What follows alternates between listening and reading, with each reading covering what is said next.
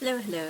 Okay, welcome to another new game, visual novel actually called Do Not Take This Cat Home. Um, Before we get started, there are some content warnings for this game that I'd like to say first. This game isn't has depictions of horror elements, human animal violence, and death, abuse, abusive relationships, disturbing images, loud noises, flashing images, and lights. I know there's also an epilepsy warning for this game as well. And there's also thalassophobia, so please be advised. Okay. Well, me, I'm gonna lower the sound a bit because I feel like it might be too loud. But anyway, I don't know that much about this game. Like with most of the games, I usually just start playing on stream. But apparently, there are 40 endings. 40 endings, so I'm gonna be here for a long while. Oh god. You're not having a great day as usual. I'm gonna have to save a lot too. Oh my god. Oh, great. It's the first time in a while that you felt like going out, but in the middle of your walk it starts to rain. Typical, but maybe this is just a sign that you should have stayed home today. I mean, I like the rain. I like the rain more than sunny days. Yeah, you can always try again tomorrow, right? You turn to head home when... Aw. Huh? What was that? There are only a few people around on the street. Makes sense due to the increase of missing persons around the area recently. Well, that and the weather. But none of them react to the sound at all. Curiosity guiding your steps, you follow the sound to the entrance of a dark, dingy alleyway. You timidly enter the alley and walk forward. The ground, dampened by the rain, makes your steps slow and louder and more confident than you actually feel.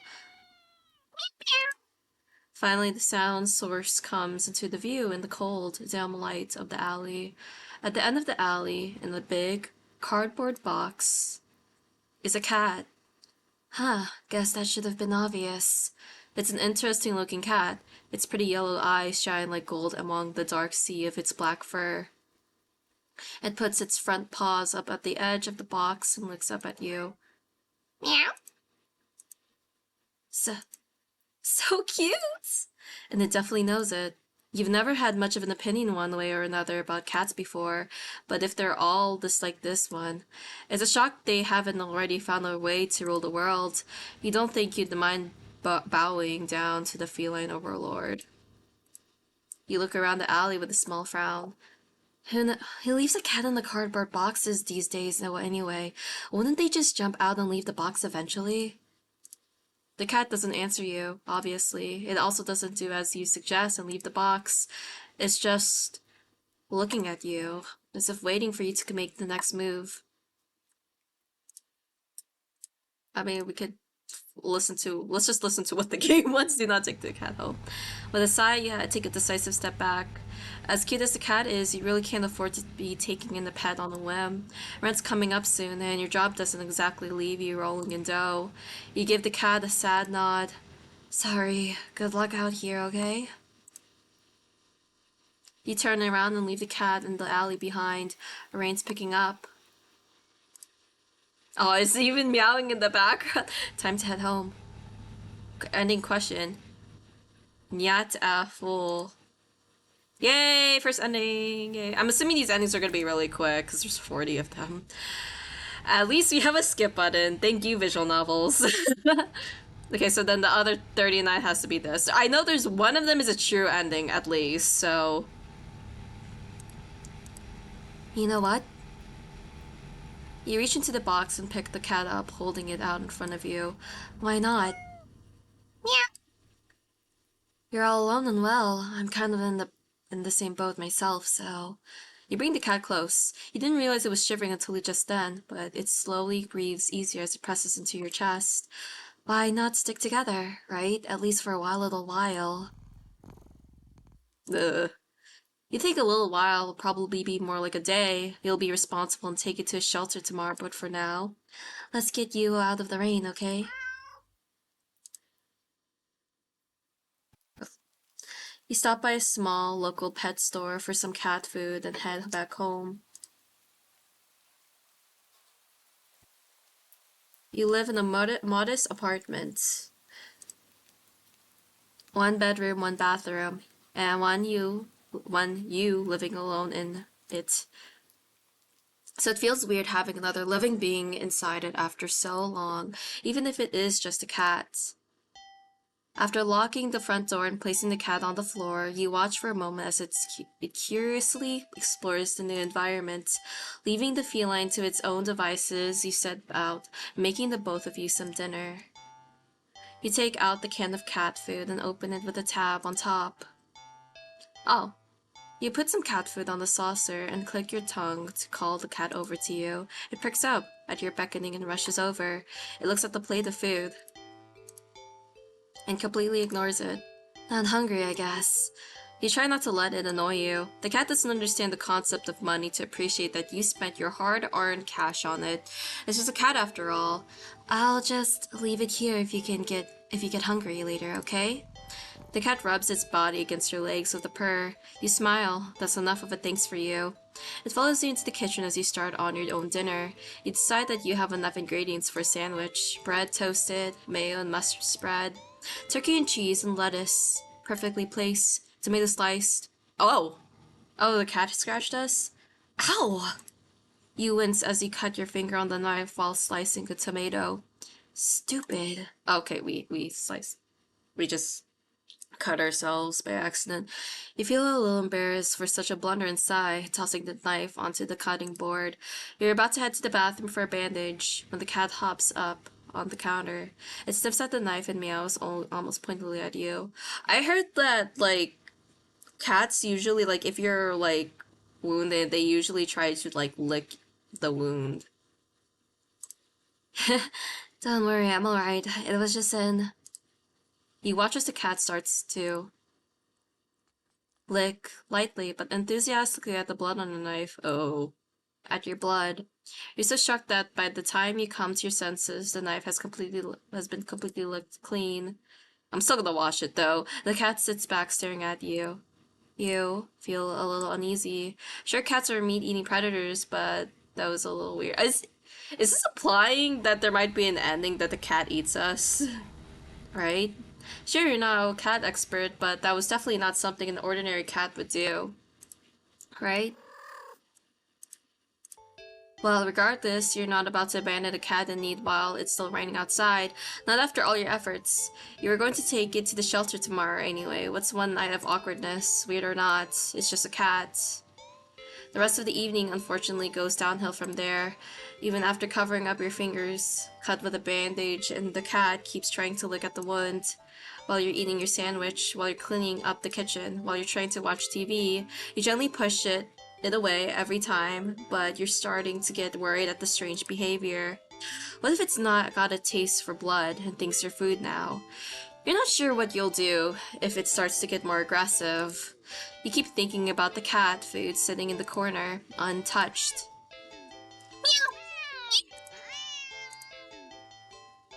Come on, enough already. You shove it away a little more forcefully this time out of annoyance. You feel bad immediately, but before you can do anything, the cat meows sharply at you and dashes off around the corridor and into the hall. You sigh deeply. At this point, you're just worried that it's going to take a bite out of you in your sleep. Maybe a vet will have an idea on how to calm it down. You can you can only hope. You don't have many other options left other than tossing the cat out in the rain.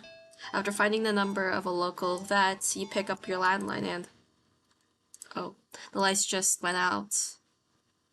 Great, great. Rain must have knocked out the power. You check your cell phone only to find that it's out of batteries. You must have forgotten to charge it before leaving out earlier. The outing had been so spur of the moment that it had no doubt messed with your usual routine. You grab a flashlight and turn it on. Where's the cat? It's quiet.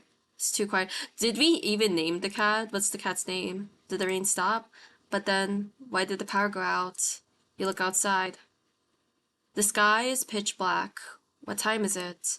You turn to check the clock. Oh. Whoa, supernatural cat. The cat sits on the top of the digital clock, staring at you. Cat tampered with the clock. Thinking of now, you realize the clock shouldn't be working at all with the power outage, but the numbers are lit up. You know, the cat fixed it for us. That's probably what did happened. And going completely haywire. The cat stares at you. It's completely still.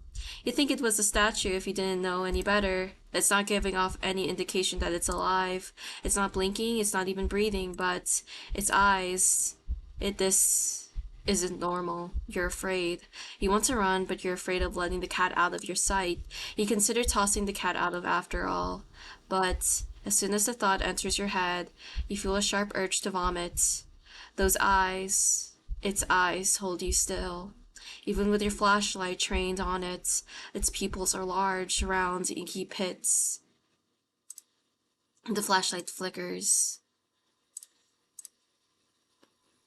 The cat is gone. Fear immediately in your mind. The silence punctuated with the rapid pumping of blood in your heart. Hold on, guys. I need to check on something real quick. Oh my gosh. Oh my god, what am I doing? What am I doing? Oh my god. Okay.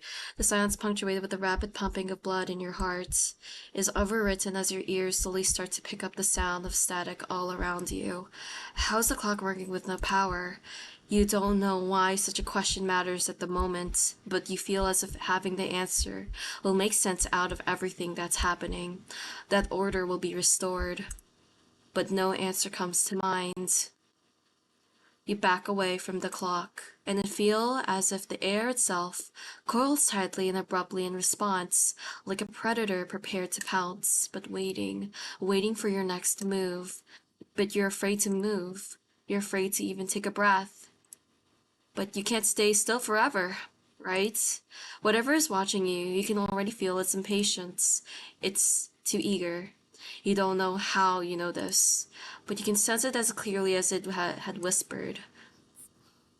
Oh, thanks for the voice acting. Oh wait, what did... Right into your ear, right into your soul. It won't let you wait it out. Not that you could even if it did. You can't stay here. You have to run. With this thought, a sudden primal instinct awakens within you, making you tear yourself into a hasty burst of movement, of action, but you're still weak from the fear's grip on your mind. Your legs tangle together under you in your haste and you fall to the ground. A sharp pain explodes in the center of your foot. Uh-oh. At first you think you've broken your ankle, but something warm and wet trickles down the length of your foot, pulling underneath it. You hear the sound of metal scraping on tiles after skidding across the floor, as if it had been kicked. Oh, he left it there! Oh, the cat left it there. Winding you from your fall, you look up in the daze and see the object glinting and strange, like coming from the outside. Wait, but if it was like from the foot, right, on the center of our foot, was it just like the knife was just pointed up, or like how did that work if we felt the pain in our foot? Because I don't think we would have felt it if it was like laying on the side. The light pouring in front your own now open front door. Thoughts of how, when, who, what in regards to your inexplicably open door screech to a halt as your brain finally identifies the metallic object you've been staring at. It's your kitchen knife, and still tinted red from your earlier blunder, but that's not right. Wasn't it completely licked off clean by the... You gulp dryly at the pain in your foot. You barely have time to wonder how the knife ended up on your living room floor to be stepped on, instead of resting on your cutting board on the kitchen where you'd left it. Hi. When you spy something in the darkness and just beyond the knife, it spies right back at you. A pair of glowing golden eyes come forward as the cat emerges from the shadows into the light from your doorway. It pads lightly over to the knife as it's skipping in delight, and bends down to lap at the blood dripping from the blade. Oh, it wants to eat us. It wants to eat us. Your senses slowly begin to overwhelm you, the chill of air as it starts to suffocate you under its weight, the sound of your shaky breaths discordant against the static now piercing your skull, the dryness on your tongue spreading to your throat, the incomprehensible sight of the stray you'd taken in, licking away at your kitchen knife, once again completely clean. The scent of blood from the fresh wound on your foot. Blood? Golden eyes slide up to you as if in response to your sudden realization. Blood. You're hurt. Your foot is bleeding. You're bleeding. You're bleeding. The cat barely moves, shoulders twitching as if just considering the act of pouncing forward. But you're already on your feet and out the door. You run, or rather limp down the empty street. The sky is black and bleeding red, but there's a strange light emitting from nowhere that casts everything else in white. The houses, the trees, the road, even you, everything. Except your blood. You can just barely glimpse the blood imprints your injured foot leaves in your wake with every impact it makes with the ground. It hurts, but you can't stop, you don't stop. But when the shadows grow around you, not when you feel the gaze of eyes all over you. Not when the road ahead of you is darkened by a long shadow of something behind you. Even then, you don't stop running because if that's the cat right there ahead of you, then what in the world is behind you? Let's look behind. Huh? Interesting. How very, very interesting. It begins. Oh, endings is listed here, so I guess we can look at that later. Let's do this. Oh, wait. Oh, my bad! Wrong one. Keep running. Huh? Interesting. Oh, it's the same one. Okay, can we look at these endings? Ending 0, it begins, complete, something happened. And then I got another ending, was ending question. Oh, that didn't count? What the heck? So I guess I just have one. So I guess I just have to start another game, I guess. Continue, not start. You're walking. Right, of course. It's the first time in a while that you've felt like going out. And you're actually glad that you did. Oh, okay. So this game isn't like... It just like it has multiple things. That doesn't sound right, but like if you play it again, it opens another new thing. Okay, so it's not like just one and done. You can't like start over. It just saves everything. Okay, the weather is absolutely perfect today. That's a good sign, right? Maybe your luck is finally starting to turn around. You tentatively allow yourself to feel excited for the possibilities of where you could go or what you could do, maybe even who you could meet. You're so deep in thought that you almost miss it. Huh? What was that? Curiosity guided your steps. You follow the sound to the entrance of a lonely alleyway. The sunlight only just manages to reach down in between the tall buildings on either side. You timidly enter the alley and walk forward, the loose gravel and scattered debris on the ground softening your steps. Finally, the sound source comes into view in the warm, almost ethereal light of the alley. At the end of the alley, in the big cardboard box, is a cat. Is a cat! Yay! Huh? Guess that should have been obvious? It's an interesting looking cat. Its pretty yellow eyes shine like gold among the dark sea of its black fur. It puts its front paws up on the edge of the box and looks up at you. Yeah, so cute! Oh, never mind. You look so... familiar, right?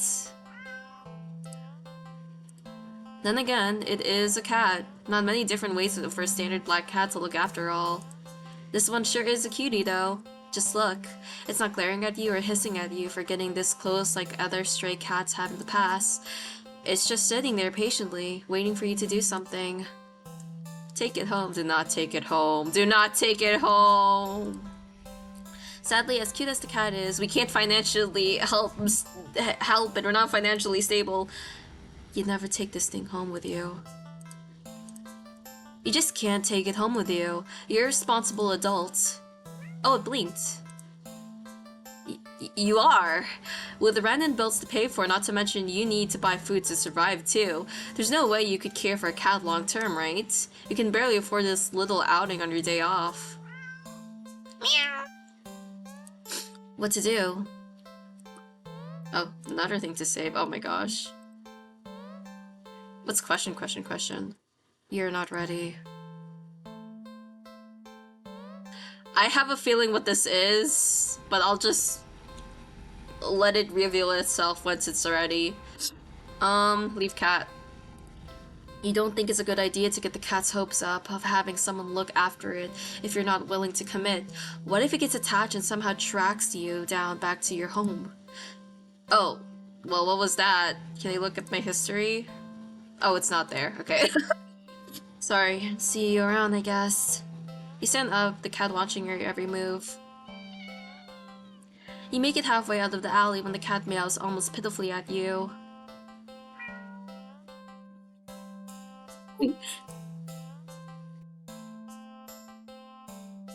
Bye-bye. Nope. You need to nip this in the bud and get on your way. It's what's best for the both of you. You leave the alley and continue on your way. Wait, what was I doing? In all the excitement of dealing with your furry dilemma, you'd forgotten that you still hadn't decided on what you were going to do for your day off. I think I'll... Oh my gosh, this is gonna be a lot of things to save. I'm gonna go to the dog park. You decide to take a stroll in the park or something. The only one with walking distance is the nearby dog park. Oh. I'm sorry, I have to switch. Okay. You think it'll make you feel better. First, you get to see a cute cat today. Now you'll see a cute dog. Yay, dogs. Several of them, in fact. Oh my gosh, the music is like... Meow, meow, meow. It sounds like meow. The park is bustling with owners and their canine companions, playing frisbee, fetch, running, jumping, even napping. Oh, cuties, whatever. Okay. I mean, they're cute. Like you'd want anything to do with these mangy mutts. Okay, I'm assuming that small text is the cat talking to us. Oh, what's wrong? You didn't think that. You decide to move on. The dogs are all so adorable, you want to pet every single one you come across. But you know, not all owners are cool with strangers just walking up and manhandling their pets. Not all dogs appreciate it either, so you stroll around the path trying to exude a welcoming aura that will beckon one of these cute doggies to you. You don't have to wait very long.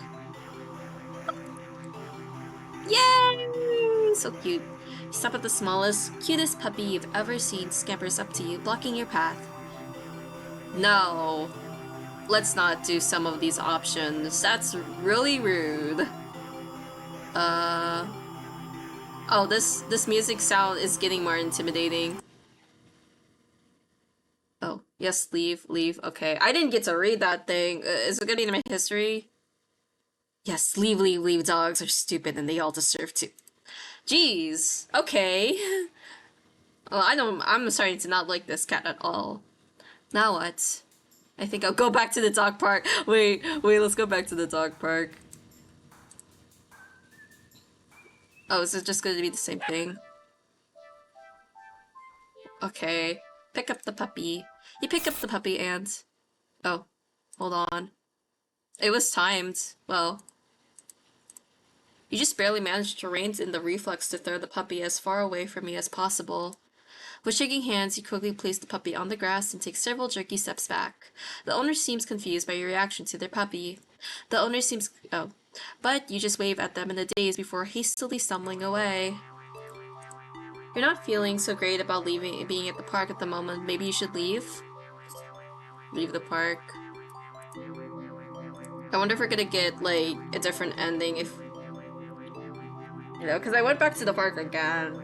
I wonder if that's gonna give me other multiple endings for just going back here again.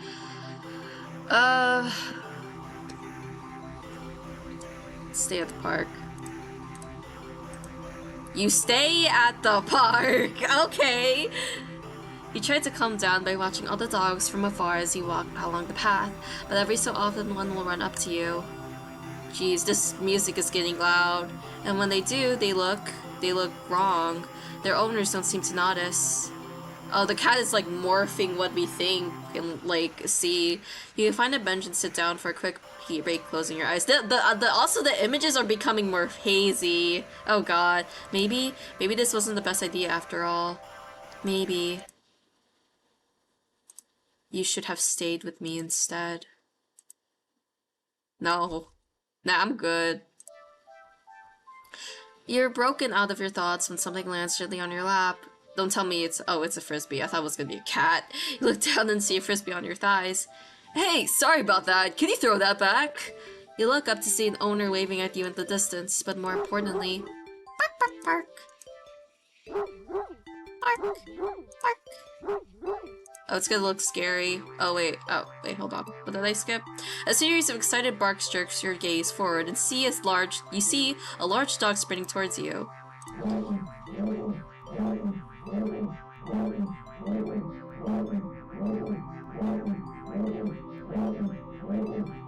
That's cute. Oh, look at the faces changing. A series of excited barks jerks your gaze forward and you see a large dog sprinting towards you. Hey, hurry and throw it back! Throw. You throw the frisbee and the dog runs in the opposite direction, jumping and catching it right out of the air.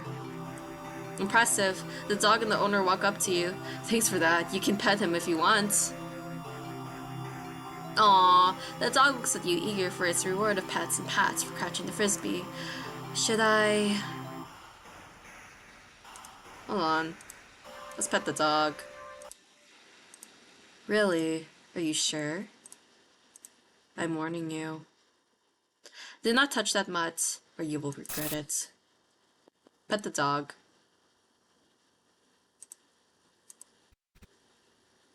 You reach out your hand. And you pet the dog. The dog seems pleased.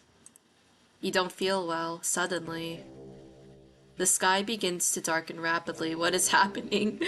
What? Oh my gosh, we caused an eclipse for petting a dog? Boo. What the heck? This cat is just really upset by this. It's pretty petty. You look up along with all the pet owners to see that the sun has been eclipsed by the moon in the blink of an eye. You vaguely remember that you should never look directly at an eclipse, but for some reason you don't look away.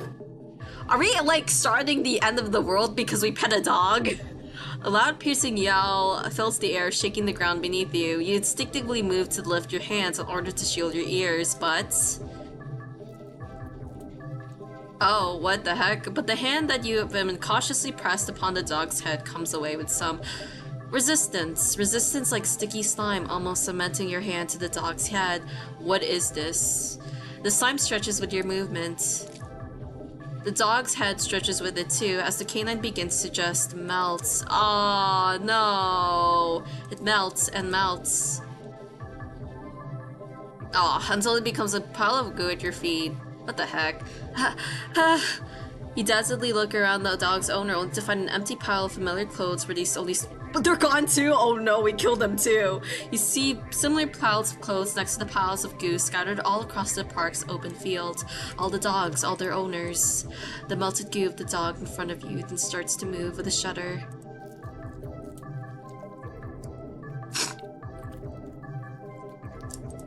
It slithers across the grass toward the field in the center of the park, all the other piles of goo falling after it. What if it's gonna like form into one cat? They mix and melt together into a single entity that shifts and undulates and bulges and grows. You watch it dazed horror as it would then fills out and shapes itself. Don't tell me it's gonna form into a cat. Ah! Into a behemoth of a dog. Oh, it's a dog. Okay, I thought it was gonna be a cat. Snarling and frothing at the mouth, red eyes frantic and searching. Before the glowing orbs land directly on you. Brrr.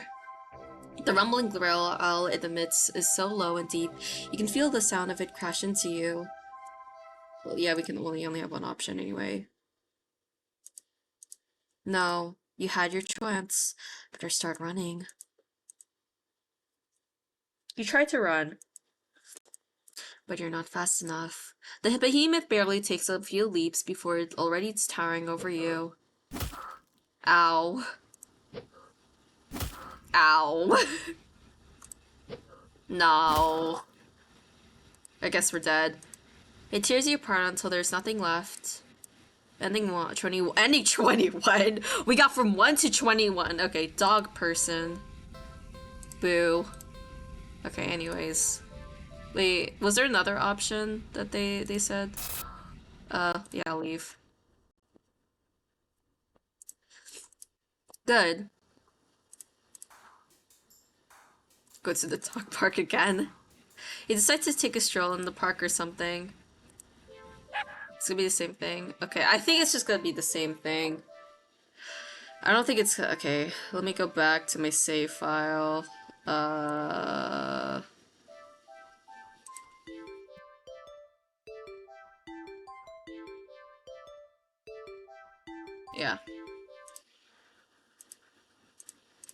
A wise decision. Oh, that's different. Okay.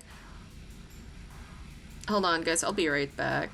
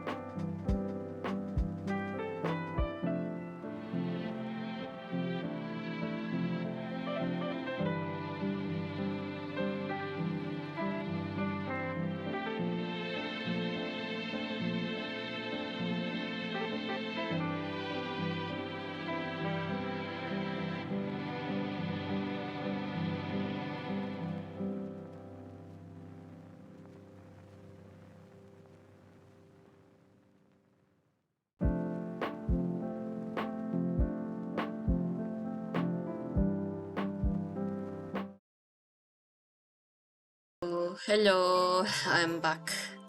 Okay. Okay. You know, I'm gonna go back to the save load file again, and then pet dog, and then just press that leave button again because I wanna, because that was still different. That was different. Yeah, leave. And you said good, right? Yeah. Okay. Let's go to the carnival. I like the carnival. I think yeah. You spend the day at the carnival. First wheel, roller coaster, ferry boat. Rides you've been on before. Hoops, coin toss, balloon darts. Games you've played before. Funnel cake, popcorn, cotton candy, food you've eaten before. All things you've enjoyed before. You're surrounded by groups of people all having fun together. Laughing, playing, eating, taking pictures, making memories, and then there's you. The sun hasn't started to set yet, but still in the sky. But it will soon. You start to wonder if maybe you should just go home for the day. When you stop in your tracks, you see something new, an attraction you've never seen before. A maze of funhouse mirrors. It sounds kind of lame, honestly. There isn't even a line to get in. But then, what else is there to do? Do something else. I think the maze seems fine. It seems neat. You enter the maze. A few rooms in and notice the mirrors aren't all weird. Some just show you looking back at yourself, a little bored, a lot tired, and so very... Maybe this was a mistake. Why did you think going into a maze of mirrors is a good idea, even if it was starting to with a new experience? I don't know why, but there's something wrong with my phone.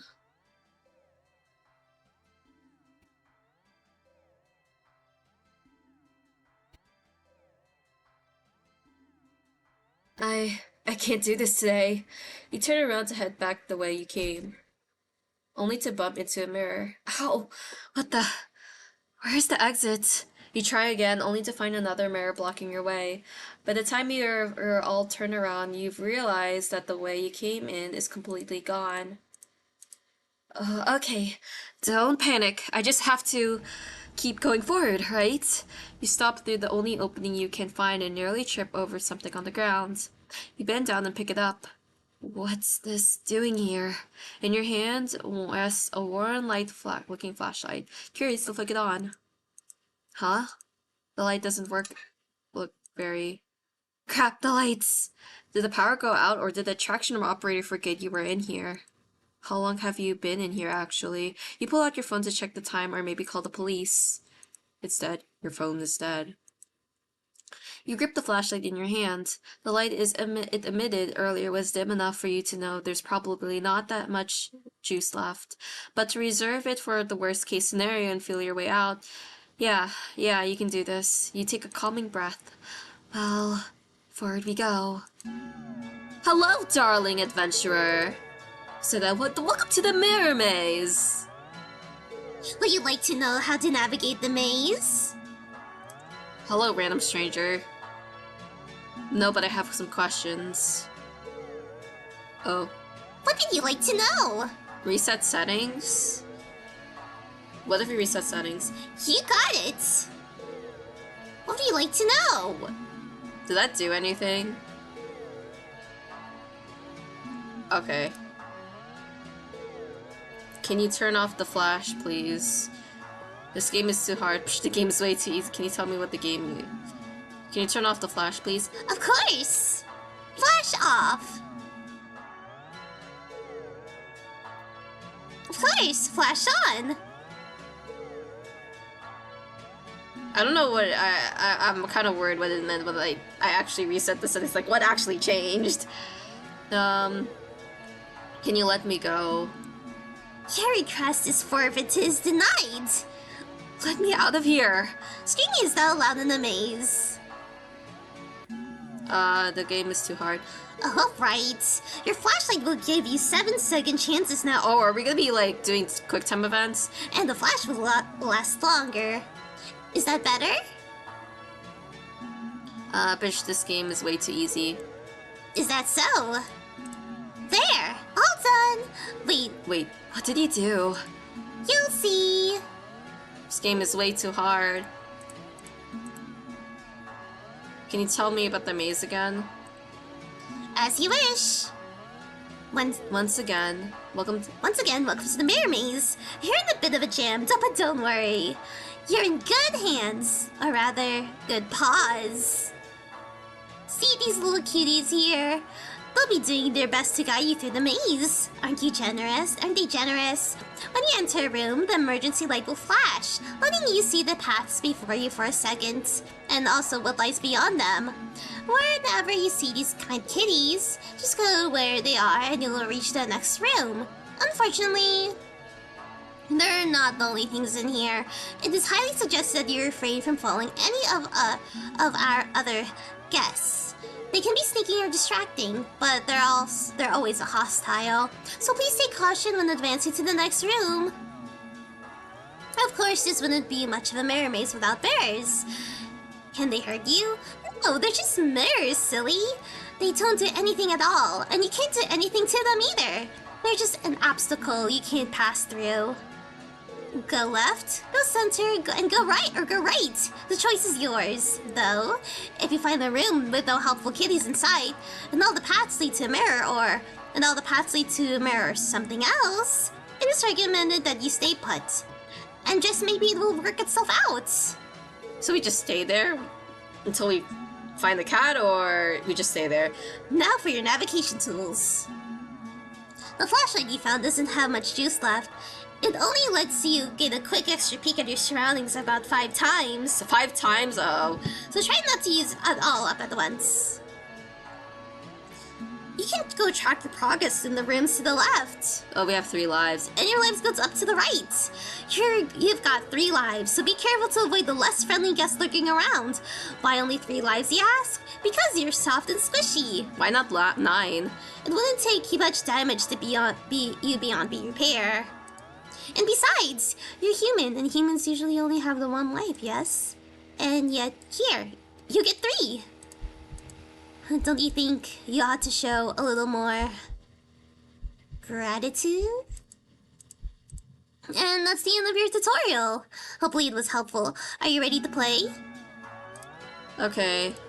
Oh, no, let's not do that. On page 2, let's do this. Let's go. Okay. 3, 2, 1, go! Alright. Okay. Okay, next room. Okay, next room.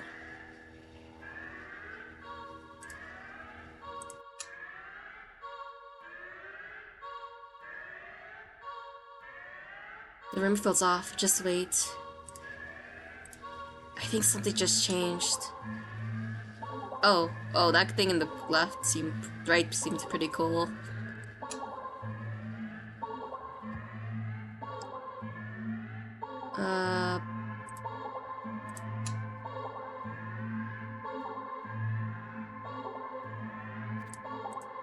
You know, I think I set it to easy mode. Maybe I should have changed it, but well, I'm already logged in.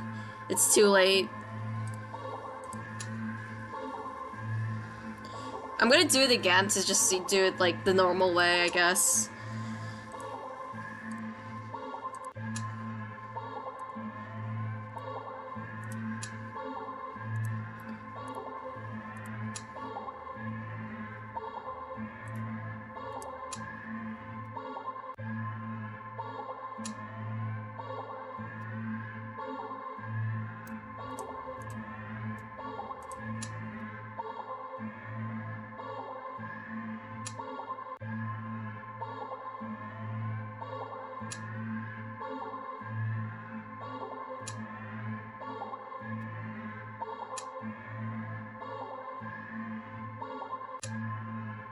Okay.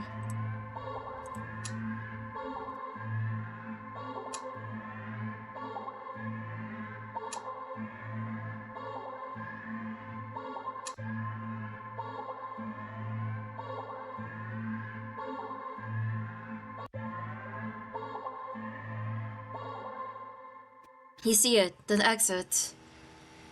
Okay, I'm gonna save and then I'm gonna do that again, like the proper way. Yes. Reset settings. Okay, then that should be normal. Okay. Let's see what it actually is in normal, because I actually did it in easy. Okay. Okay, it's definitely faster.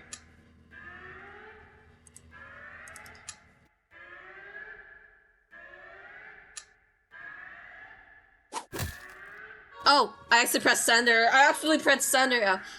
Ow. Not that way.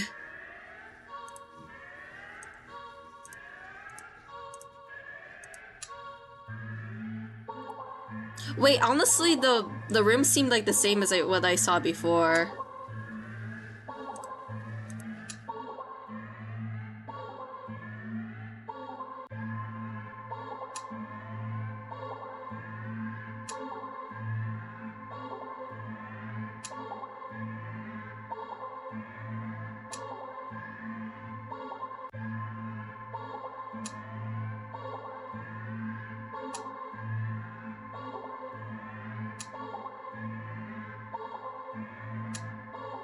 Oh, okay, that's different.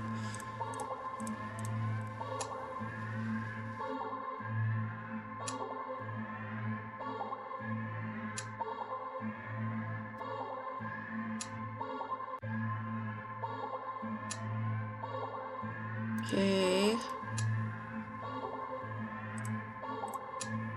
Center.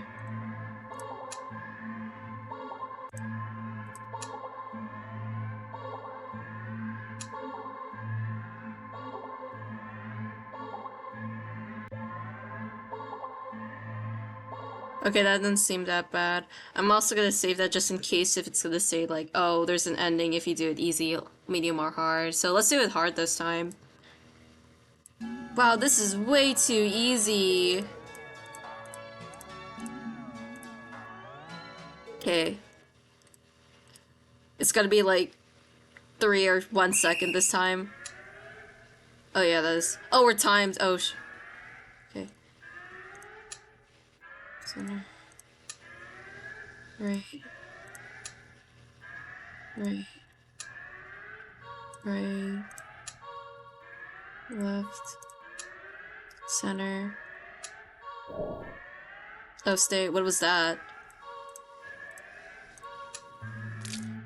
Oh, left. Center. Right. Center. None. Stay. Right. Right. Left. Left. Center. Center. Center. Center. Left. Left. Left. Left. Left. Center. And stay. Right. Right. Right. Center. I went that too fast. Right, right, right. Stay, stay.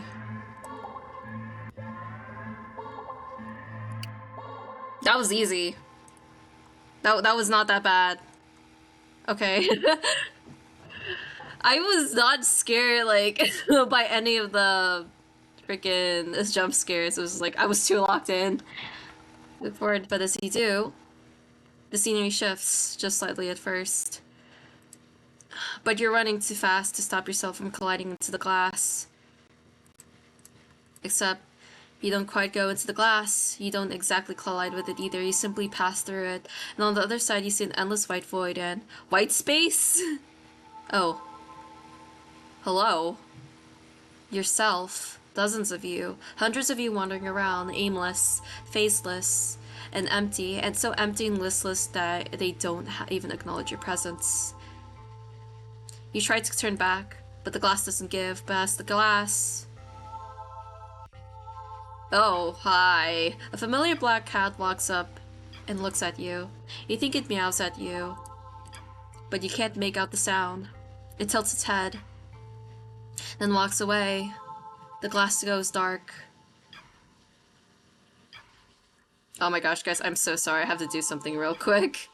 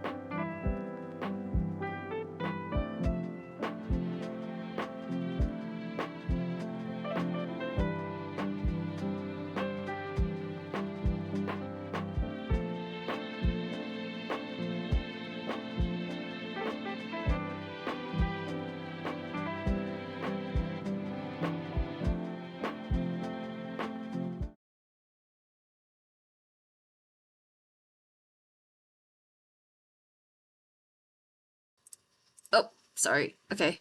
Where are we? Then you watch helplessly as it disappears completely. You're trapped, with only yourself as company. Ending 19. You beat the maze! Yay! Does it matter if I did it like medium or hard? No, I didn't. Okay, so it doesn't matter then.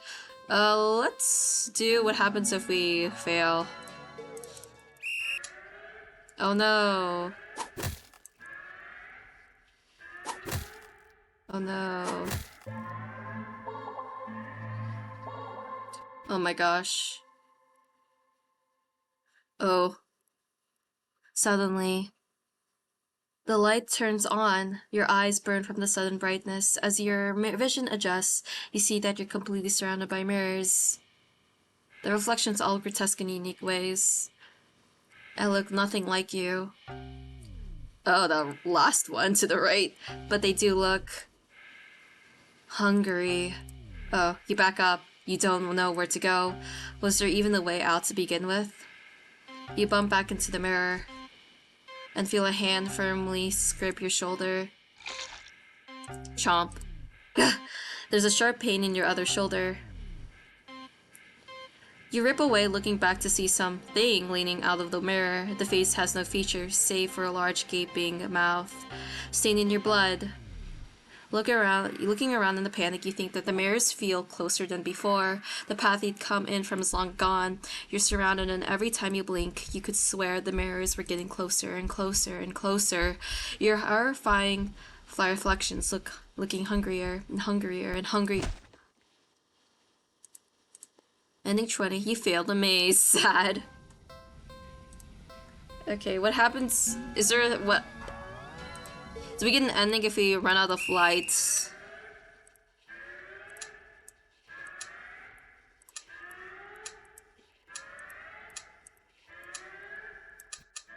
Crap, the flashlight's dead.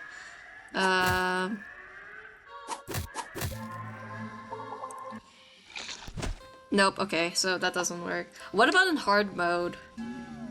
Let's do, wait, it's way too easy. If we fail in hard mode, what happens?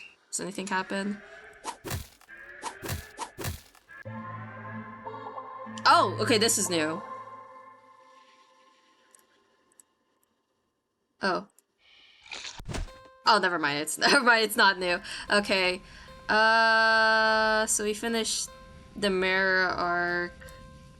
Let's do... Does it need help? Actually, what happens if we ask these? Okay. No need to get snippy. Let's begin then. 3, 2, 1. Okay, nope. Hold on. Yes, I need help. Okay, so that's what happens when you do that.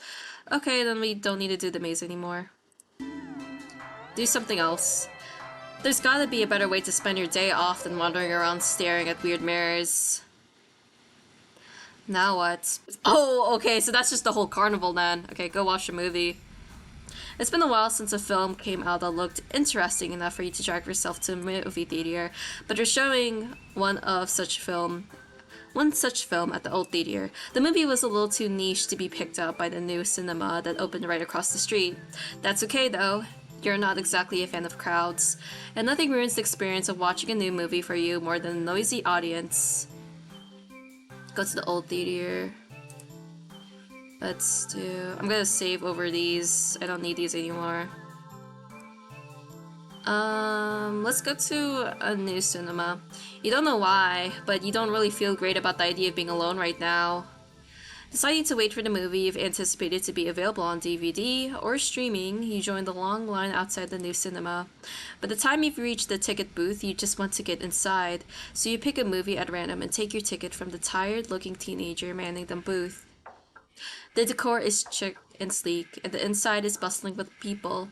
It's not what you're usually into, but it's kind of nice not being alone, even if you feel a little lonely watching families and groups of friends laughing among themselves. You get some popcorn, but the lines at the concession stands are long, and the prices are criminal anyway. You go through the halls, and follow the signs to the theater designated on your ticket before heading inside. You sigh at the sight of an absolutely crowded theater. You head towards the seat, only to be told by the person next to it that it's being saved for someone. This happens a few more times before you finally get to get yourself settled into a seat, annoyingly off-center to the screen. But the screen is at least visible, if not a little too close, so you grit your teeth and bear it. The lights fade out, but the chatter doesn't.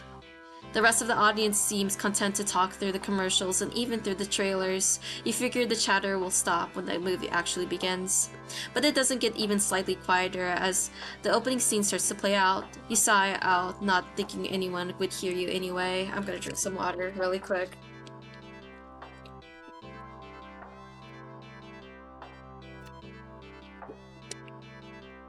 This is why you avoid movie theaters like the plague. Oh no, this movie's about a cat! And a black cat that I know of too, oh god. Suddenly the screen changes, showing a face of a black cat. A familiar black cat. Confused murmurs fill the room, but then the cat on the screen meows.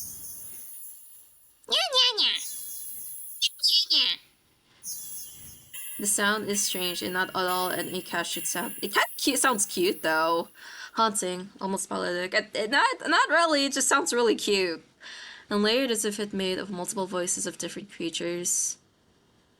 Creatures that would probably never say.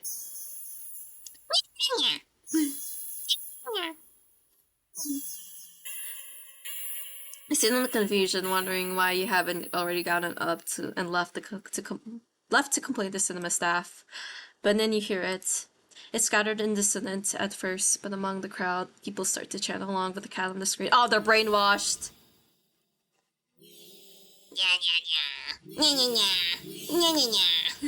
Soon the entire room is chanting in perfect unison, everyone staring intently at the cat at the screen. Guys, quiet, quiet! You're feeling strangely drawn to the screen yourself. I'm trying to watch a movie here! But the compulsion to stare back, blankly like the others, isn't that strong. For now. Also, you start to notice out of the corner of your eye that some of the people in the immediate vicinity are looking at you. No. Oh, they're outright staring holes into you, even as they continue chanting.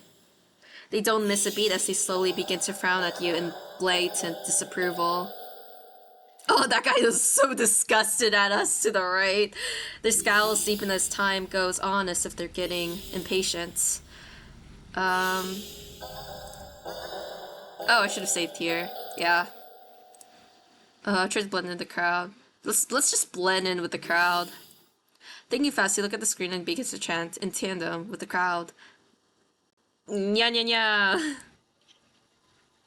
Nya nya nya! You feel the harshness of the collective gaze start to ebb away, the air in the theater becoming lighter once again. Nya nya nya! You release the air shakily, just realizing that you'd been holding your breath earlier. You feel stuck. Surely you can't just up and leave now, not after whatever all that was. The people around you all seem fine now, but there's no telling if they'd get aggressive at you for even moving too much. Never mind outright getting up and leaving. You decide to let this run its course. Hopefully someone will come along, right? Or at least turn the film off. You continue to chant along with everyone. Nya nya nya! You start to feel lightheaded. Oh, we're getting brainwashed now! You feel as if you could fall asleep, but your eyes don't feel heavy in the slightest. You try to look around to gauge others' emotional state. You can't seem to look away from the screen. You try again, but you're still locked into the eye contact with the cat on screen. What is this? The attempt to physically force your line of vision away. You steel your nerves ready to throw yourself to the ground if you need to be. But your body only gets as far as tensing up for a moment before completely loosening itself again, making you lay back limply in your seat. You think you should be panicking right about now, but even your brain feels limp. Your thoughts a vaguely muted pastel pink, airy, stickily sweet and loosely spun, like cotton candy. You look like cotton candy. You think you shouldn't mind your thoughts and body being like cotton candy either, so why get up and ruin that? It's nice here. You're more at peace than you've ever felt before in such a crowded room. Still chanting, you've never felt so aligned and in tune with another person, let alone with an entire room full of complete strangers. You're not alone.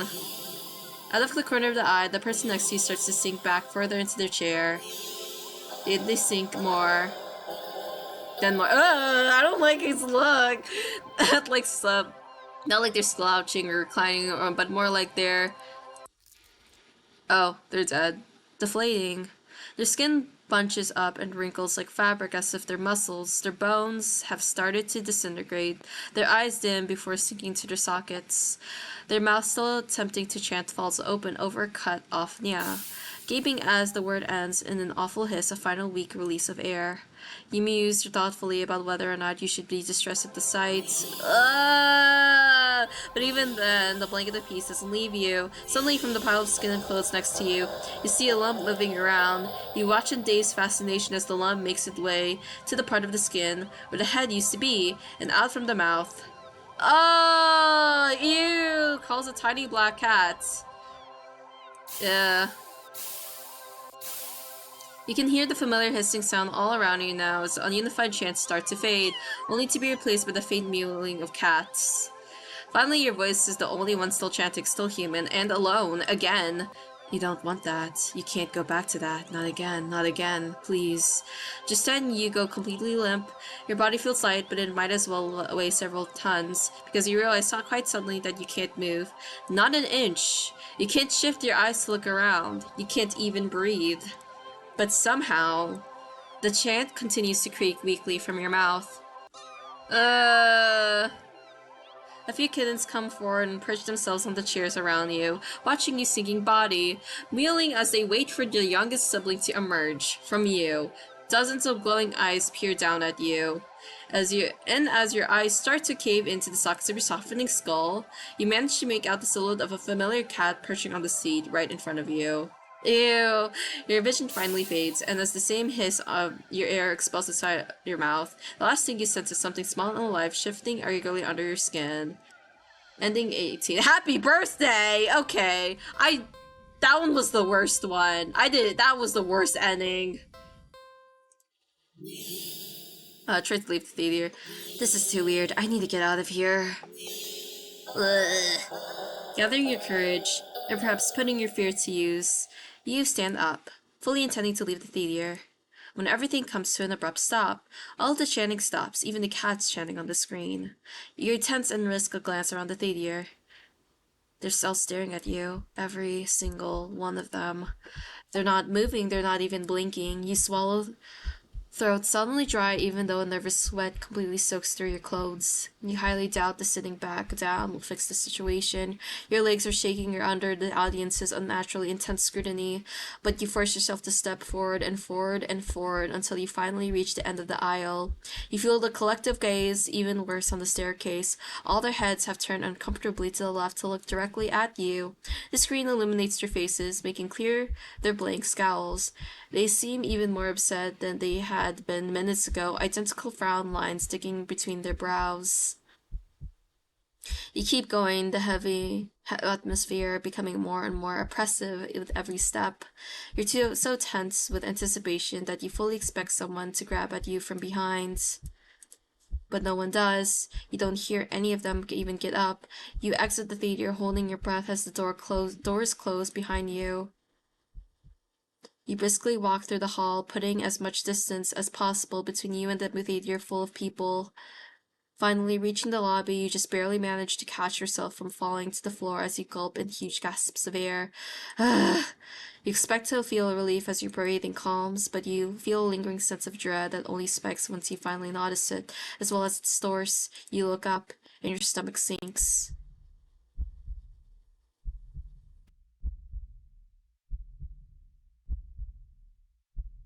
Hi. What's up, guys? All the people in the lobby area of the movie theater, everyone in the line in the concession stand, all of them, are staring at you, and they look even angrier than the people in the theater. You don't hesitate this time. You duck your head, avoiding eye contact, and leave the cinema. You ignore the glares of everyone in the ticket booths and the lines leading to them. You make your way home. Whenever you dare to look up at someone on the way, you flinch at the blatant anger, fury, and disgust on their face. You think you start to hear the faint sound of a cat's meowing behind you, or maybe a kitten's. Doesn't matter, you just want to go home. You reach your front door and fumble with the keys, cowering from the look of pure hatred on your neighbor's face as he stares at you from his door. Finally, you get inside your apartment, lock all the locks in the door, and slide down from your back against it till you're sitting on the floor. You allow yourself a moment to breathe. Now home, your heartbeat calms and your fear slowly bleeds from you, leaving you strangely empty. You pass the kitchen, head to the room, and slip under the covers of your bed trying to fall asleep. Maybe it's all just a bad dream. As you fall into a fitful sleep, sure to full of nightmares of glaring eyes, you try to ignore the ever-increasing sound of cats meowing and yowling in the distance outside your apartment. Ending 17, Black Sheep. Oh. That was better than the other one, though. I did not like that brainwashing one. Go to the old theater. You eagerly buy your ticket from the kind old man in the booth and head inside. It's barren of any trace of other people, and the decor looks like it hasn't changed since the 80s, maybe even the 70s, but it's what you were counting on. You consider buying some popcorn, but you can't help but concerned that everything at the concession stand might be expired. You walk on and walk through the halls, finally locating the theater designated on your ticket stub. As expected, the theater your movie will be playing in is completely empty. Perfect. You pick a spot right in the middle, even counting the seats, and taking into consideration the gap of the staircase. As you settle, the dim lights fade away, leaving the room pitch black for a few seconds. Before the screen flickers on, no commercials or trailers pop up, the movie just begins. Pleased, you shrug and let yourself get immersed in the opening scene, but just as you're getting into the premise, the doors open behind you, momentarily casting light into the room and ruining the atmosphere. You hold in a frustrated sigh. It's a public establishment, after all. The place can't exactly afford to stay open if you're the only customer. You try to refocus on the movie, but you sense the new presence slowly shifting around the theater before heading in your general direction. Hey. Hey, what's up? You gape in utter disbelief as the stranger shuffles down the aisles, only to sit right in front of you. There's no one else here and plenty of places to sit. The stranger is also unusually tall. Even with the stadium-like arrangement of the seats being on a somewhat steep incline, they're completely blocking your view. Hey, what's up, bud?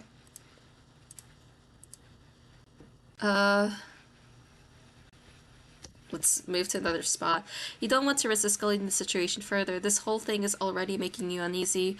Why would you choose to sit right in front of you? Surely they know you wouldn't be able to see past them. Shaking your head with a passive-aggressive scuff in the stranger's direction, you reluctantly pick another less perfect seat in the theater, but as you settle down, you see the strange person get up, only to once again sit down in the seat directly in front of you. You look around somewhat helplessly as if waiting for someone to silently agree with you about how odd all of this is, or at least inform you that it's all an elaborate prank. But there's no one else here with you. That's how you've always liked it, but you can't help but think that maybe it would be nice to have someone else here, and if it meant not being alone with this weird jerk. You move again. And again, they sit right in front of you. You bristle annoyed and a little humiliated. Are they just getting a kick out of this or something? You've wasted enough time with this jerk that you don't even know what's going on in the movie anymore. Honestly, I would... If I was in a situation like this, I'll just leave. This is too weird. Feeling uncomfortable, you decide to leave the theater. There's still enough time left in the day to do something else. Now what? Let's not go back to the theater, no. I think I'll... Okay, so it'll just, like, loop again. Let's do... Hold on. I'm thinking. Load. You hate confrontation. You can already feel your palms starting to sweat the idea of it. Oh my gosh. Ooh. Your throat's closing up and your body's starting to shake. You've always been more of a flighter than the fighter, but you paid for this ticket. You've wanted to watch this movie for ages, and now this total stranger has ruined the entire experience for you. You're all alone in this theater. There's no one else who will help you if something goes wrong, but you're angry enough that you ignore the signs of your body begging you to put as much distance as you can between yourself and the stranger. You stand up, even standing and higher up in the incline. The stranger is still at least a head taller than you. The movie continues to play in the background, but you feel as if a hush immediately falls heavily over the theater at your movements, as if you can sense the stranger anticipating what you plan to do next. You square your shoulders and force a little bass into your voice. Hey! The effort makes your words come out more harshly than you intended, like a sudden and vicious bark, but you figure they deserve it anyway. You're being a real jerk, you know that. Just what are you playing at, huh? Are you trying to piss me off? So you get a turn. The silence that follows your words is deafening, so much as that you glance at the screen only to find that the movie has paused. Your attention is ripped back to the stranger in front of you as they shift slightly, like a small animal trying desperately to anticipate the movie of a predator. Dude, what if there's like just a bunch? It's like, you know, like three kids in like a trench coat. It's like the same scenario, but it's just a bunch of cats in a trench coat. You don't move an inch. You don't look away. You don't dare to blink. Instead, your eyes widen at the person's head turns. Oh, he's got no face. Then turns some more. Oh, no, he's got eyes. Never mind. Then turns more beyond that which should be possible. Neck bones cracking to face you directly. You can't move. Wide, glowing eyes resting above a wider, grinning mouth gaze down at you. The stranger opens their mouth and what comes out is something impossible to comprehend. Oh. Oh no, is this brainwashing again? No more brainwashing, please. The voice is endlessly deep and creaks like a weighty door, foreboding and oddly melodic, alluring, but it also snaps you out of your terrifying trance, and before you know it, you're already out the door. You run through the halls of the empty theater heading for the exits. You feel something watching you from behind, but you're too afraid to look. The exit now inside, you sprint forward and burst through the doors. You look around frantically and spot the crowded cinema across the street. People, that's what you need. Safety and time result all this. Without thinking, you rush into the street when the sinking sensation crawls down your spine, compelling you to look behind you. Let's look behind. Despite your resistance, you feel your head turning to look back to its accord, while in the middle of the street, you catch a glimpse of a grotesque-looking person standing behind the glass doors of the old theater, watching you intensely, cradling something there in their arms, something familiar. But... Ow. Are we gonna get hit by a truck? Yeah, okay, I knew it. We got isekai'd. A glimpse is all you get, as a truck speeds forward and crashes into your body.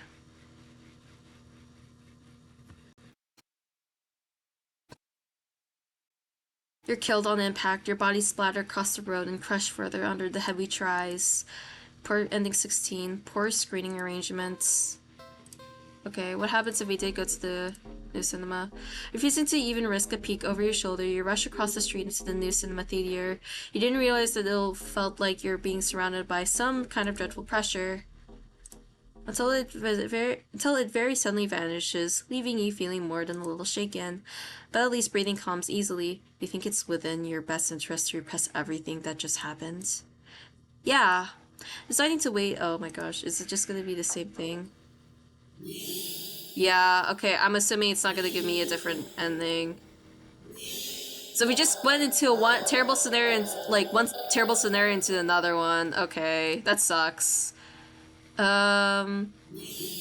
I think I'm done with the theater parts. Shut up! Stop saying that! Okay, I think I'm done with the theater and the carnival, so... Let's do this one. Leave the park. Good. Okay, that's the same. So I guess just for now, I'm just gonna go back to parts I saved and then just press different options. Okay, I'm so sorry, puppy. I'm really sorry. Let's do pick up again. Drop it. Ah, terrified, you drop the puppy to the ground, practically throwing it from you. You immediately feel horrible when singing guilt as the tiny yelp it releases upon hitting the ground. The owner shoves you aside from a cutting glare and storms away with their puppy. I'm sorry, you call out, but they don't turn back or respond. Not that you expected them to. You deserved it. Okay, so that doesn't lead me to another ending. What happens if I fail that quick time event?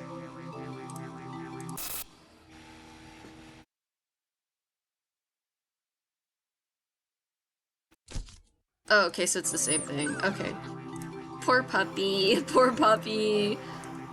Uh... What? It's just a puppy. There's no way I would ever do that. No, that's horrible. There's no way I would ever do that. That's disgusting. I think I'm going to be sick. Okay.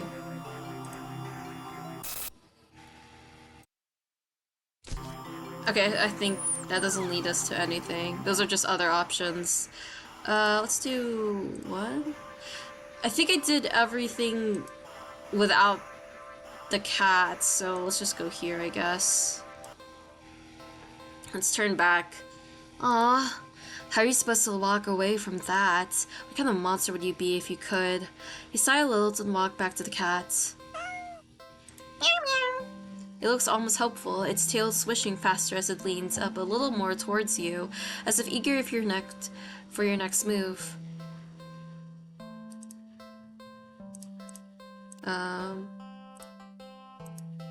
Leave. You really can't afford to take the cat home with you. Well, maybe it wouldn't be completely impossible. A few extraneous luxuries cut here and there, and you could see things working out, sure. But there's a slight problem that's been making you waver this whole time. One you simply can't ignore. The problem being that you just can't trust this cat. Oh, it looks sad now. It sounds ridiculous even in your head. Cats don't require trust to care for. They're incapable of betrayal or deception, specifically because, like their other animals, they only seek out the most basic essentials of living, procreation, and comfort. Malice isn't something that could ever logically be applied to them, and yet, you feel it. That behind the gut-wrenching adorable face is something dangerous, and that something brought you here. It called you here. You're a curious person, but you even can't shake the deep instinctual desire to. Get away from it, get away from it, get away from it, get away from it. Oh, it looks sad. The cat's face looks blank. It's an expression you've seen on many cats before, but something feels about it feels sharper. Like it's aware of your thoughts and your intention to leave. And it's staring you to try. You slowly stand up. The cat tracks your movement with its eyes, not bothering to move its head. You don't say a word. You try not to even think. Though you don't really succeed. You turn around and quickly leave the alley, feeling those sharp eyes on the whole way. When you get a good distance away, you finally take in deep gulps of air. You feel better now, and there's still plenty of time left to enjoy your day off. As long as you forget everything that just happened. But what to do? Go to the dog park. You decide to take a stroll in the dog park. Okay, so this is something different now. It's not letting me skip. Uh-oh. Wait, there's no music for this now. Uh-oh. The only one within your walking distance for the day is the nearby dog park. You think it will make you feel better. First, you get to see a cute cat today. Now you'll get to see a cute dog. A cute cat we're scared of. Several of them, in fact. The park is bustling with owners and their canine companions. Playing frisbee, fetch. Okay, I read this. They should. Oh, wow. Okay.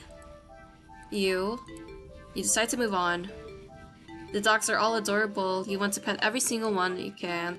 But you know, on all the... Okay, I read this before and it's not letting me skip. You don't have to wait very long. Hey, what's up? You stop as the smallest, cutest puppy you've ever seen scampers up to you, blocking your path. Puppy! You pick up the puppy hands. Oh. Oh, I saw a cat eye. Hey.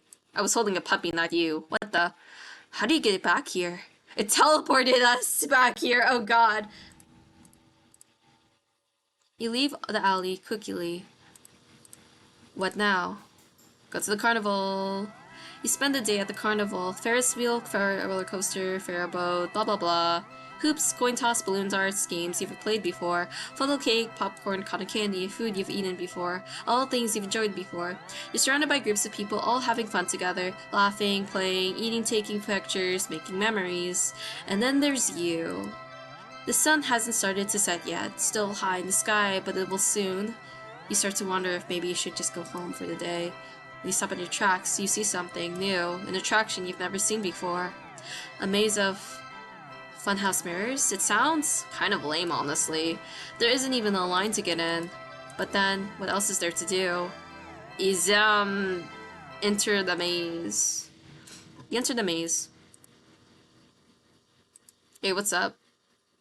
I wanna get, can I leave? The cat's face looks... Hey, let me leave. You leave the alley quickly. Movie time. Okay, I'm just gonna skip this. Go to the new cinema. You don't know why, but you feel like it would be a great idea. You feel great about the idea of being alone right now. Ba. Hey, I don't want to be here. I wanted to watch a movie. The cat's face looks... Get away quickly. Let's go to the new theater. I mean the old theater, not the new one. Oh, I skip. Okay. Oh my gosh. Bro, stop smiling like that. This is why I'm getting away from you. It's like a toy. You leave the alley quickly. What now? I think I'll... Wait, haven't you done this before? You feel sick. You look around, you suddenly realize that unlike your earlier, there isn't a single person in sight. You're alone. You're completely alone. So why do you feel like you're being watched right now? You feel your heartbeat start to race. You need to get home. Now. You walk back home, the feeling of eyes on your back getting worse with each step. By the time you're fumbling with the keys at your door, you're soaked through the cold sweat. Your skin prickles and itches. The heavy gaze you feel might as well be eyeballs physically pressing into your flesh. Sticky and unnatural. You finally get inside and... The weight of relief in the sight that escapes through your lips actually causes you to physically shudder. The horrible feeling from earlier immediately dissipates as if it were never there. In the wake of its departure, you're left shaking and cold in your sweat-soaked clothes, but you're too relieved to care. Exhausted, you mentally pass on the very concept of eating and head straight from your bedroom.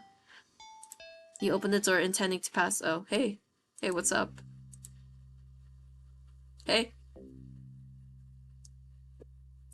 No, not again. No. You back up in fear, your eyes trained on the cat and its horrifying grin. You need to escape. You need to get out. But if even home isn't safe anymore, where will you go? You risk a glance around you and... You see the walls all around you become fleshy and lined with sharp teeth. The ground, now a tongue, writhing under your feet. In horror, you realize the alley's entrance is getting smaller and smaller, closing like a mouth. You try to run for the exits. Nowhere to hide, nowhere to hide, nowhere to hide. But trying to run on the tongue, a smile slows your speed significantly as you stumble and trip. No. You watch helplessly as the last sliver of light from the entrance tightens beyond the size you could never hope to squeeze through. As darkness falls over you, you feel the damp humidity of the mouth all around you. The walls of teeth fangs take their time closing in, closer and closer, and... Ow. Ending 23, feedback loop. Okay. Let's see, what if we stay?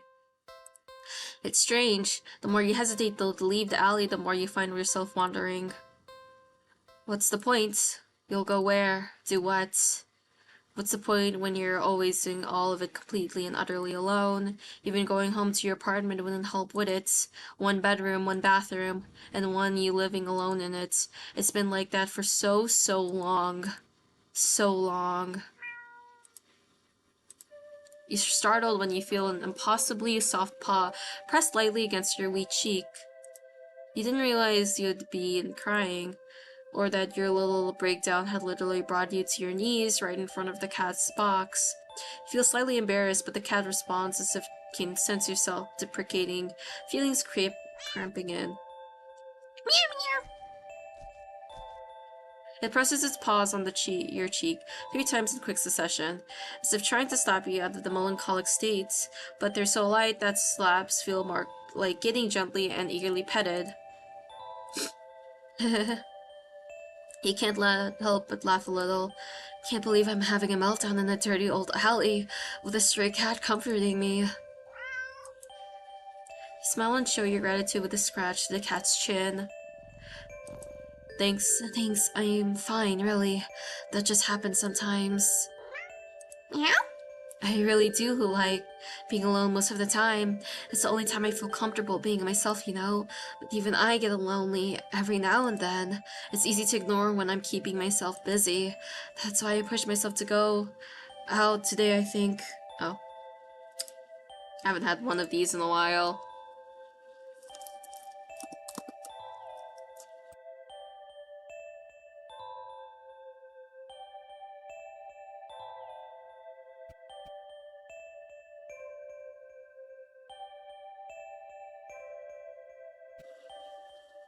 That work. That didn't work. Oh, that did, okay. That's why I pushed myself to go out today, I think. Why did that make that sound? What? What's with the music? Or maybe I was hoping to make a friend or something, though I guess that wouldn't be a good idea. I thought someone like me would make for a very good friend to anyone. Meow meow meow. Okay, maybe I won't go so far as to say that, but you stay.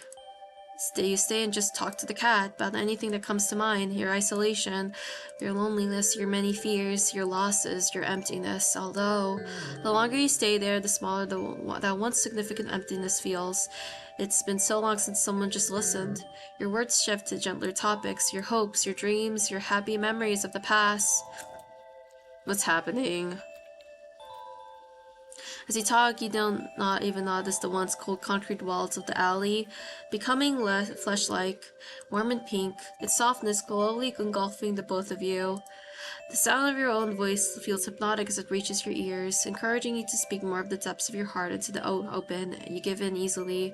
When you do run out of words, you're not sure how long you've been sitting there, but not knowing doesn't seem to bother you. Still, a strange question enters your mind. Leave and go home? Why would I want to do that? You're too tired to move. You're pouring out your heart and soul. It's taken a surprising toll on you, but you have no regrets. You're so happy. You don't think you're ever felt so happy, so seen. You lean forward to rest your head on the box. You don't feel the rough cardboard you were expecting. Instead, you find yourself resting on the mass of something soft and slightly damp and warm. So warm. But you can't find it in your care on what it could be. You're so tired. You close your eyes and you get the feeling that they'll probably never open again. Oh. You feel nothing but pure contentment. But as the all-encompassing warmth coalesces your soul, okay. That's what I skip. Ending 22, not alone. Dang, we can never get a good ending. Okay, I'll be right back. I need to like, sneeze.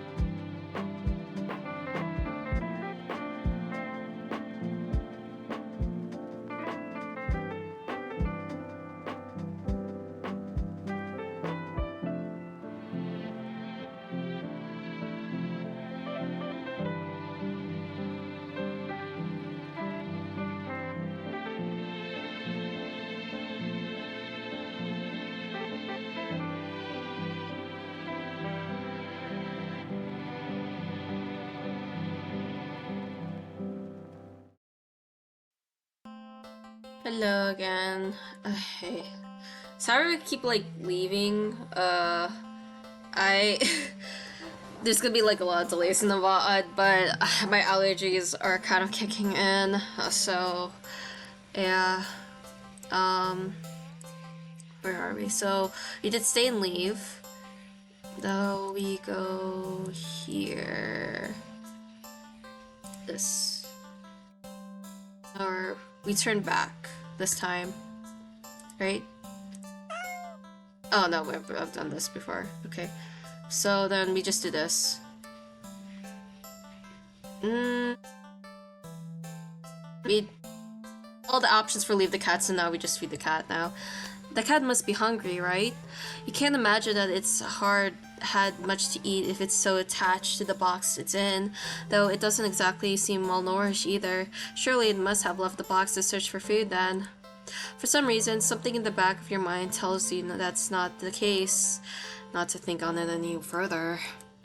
Well, either way, you can't exactly enjoy your day out knowing you left behind a hungry cat, especially when you could have done something to help. So, what to do about the hungry kitty? What's the question mark? Not yet. So, check pockets. You dig into your pockets. You find a small piece of string in your left pocket, not very helpful. The string is far too short.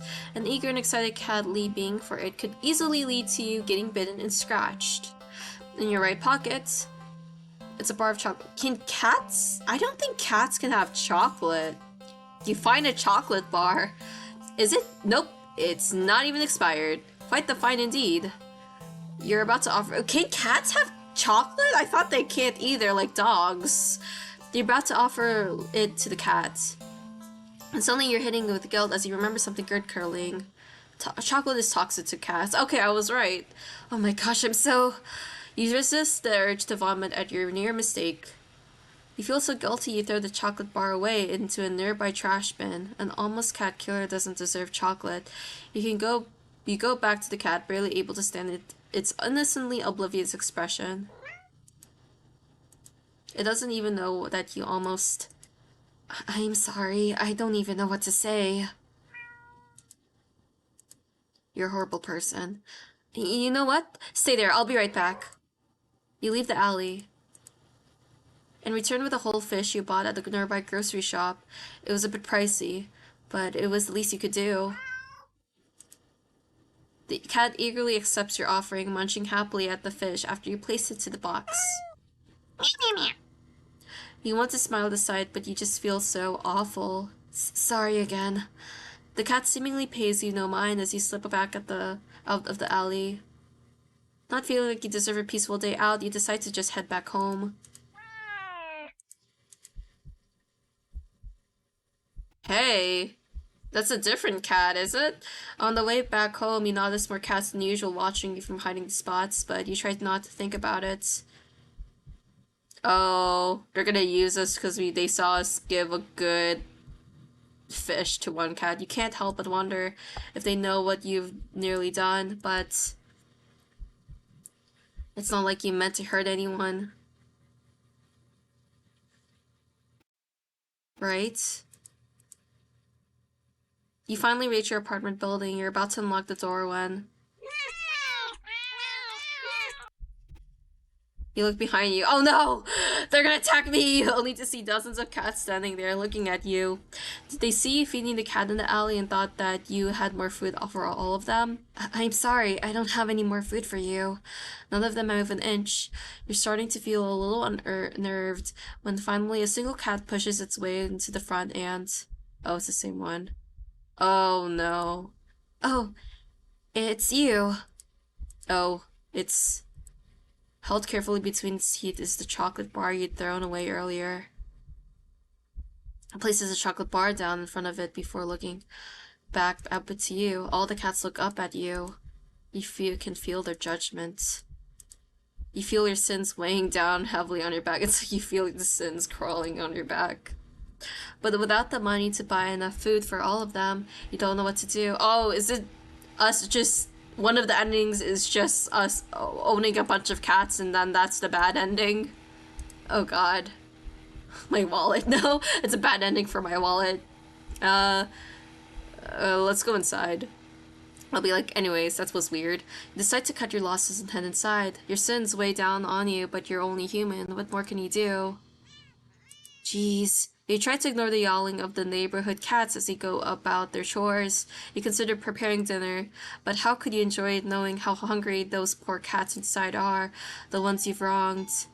You decide to take a bath and go straight to bed without dinner, a fitting punishment for someone like you.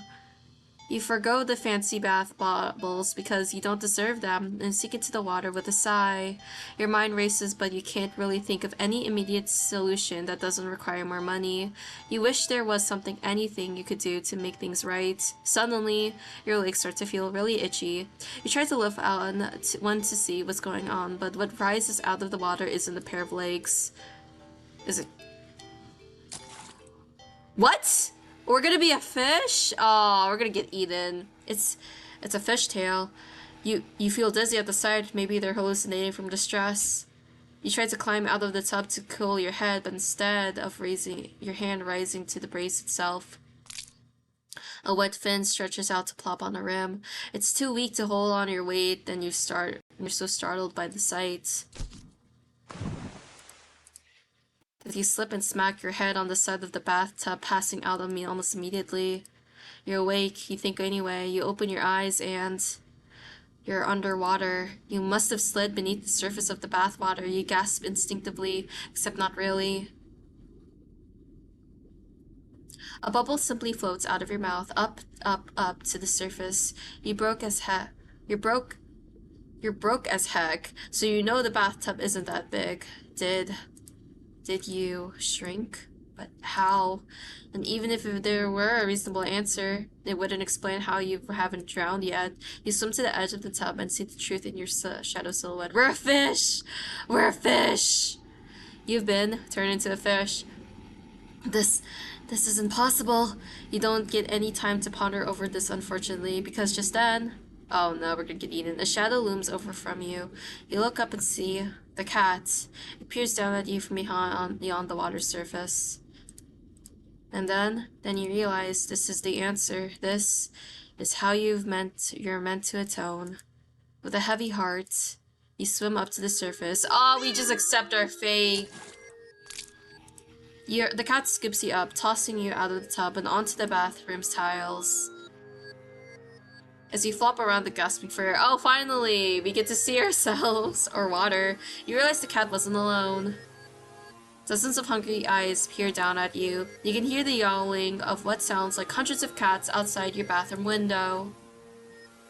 You send one last look at the cats, before closing your eyes and accepting your fate. As the cats descend upon you, tearing at your flesh, you find yourself mourning the fact that you're not even big enough to feed all of them. Even in the end, you couldn't probably atone. Your efforts, your life, all of it, amounted to nothing. Ending 25, seafood sacrifice. Yeah, that was a really brutal one. You collapse to your knees and bow down low as you start to earnestly beg for their forgiveness. I'm so sorry, I swear. I'd do anything to make it up to all of you, but you're out of options, suddenly. Ugh. You feel something stir in your stomach and swim its way up to your throat. Oh, are we gonna throw up, fish? Closing off your airway as it tries to force its way out of your esophagus. Blech. It finally succeeds with aid from your helpless gagging. Blech. What the? Lying on the ground in front of you. Oh, it's a fish. Another fish ending. It's a flopping fish. You just threw up a living fish. What the hell? The cats come rushing forward, all tearing hungrily at the fish. You're happy to finally be of help, truly, but how? Oh no. You throw up another fish. And another. And another.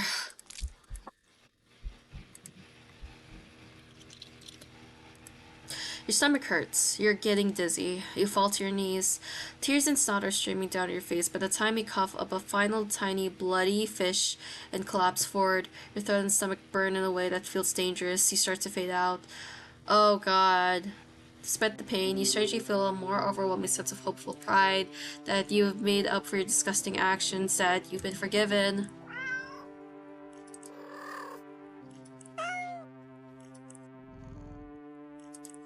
The sound of happy cats munching away at their fish fills your ears. Then, oh, they're gonna eat us. Is another.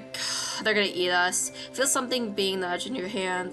It feels like it's the bar of chocolate that you found in your pocket. You smile weakly.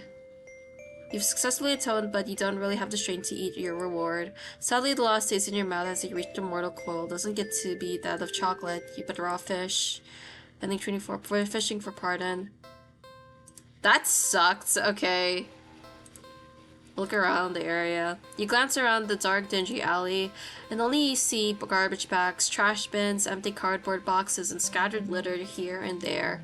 If there was something for the cat to eat, surely it would have found it by now, right? But you don't want to just give up so easily. You keep looking. You look and only see garbage. You sniff and only smell garbage. You listen. You just barely make out the sound of faint scurrying by a trash bin and a few feet away. Quietly, oh so quietly, you creep over the bin and you lunge. Oh, what happened? You weren't very graceful in your attempt. You'd stumbled and knocked over a stack of nearby boxes full of more trash. But as you stand up, grasp in your hand, is a small mouse. Aww. Squeak, squeak. The mouse squeaks and shrieks in distress, wriggling and struggling desperately in your grip. You're holding it too tightly and carefully for it to be able to bite or scratch you, though. It wears itself out eventually and looks up at you with black eyes. It's completely at your mercy. Let's spare it. It looks cute. I'm gonna spare it. Are you sure? Save. Oh, no. Wrong one. Save here. Spare the mouse. You can hear the cat's stomach growling. It must be so hungry. It must be starving.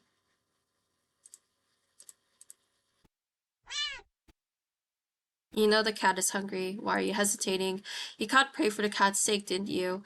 Are you really going to value the life of a filthy rodent more than the cat's? Oh. You're mocking me, aren't you? Last chance. Hand over the prey. Now. You let the mouse go. It scurries away, squeezing into a tiny hole in the wall. But you don't pay it much mind. You don't flinch as a giant claw paw slowly falls in front of you, blocking your path to the alley's entrance. Not that you had any delusions about escaping. The cat is hungry after all. Oh man. You close your eyes in acceptance as the paw gently pulls you back, and ugh. Ending 26. A life spared.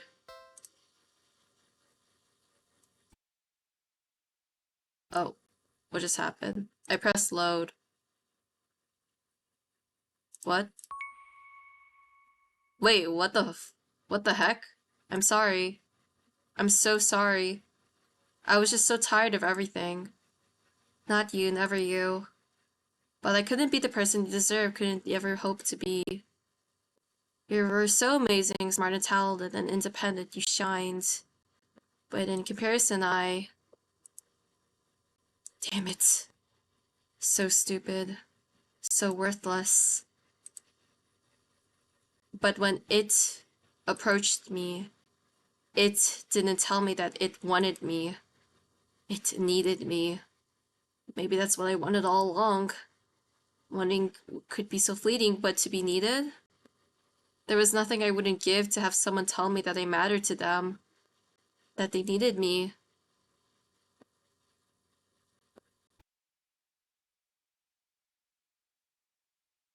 You're walking, right, of course. It's the first time in a while that you've walked like going out, and you're actually glad that you did. I don't know what happened. I didn't finish everything, but I guess at a certain point it just switches. The weather is absolutely perfect today. That's a good sign, right? Maybe your luck is finally starting to turn around. I can skip this.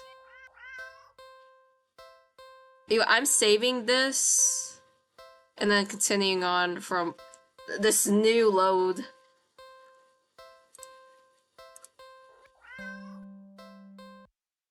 You're not ready.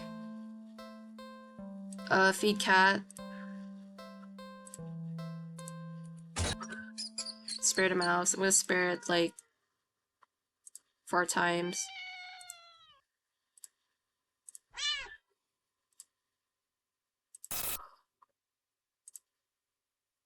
Oh no, the mouse! So the mouse looks scared, as if it can sense your intentions. I'm so sorry. It weakly starts to struggle again. Squeak, squeak, squeak. The mouse is reluctant. I'm so sorry, man. You feed the mouse to the cat. The cat tears it apart instantly.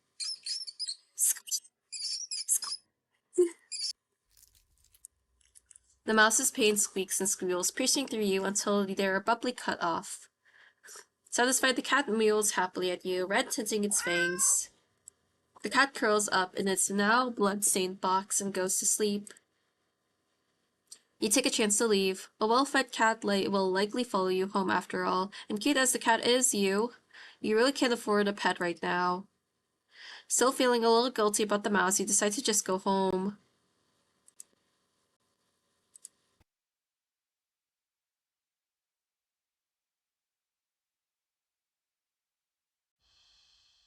After a long walk home, you finally enter your apartment. You head straight to your room and collapse on your bed, falling in a fitful sleep. Later, you wake up. Scritch, scritch. Squeak, squeak, squeak. The squeaking and scaring noises all around you, so loud and constant they sound like screams. In the darkness of your room, uh-oh. They're angry. Oh, so it's either a bunch of angry cats or a bunch of angry mice. You see the shifting shadows of hundreds of mice surrounding your bed. You try to run. But you cry out as twin lances of pain race up your legs. You fall out of the bed in your attempt to escape, the hordes of mice dodging you as you crash to the ground. You can't stand up. Looking back and squinting in the dark, you just about make out the source of your pain. Oh, that's brutal. The flesh of tendons of your heels and ankles are mangled, bitten through your socks. No, no, leave me alone. Desperate, you crawl you with only your arms towards the door. The mice descend upon you. Oh, that's also another brutal way to die. Biting into your skin. Gnawing away pieces of you.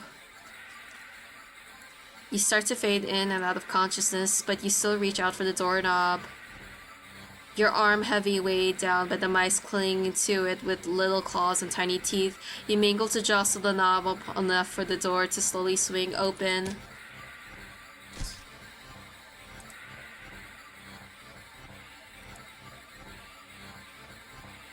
Oh. But your outstretched arm suddenly falls to the ground, lifeless. The mice manage to chew through the flesh and bone of your now dissembled limb. As a few mice creep forward to curiously inspect your arm, you stare blankly at it for a moment before sliding your gaze up. To the newly opened doorway sits a familiar-looking mouse. It stares at you, the darkness of its beady black eyes. You can't begin to measure their depths, nor the hatred pouring out from within them. All of it aimed at you. You collapse, head hitting the floor as your other arm is eaten away as well. You're not sure how you're still conscious. The pain should be indescribable, but yet you feel a cold sense of loss. The mice have clustered along your back now, gnawing and ripping their way between your shoulder blades, into your back, into your chest. You weakly cough up blood that must have damaged something important. You feel something pulled out of you, and in between the moments, the blankets of darkness fade out your vision. You hear something wet plop on the ground in front of you. You pry your eyes open to see it in front of the mouse. Weirdly shaped red with your head, blood and pulsing, and oh, that's your heart, isn't it? The other mice will all descend upon it, abandoning your half-eaten body. You're losing a lot of blood. You feel sleepy, but you also feel anger. Yes, so much anger. How dare they? How dare they? The last thing you see before your vision fails you is a pair of glowing eyes leering in the front darkness beyond the doorway. You can hear squeaks and shrieks of terror all around you. Low yowls, deep snarls, gnashing teeth, tearing flesh. As your remaining senses leave you, you smile weakly with the last of your strength. Something with soft, slightly damp, and sticky fur nuzzles your cheek. Good kitty. Ending 27 well fed. Okay, so that one was one that was actually not us being dead by this cat. Okay. That kind of sucked, dude. That was also very brutal as well. Let's do this. Okay, I can't do. Oh, blood. Okay.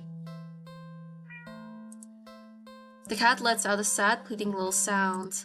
It's hungry. It must be starving. So you look around and see a nearby shard of glass. Your body moves as if it knows what to do, what needs to be done. You take the shard and. But why would you? Why would you do that?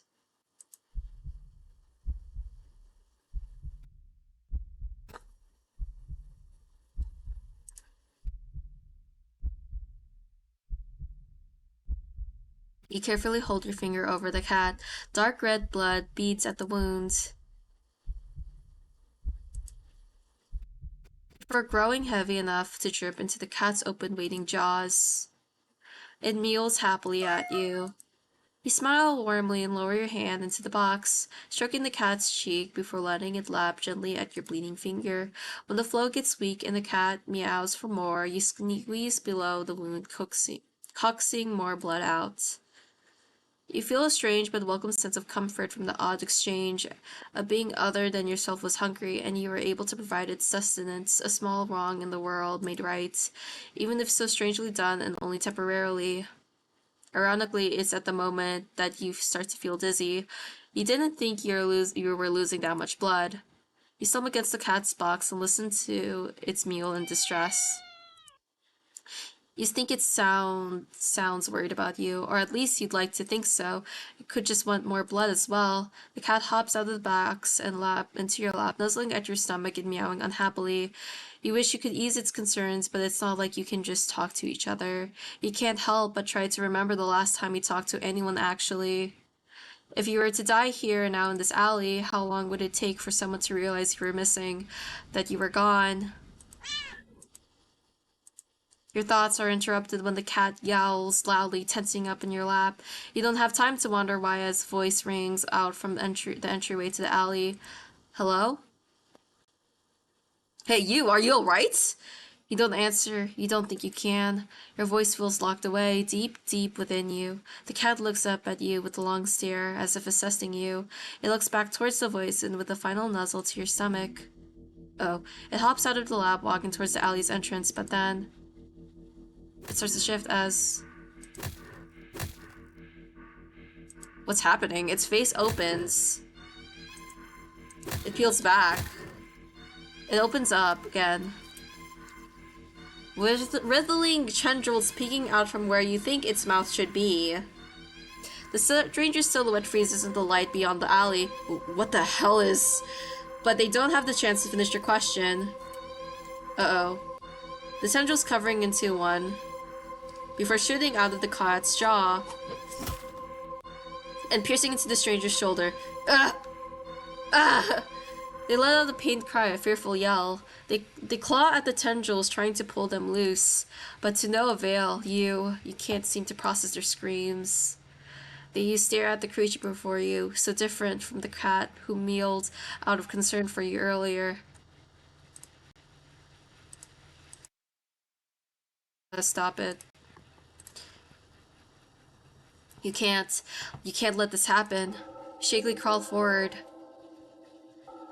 and weakly grab the conjoined tendrils that pulse as they drain the stranger's blood. When you tug as firmly as you're able, the tendrils pulsing halts and the cat turns to you. It makes a strange thrilling noise that sounds like a question, but you have no answer. You can't even understand the question, so you simply scoop up the creature, the cat, cradling in your arms. You gaze almost longingly at the light beyond the alley's entrance. You don't know what's going on, but you just can't sit by and watch someone else be eaten so viciously. Not when they tried to see if you were okay. Not when you could offer yourself instead. You think the stranger is set free because after the sound of shoes hastily scuffing at the pavement fades in the distance, you feel something sharp pierce your back. It feels thin, almost like a needle, so the pain passes quickly as your body adjusts to the intrusion. You're sure it wasn't so thin when it scurried through the stranger's shoulder earlier. But as you feel your blood leave your body slowly as if being pumped out, it gets harder to think and your vision starts to fail you. The creature in your arms makes a soft sound. You hold it as tightly and closely to you as your weak arms can manage. This is fine. You're okay with this. You don't know if this will change anything. Surely the cat will get hungry again at some point after you're gone and no longer an option. But at least this time, you were able to save someone. Ending 28 personal care package. I feel like a bunch of these endings have, like, a meaning related to an abusive relationship, because I feel like a lot of these endings are like scenarios of what an abusive relationship is like. Okay, let's let cat feed. Ah! Someone help me, help! Oh god, he's deflating. You look away at the creature devours the stranger, draining them until they're nothing but a husk of bones, skin, and clothes heaped on the floor. You feel awful, but what could you do? The creature is also a living thing. Shouldn't it be allowed to eat what it needs to? Does it not also have a right to do what it must survive? You ignore the voice in the back of your head that questions if there could have been another way. It's not like you tried to see if it could eat anything other blood, human blood.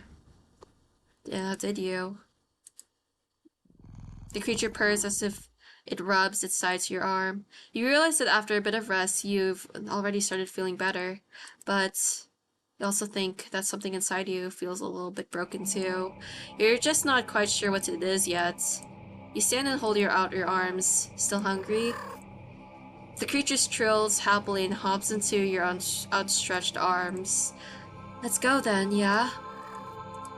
You leave the alley together and go out into the world together. The cat is hungry, and it will be hungry from now on.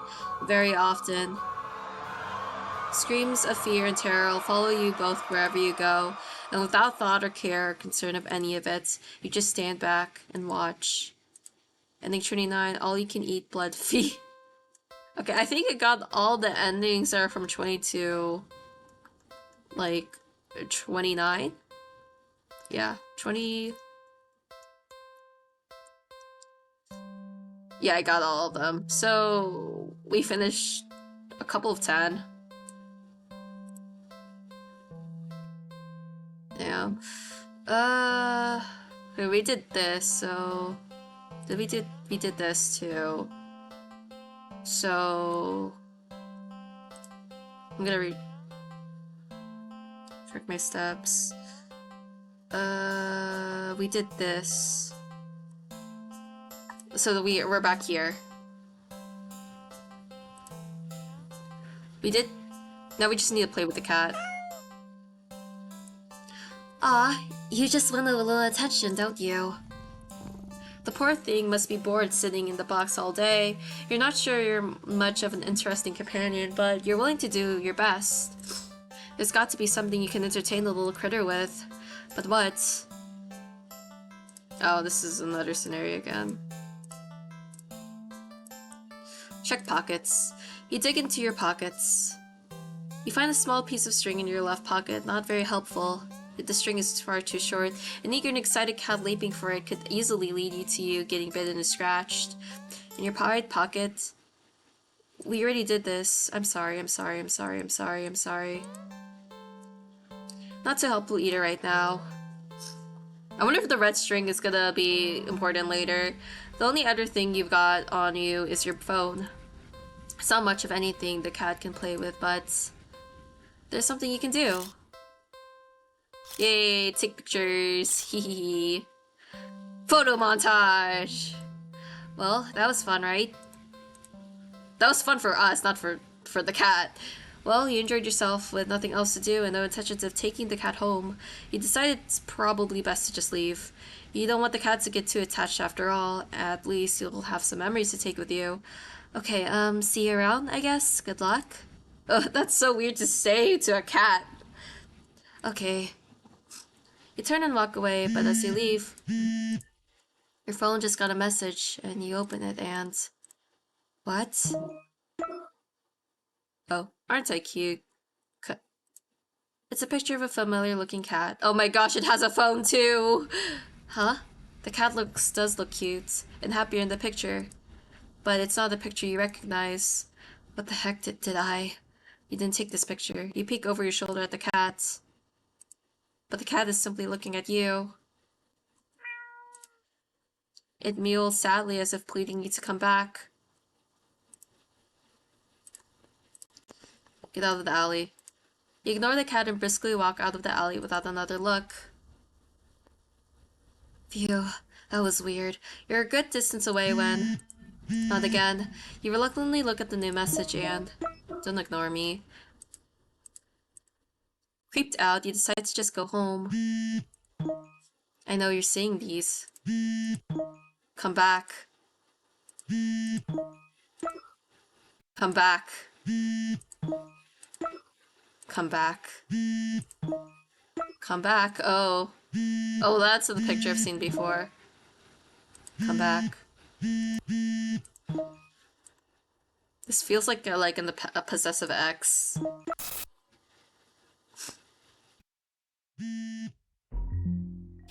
Can see you. Can always see you. You can't hide. I'll always find you. Your eyes start around nervously, certain that you're being followed. But there's nothing there.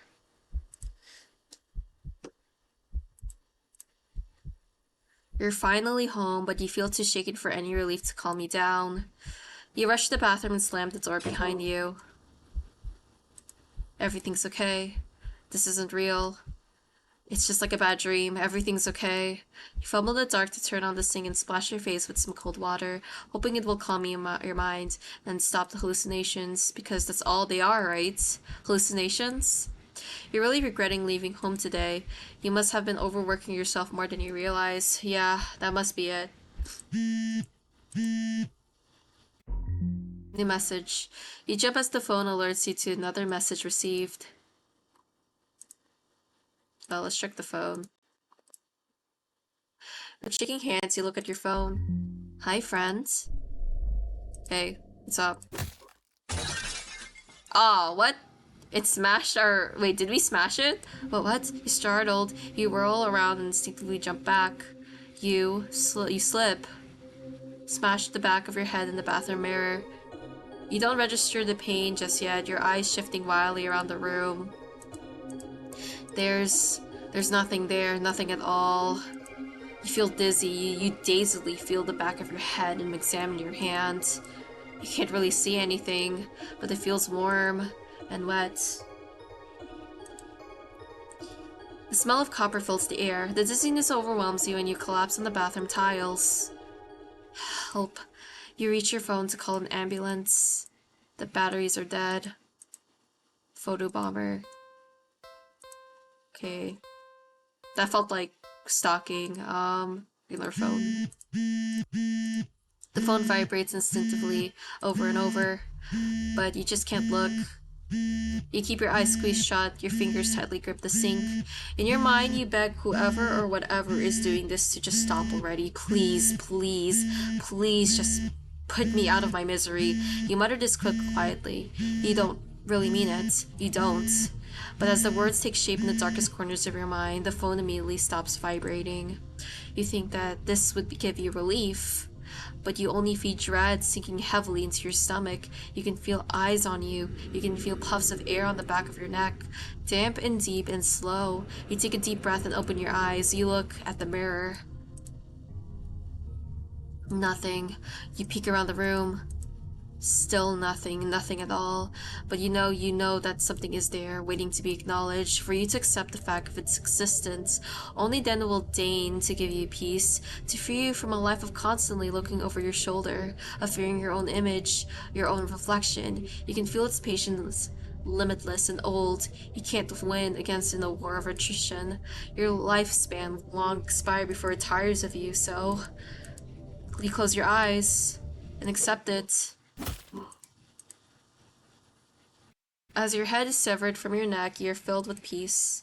Grateful that at the very least, you never had to see it, whatever it was. Ending 31 headshot. It was bad either way. Okay. I'm gonna do something. Well, I guess I could stay a little longer. But not what to do. Not what to do. Oh, so I can do it again. Play with cat. Around the area. You search around, but there's really nothing in the alley that looks interesting enough for the cat to play with.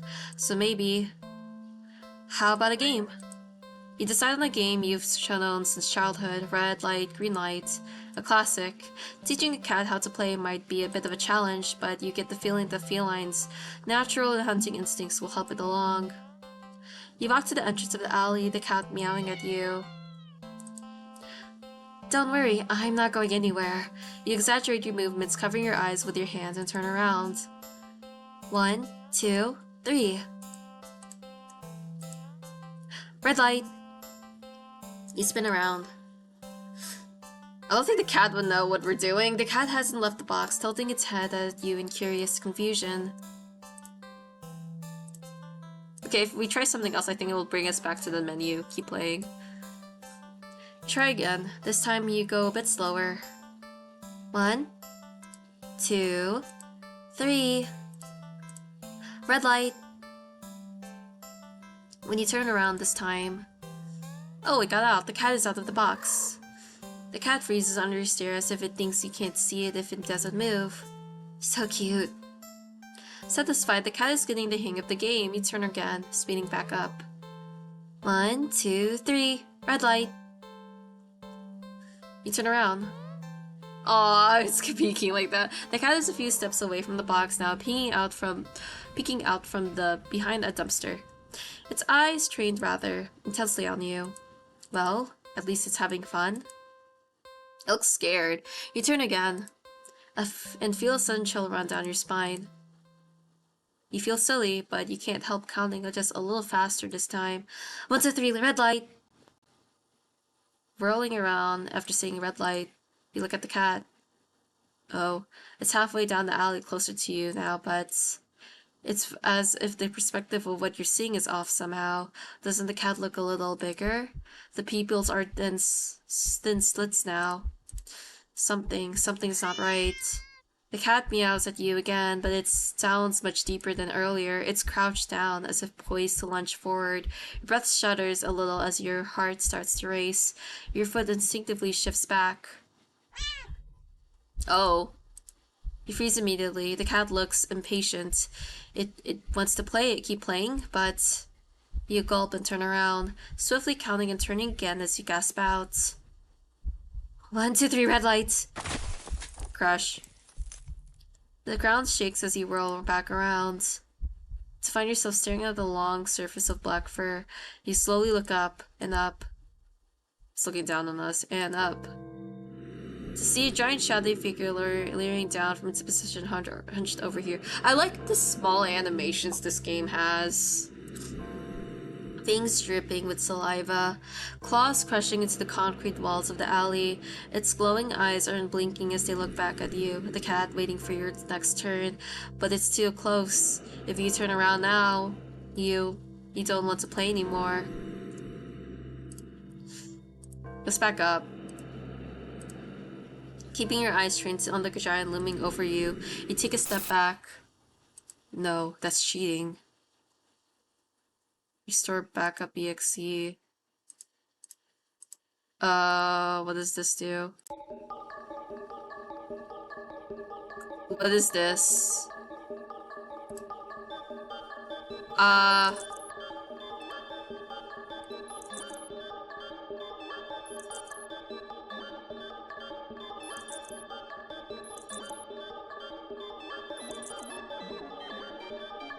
What are you doing?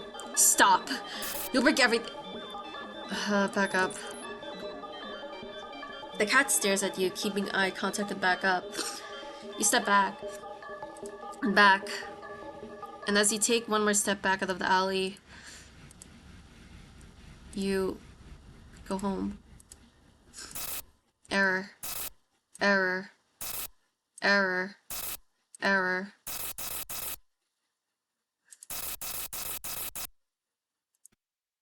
The world outside the alley seems to be broken. What exactly did he do? Error found. Oh, that's different. Why is he smiling now? Uh-oh. What if we run? You don't even finish turning around before claws grip your torso, digging in and piercing the soft flesh of your stomach with ease. As you're lifted into the drooling, gaping jaws above you, you can't help but think there must have been another way out of this. But pointless regrets are pretty typical for you, aren't they? Ending 32, Fear Quitter. Okay, so we definitely changed something after doing that. Let's try something else. Maybe the concept is too advanced for a cat after all. That's okay, you'll think of something else to do.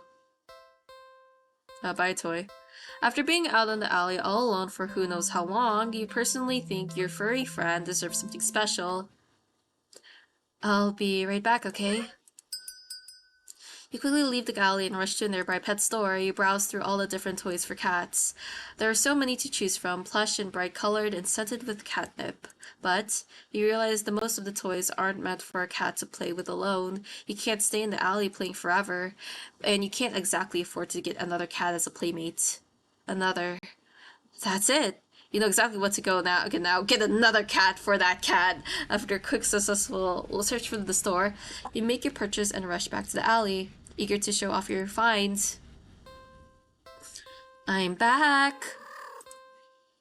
The alley feels even gloomier after spending time in direct sunlight. It makes you feel that much prouder of your gift. You skip over the cat and dig into the store's plastic bag.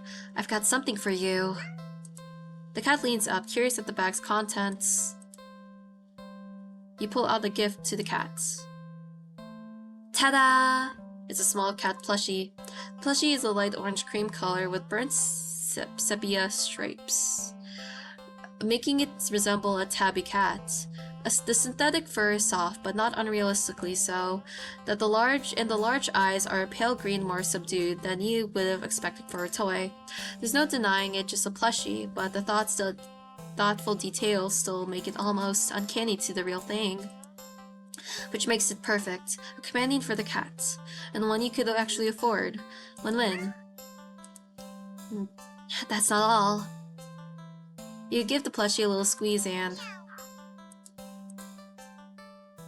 The cat looks unimpressed. Well, you think it's cute. Guess your purchase wasn't so successful after all. Out of options and lower on cash, you awkwardly place the plushie in the box next to the cat, and you get up and turn to leave. Yeah, that is really awkward. You're like, okay, bye. You're a few steps away when you hear an electronic meow behind you. Huh? You turn to see the plushie on the ground next to the box. The cat is watching you closely, staring.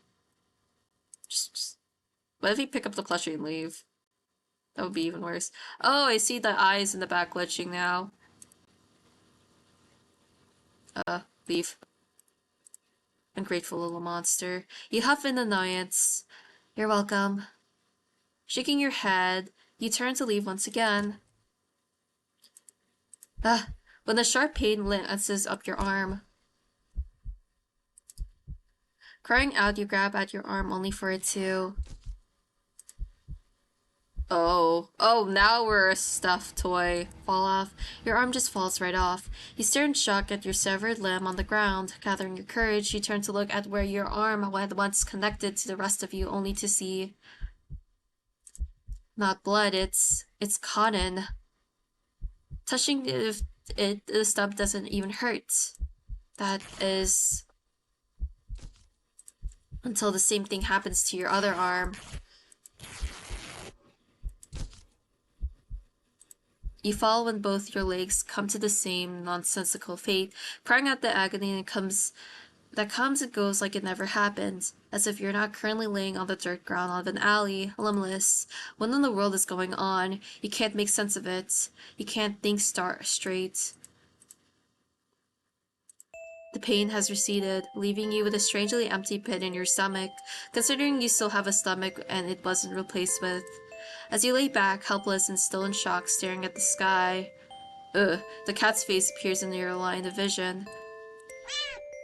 Oh. As it lunges at the torso and starts biting and clawing into your chest like you're a chew toy. It doesn't hurt anymore. You feel like it should. You're not sure if you're glad that it doesn't. Oh, Anthony079, welcome to stream. We're getting devoured by cats. You're not sure if you're glad that it doesn't. Eventually, you feel the cat pull something out of you. A small doll that looks very familiar. What the? There's a doll inside us? What? It's hard to tell, but the doll is... That's us. That's you, isn't it? It's awkward. The cat hops off of you and heads back to the box with its prize. At least you think so. Everything's too dark to tell. You wake up and find that you can't move an inch. You can't look around, you can't even breathe. Though none of these realizations seem to be a problem, all you can see is the face of a familiar-looking cat curled around you, purring in its sleep. For some reason, that doesn't bother you. You're not sure why you feel like it should. You try to latch on the thoughts in your head that feels like memories of another life, another time, another you. Yeah, from the past. Oh god. But the thoughts slip away like a forgotten dream.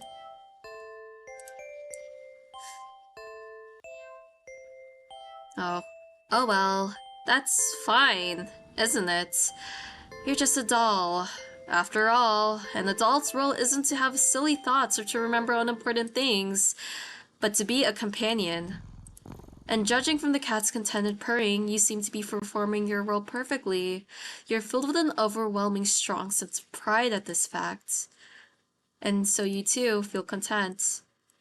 Ending 35, content-headed. Okay, I'm realizing some of these endings have like, oh, we're content to have the stuff that this cat does to us. And like, that just kind of feels like a hint of like, we're half manipulated into thinking that we did the right thing even though we get brutally like hurt from it in half of these endings. It just reminds me of like a really bad relationship. I'm fine with being a companion. I'm not. I don't like it. I don't want to be, like, destroyed like that. Even if it's with this cat. So, you sigh and go over to pick up the stuffed toy. It's mine now. You can't have it anymore. You really do just want attention, don't you? You hold up the cat doll, examining it a little. It looks a little different. Oh, hey, why is it looking at us? Did it just look at you? Okay. What does that mean? Uh-oh. Hey, what? We just held you. What the heck, dude? The plushie somehow opens its own mouth before biting into your wrist. Oh, stop! You try to fling it off, but its grip on you is strong as it drinks your blood ravenous and frantic. Man, these cats want to eat me really bad. You hit it against the concrete walls of the alley. You try to tear as its sturdy fabric. You try as you might, you can't seem to hurt it or make it stop. It's just a toy after all. Eventually you start to feel faint, enough to collapse to your knees to defeat.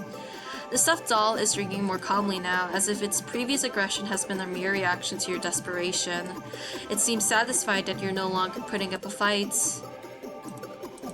You think you blacked out for a second, because your thoughts still sitting in the next time you're conscious. Your eyes are closed. You feel so weak, you have to use all your strength just to pry open your eyes, and when you do... Oh my gosh, dude! What about the other cat? Is the other cat being like just watching this in delight? You see a kitten. Its fur, a familiar orange cream with burnt sepia stripes.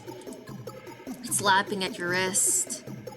The kitten lifts its head and looks at you with piercing pale green eyes. It mews at you with a high squeaky pitch, mouth covered in blood.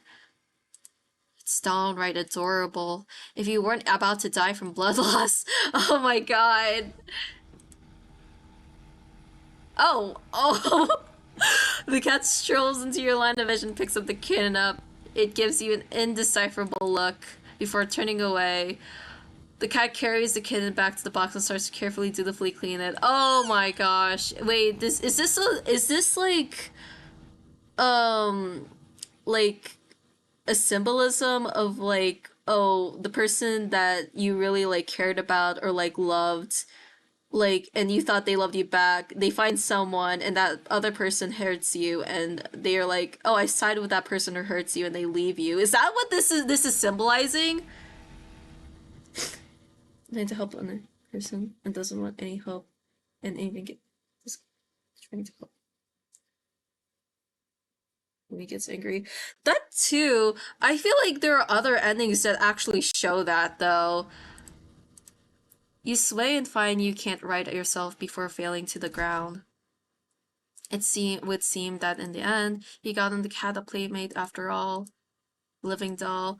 A lot of these endings just remind me of like an abusive relationship. Okay, so we finished everything with play with cat, so now we just have this. Right? Don't take the cat home. Take cat home. Yeah, okay, so I just need to take the cat home. I have so many save files. Take cat home.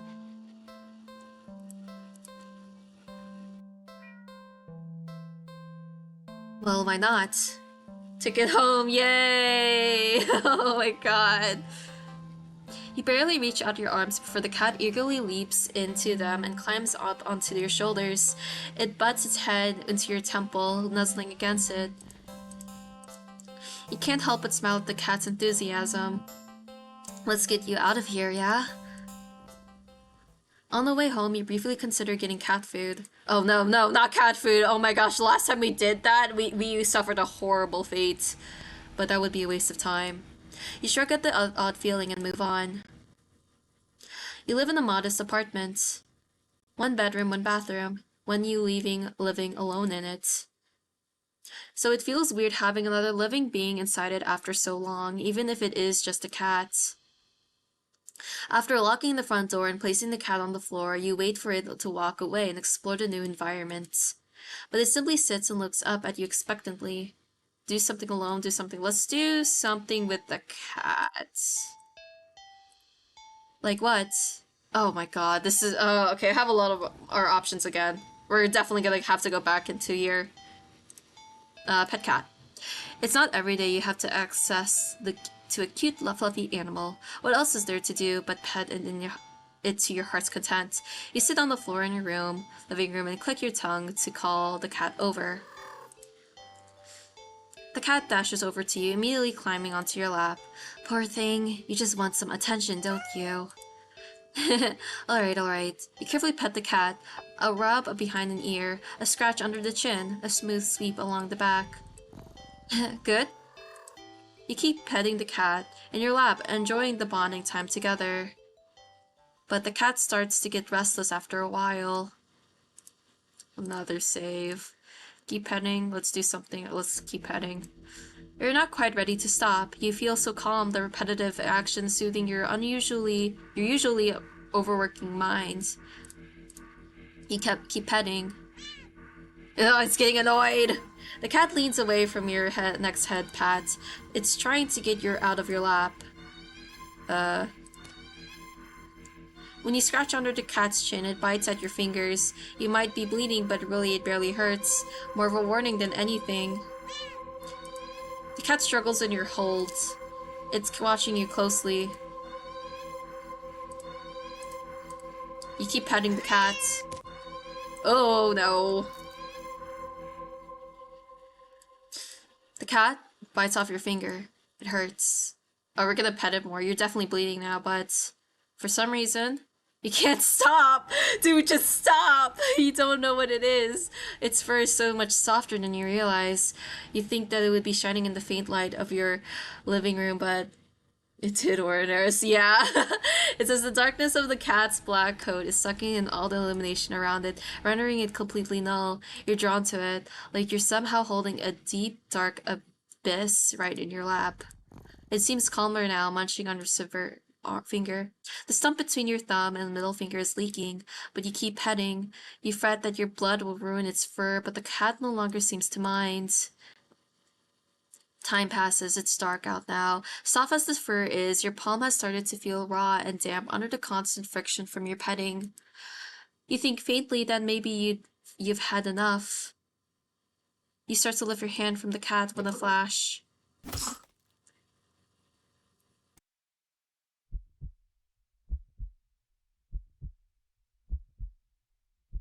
Your entire hand is separated from your wrist. It flops onto your lap beside the cat. The cat's claws on its right paw glisten with crimson liquid. You don't feel it for a moment, but your body tenses, anticipating the pain as you blankly watch the cat look at the bloody palm of your severed hands. It hurts. It really, really hurts. Then the cat looks up at you and you feel compelled to keep petting. You're reluctant, but you're also afraid of what will happen if you don't need to call. What will you lose next if you try to resist again? You were hurt for your insistent petting earlier, yet now you've been hurt for trying to stop. It defies all logic, but that's what wait, what did it say? What scares you? There's no reasoning with such fickle whims. You feebly try to raise your uninjured hand to pet the cat, but it stiffens golden eyes, glinting dangerously. Well, alright then. You raise your bleeding stump and resume your petting to the best of your ability. You pet. You bleed. You pet. And you bleed. And you pet. And you bleed. And you pet. And you... Ending 7, personal boundaries. Oh, wow. Now we're under...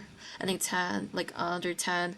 A life of a cat owner. Oh god, that sounds brutal. Okay, so what I think that ending meant is that, like, that's a symbolism of, like, a partner or, like, a friend being reliant to someone who is abusive. And I think, like, when we were, like, asking, like someone who is, like, relying on an abusive person, they're like, hey, do you want to hang out? Or, like, doing simple things.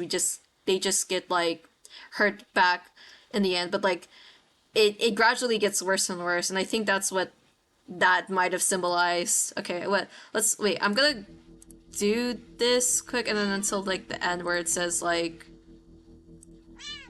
yeah, here. Okay, it just switches back. Oh, okay. So feed the cat now. The cat looks hungry, so you decide to feed it. You're regretting not stopping for food earlier, as you don't have much left. Grocery shopping day is tomorrow after all. You head to the kitchen and click your tongue, ensuring the cat follows after you. It leaps nimbly onto the kitchen counter and watches as you search for meal options. Let's see. You find some things you expect. A can of tuna in the pantry. Some leftover meatloaf in the fridge. And... what's this? That looks like worms. You realize that a tightly sealed Tupperware on the bottom shelf of the fridge. You don't recognize it. A foul odor is leaking from the container. Whatever is inside can't be safe for human consumption. Don't give it to the cat. Wording could be like the red signs the abuse shows before the relationship deepens. The red signs. That makes sense too. Like it sounds like, oh, it's just the game warning you, but that also that makes sense that the red signs should mean that it's signs of what abuser would do before the relationship deepens. That's a good point. The cat seems excited about it, practically salivating over it. Still, you're the caretaker here. You're the one who needs to decide what's the best to feed the hungry cat, so you'll feed it. Okay, let's start with tuna. Damn, we have a lot of options here. Cats like fish, right? Shrugging, you take out the tuna for the cat and meatloaf for yourself. But you put the frankly ominous container back in the fridge. The cat looks a little disappointed. Tough. You'll need to dispose of that weird whatever it is later. I hope it's not like human meat or anything. You open the tuna and spoon it onto a small saucer. You put the saucer on the kitchen counter next to the cat. You don't think you should be encouraging it to eat up there, but you figured it will make up for electing not to feed it to the toxic goop it wanted. The cat looks at it like it finds the tuna acceptable. You'll take it. Eat up, kitty. As the cat digs into its meal, you go about heating up the meatloaf in the microwave.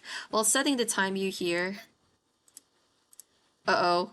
You turn and see the plate is completely empty. Oh, that was quick. You need to pace yourself. What the...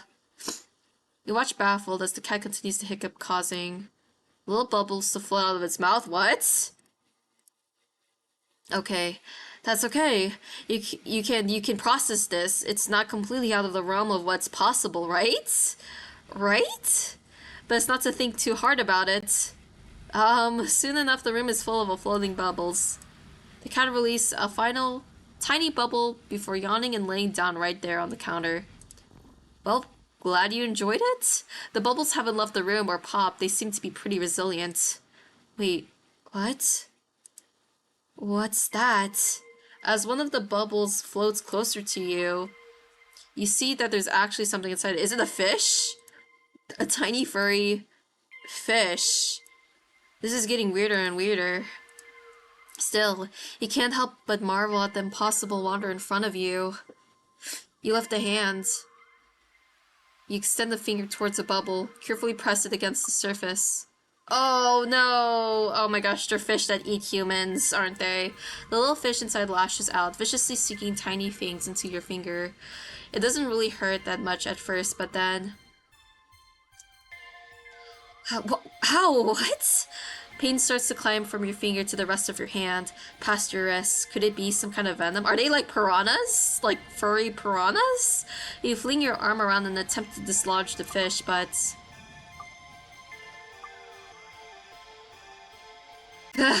You accidentally knock your arm into several of the bubbles floating around. More tiny ravenous fish latch onto your flesh. You stumble back out of the pain and a sudden bout of dizziness, only to bump into more bubbles.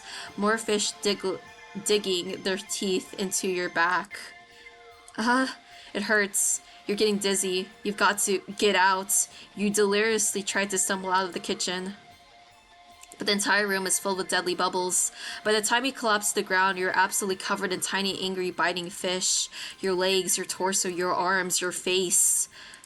The pain is unbearable. You can feel it in your skin, in your teeth, and in your eyes and your hair, and it's so consuming you can't even feel yourself convulsing or crying. You don't black out.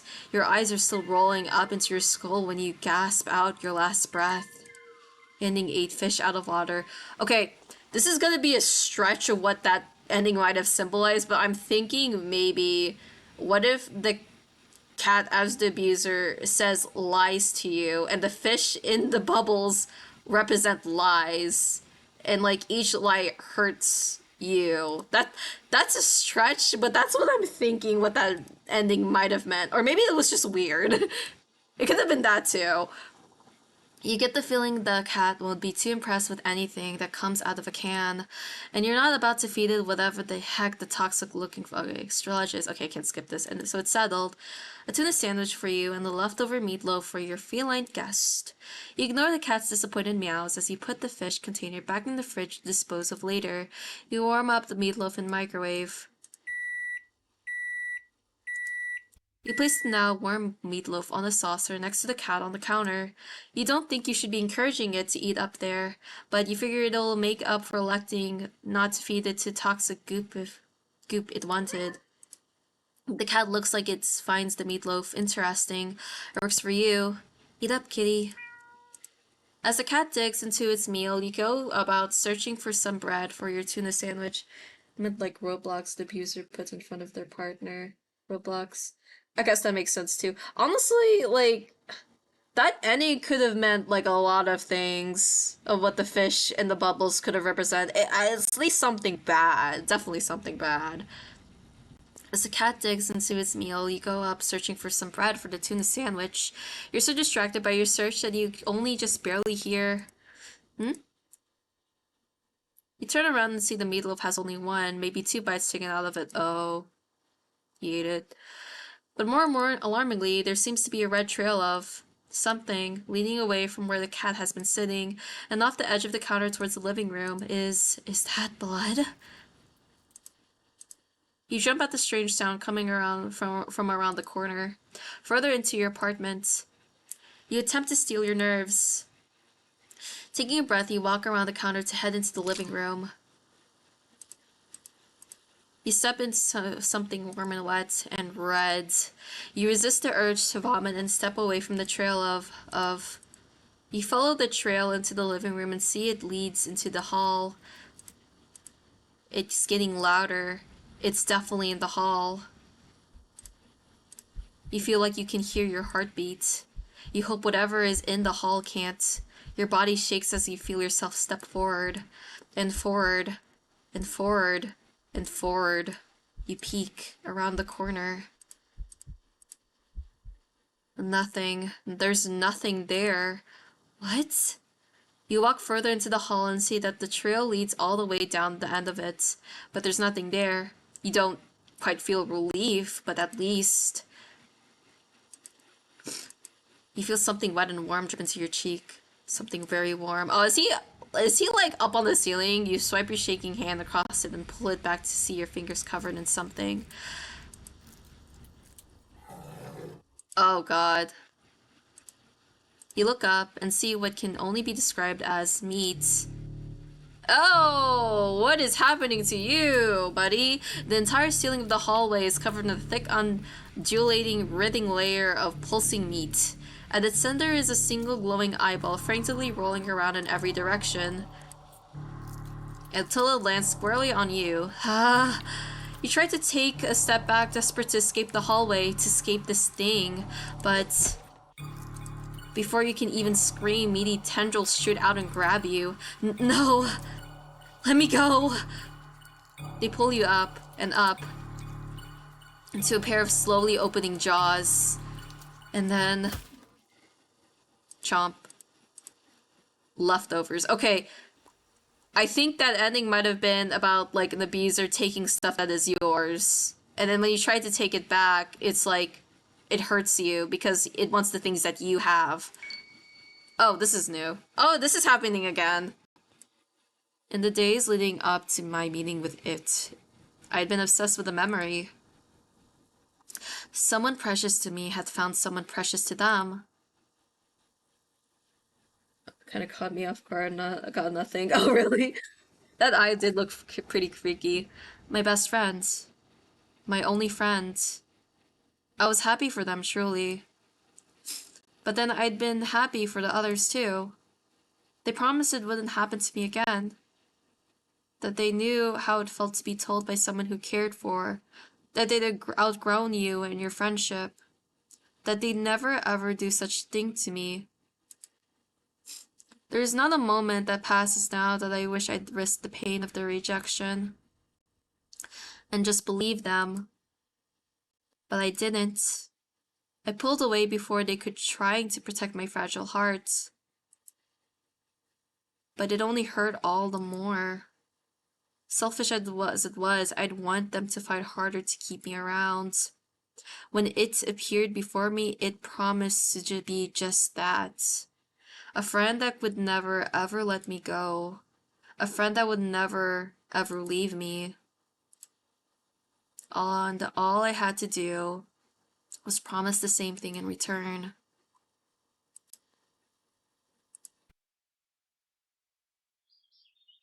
Weather good today.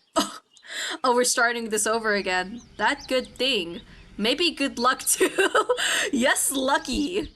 What is happening? So classic Yandere's story. Oh god. Lucky, lucky, lucky, lucky, lucky. I'm assuming that what we were reading, yeah, this is still the MC's perspective. Or maybe it was Fate. Okay, I can skip this. And then take home. Do something with the cat. Okay, feed. And then we're gonna feed it that mysterious thing. Okay. Is this a really good idea? Oh, fine, I guess if this is what you want. You open the container and... Ew.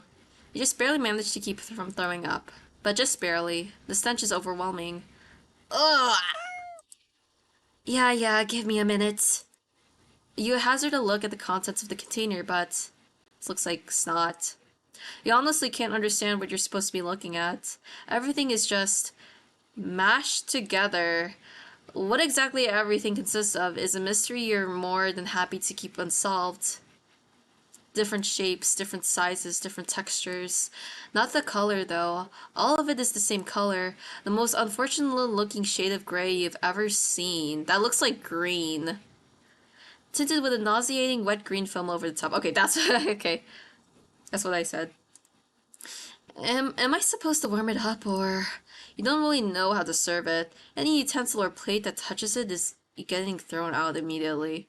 No exceptions. Your hands are going to be scrubbed with soap and hot water to within an inch of their lives after this. You decide against putting this crap in your microwave. You doubt it would taste or smell any better warm.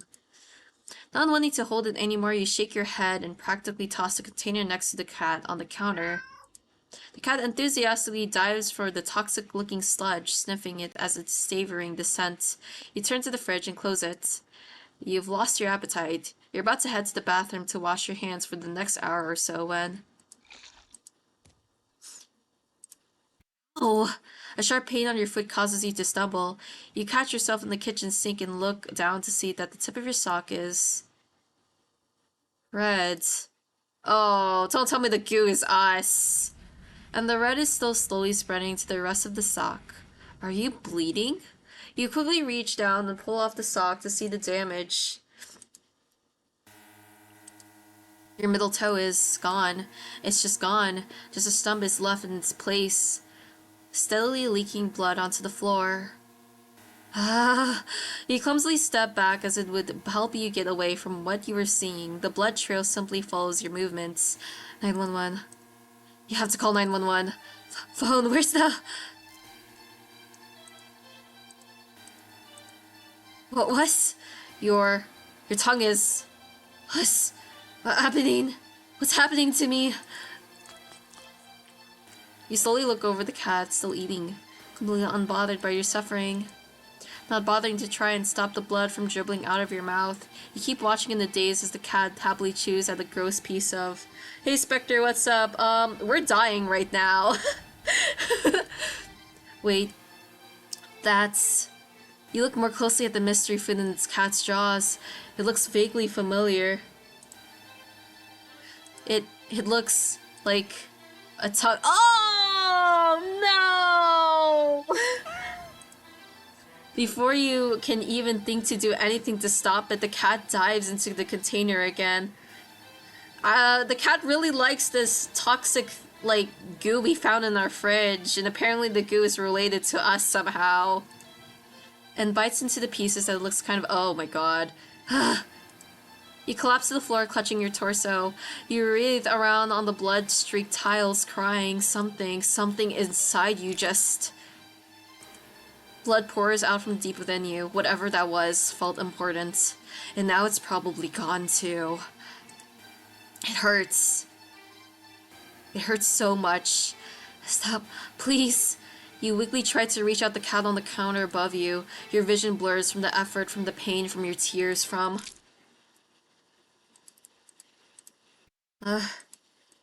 Your eyes. Your eyes. You fall limply back into the floor. You're leaking blood all over, from all over. No, we're not the cat. We just found the cat. Your foot, your mouth, your insides, your eye sockets. You can feel your life fading away too. That's fine. If it means not feeling the pain of losing another part of you, then hopefully the cat will take its time eating your eyeballs. And you give time, and give you time to just ending 10, what are you? What are what you eat. Okay, I guess that's just another symbolism of like, I guess an abuser using you for something, or maybe like trying to hang out with you, but whatever they do to you, it hurts you back. And I think that's not the only like ending like that's like that. I think there's a couple of endings that are similar to like what I just said. And not too hungry right now. You decide to hold off on the food and do something else. Okay, so now we can play with the cat. Poor thing was probably bored stiff, sitting in the old box all day, just watching crowds of people walking by them, ignoring them. You can't just leave them alone as soon as you're home. A little interspecies socializing won't kill you, right? You just want some attention, don't you? You wanna play, huh? Okay then. What to play though? Let's play with the cat. In this case, eating. That can be drastic to abuse. Oh, that's good. Yeah, it gradually becomes worse and worse into abuse. Because it was like also like taking one body part from like, and then another, and then another. And then it could be like, oh, the first thing they done, like, an abuser, like, the first thing that was taken was like a toe, right? And then it could be like, from our perspective, we like, it was really bad that they hurt us, but then we were like, we excuse it. So then they take something else, so they take our tongue, and then we excuse it, and then they take our eyes, but we still excuse that. So it could just be like an abuser taking more and more stuff from us that is actually hurting us, but we excuse it, thinking like, oh, it's fine. Like, what they're doing is fine. Look for some yarn. Like a parasite? Yeah.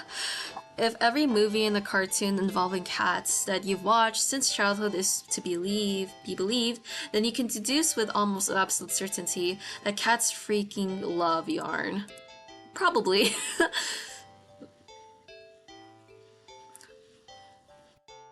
You will unearth some from an old box in the hallway closet that's filled with knickknacks from various abandoned hobbies. You consider just handing the ball of bright red yarn over to the cat and supervising from the side. But that could defeat the idea of playing together, wouldn't it? You cut off a decent length of string from the ball of yarn and go back to the living room. The cat is resting on the floor. It's not asleep, but when it looks up as you enter the living room, you feel like it could doze off right then and there. You'll fix that. You smirk a little, confident with your surprise, and let the piece of yarn dangle just above the floor, pinched between your thumb and index finger. The sudden shift in the cat's demeanor makes your heart start to beat a little faster. Its posture has barely changed at all, just a subtle shift on the head and ears. A slight tension in the shoulders, a sharpness in the gaze as it locks onto the yarn dangling an inch above the floor. The cat could still pass as being almost relaxed, calm. And yet the air is thick with its eagerness to lunge forward, waiting for the right moment to strike. Oh no, it's gonna attack us instead of the string, isn't it? You feel like you've just witnessed the awakening of the perfect predator. You're almost afraid of what will happen once you make the first move. But it will be you who makes the first move. You take a deep breath, relax your shoulders, and... yoink! The cat had lunged the instant you wiggled the yarn, but you're faster. It completely misses as you flick your wrist, making the yarn recoil as out of its reach like a terrified snake. Having overshot the landing in its eagerness, the cat stumbles and looks around as if shocked at its failed attack. You generously click your tongue to help reorient it. The cat whips its head around at the sound. You're slightly taken aback at the intensity of its stare on the yarn, but you persist. You wiggle the yarn again, encouragingly. And yes, maybe a little tauntingly. This time the cat anticipates the yarn's upward dodge and leaps up to swipe at it. But you're already one step ahead. puppeting the yarn to dance gracefully out of reach once more. Come on, you can do it. It's a little condescending, but you can't seem to help it. For some reason, it feels a little good knocking the feline down a peg or two. At least it seems to be enjoying itself. You hope anyway. You keep going. Oh my gosh, it's gonna get annoyed. The cat's movements have gotten more aggressive. It must be getting frustrated. You could swear it nearly took a shot at your eye the last time. It had jumped so high and erratically. You've been keeping the yarn in constant motion, afraid to slow down. Your wrist is starting to get tired. The cat doesn't seem to be losing any energy though. It's like it's getting faster and faster. Uh-oh. Ugh. Your wrist finally cramps sharply, making you lose control of the yarn's motion as the tip of it brushes lightly against your stomach. Uh-oh. Pain rips low, across your torso, into your torso. Oh. Is the cat bad? Yeah, the cat seems bad to us, because every time we interact with it, we usually die. Most of the time we die. Blood pours out of your mouth. In a daze, you look down and see your red blooming slowly along the bottom of your shirt, around the tears in the fabric.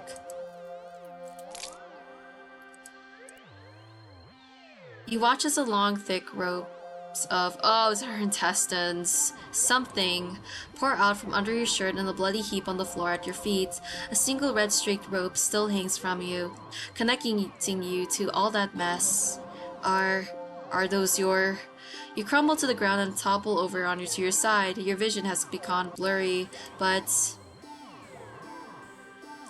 What's happening? Oh, the eyes. You can just make out the shape of something small in the deep, inky black as it walks over and inspects your... Oh god, those are your intestines. Before it starts to giddily roll around in the mass of your bloody insides next to you. Oh gosh. Darkness falls over you. The cat sounds happy. Nonsensically, you wonder where the yarn has gone, but there's really no need to worry about it. The cat seems content with the next best thing. Ending 11 at the end of your rope.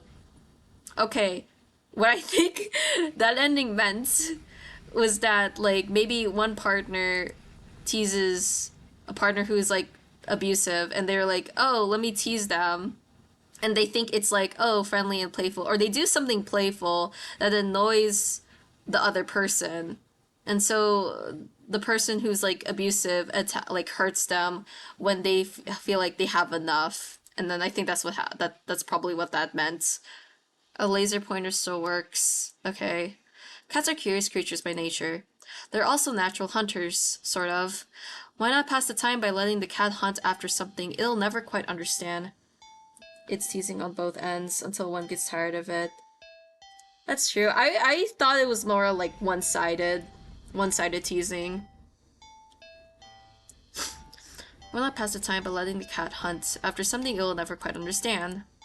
That sounds a little mean when you think about it like that, but it's not like the cat will know anyway. Ignorance is bliss, or so they say. I'm pretty sure the cat will know. Dude, that cat is smart.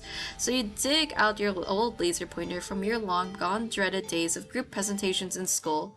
You flip it on and see that even after all this time, the batteries still work. You get a little kick out of aiming it as the mirror hanging in the living room, so it reflects off the glass, making a little red dot appear on your knee. Oh, not on our knee, not on our knee! The cat cautiously walks over, stopping every few steps to cast a look of suspicion at you.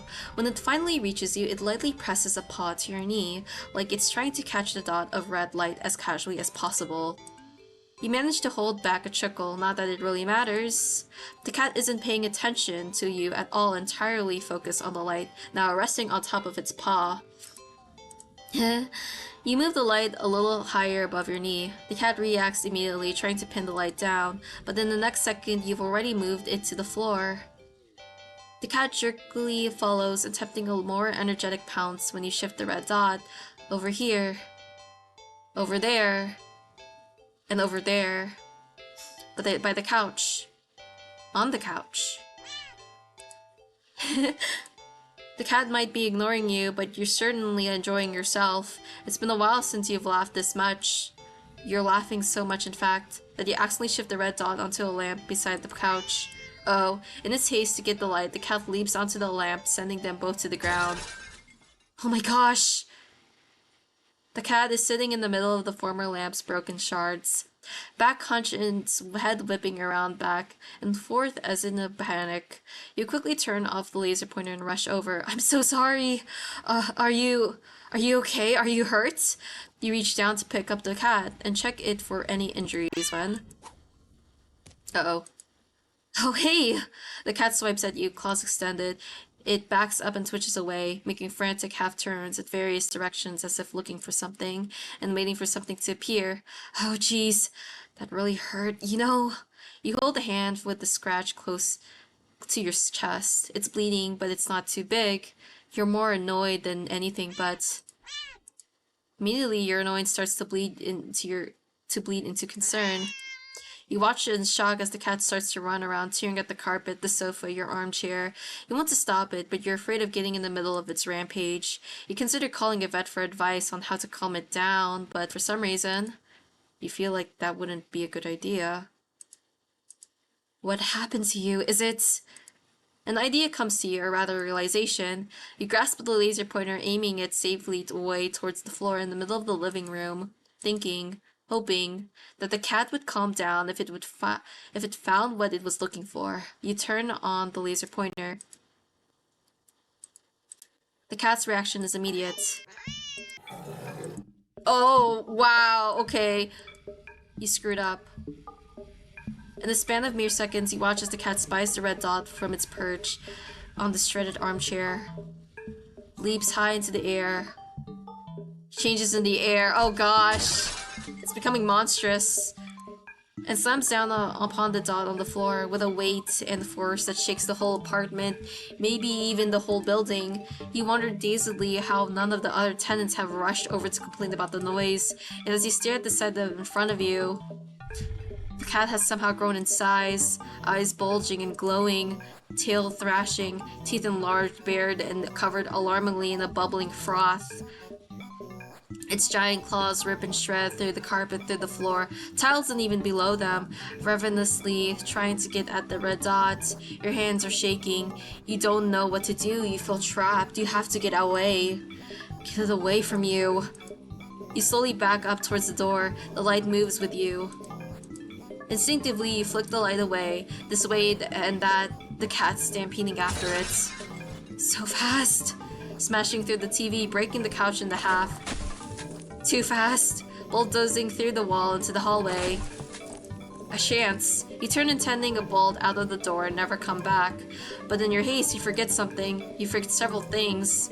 You forget the laser pointer gripping like a lifeline in your hand. Dude, let it go! You forget the mirror still miraculously hanging on the wall next to the hallway, the laser reflecting off of it, putting a small glowing red dot on the back of your head. Oh no, oh god. As you reach the door, you forget that it's locked.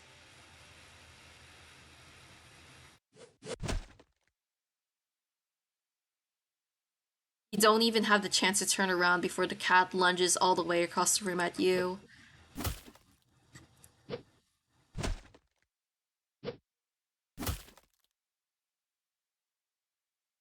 You're torn to shreds before you can even blink.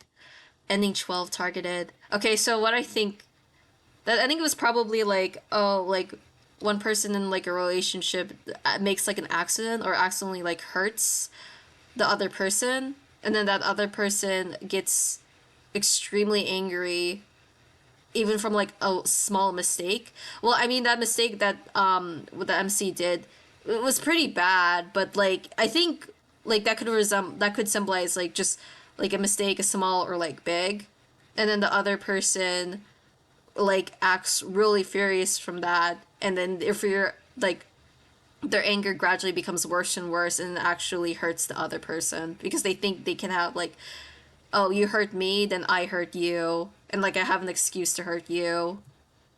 And then but the thing is they become like what they do to the other person is a lot worse from the first person who made the mistake. A great short-tempered, yeah. Basically, yeah. Actually, that's basically what happened. Yeah, short-tempered. Hide and seek, classic. Oh, this is gonna be scary. I feel like this one's gonna be scary. What about hide and seek? Yeah. You're not quite sure how this is going to work. Can a cat even understand the concept of the game? Let alone one with rules like hide and seek. Here, just... You pick up the cat, and turn them away from you before hiding behind the armchair. You're almost certain the cat must have turned and looked while you were hiding. Out of confusion, at least, if nothing else.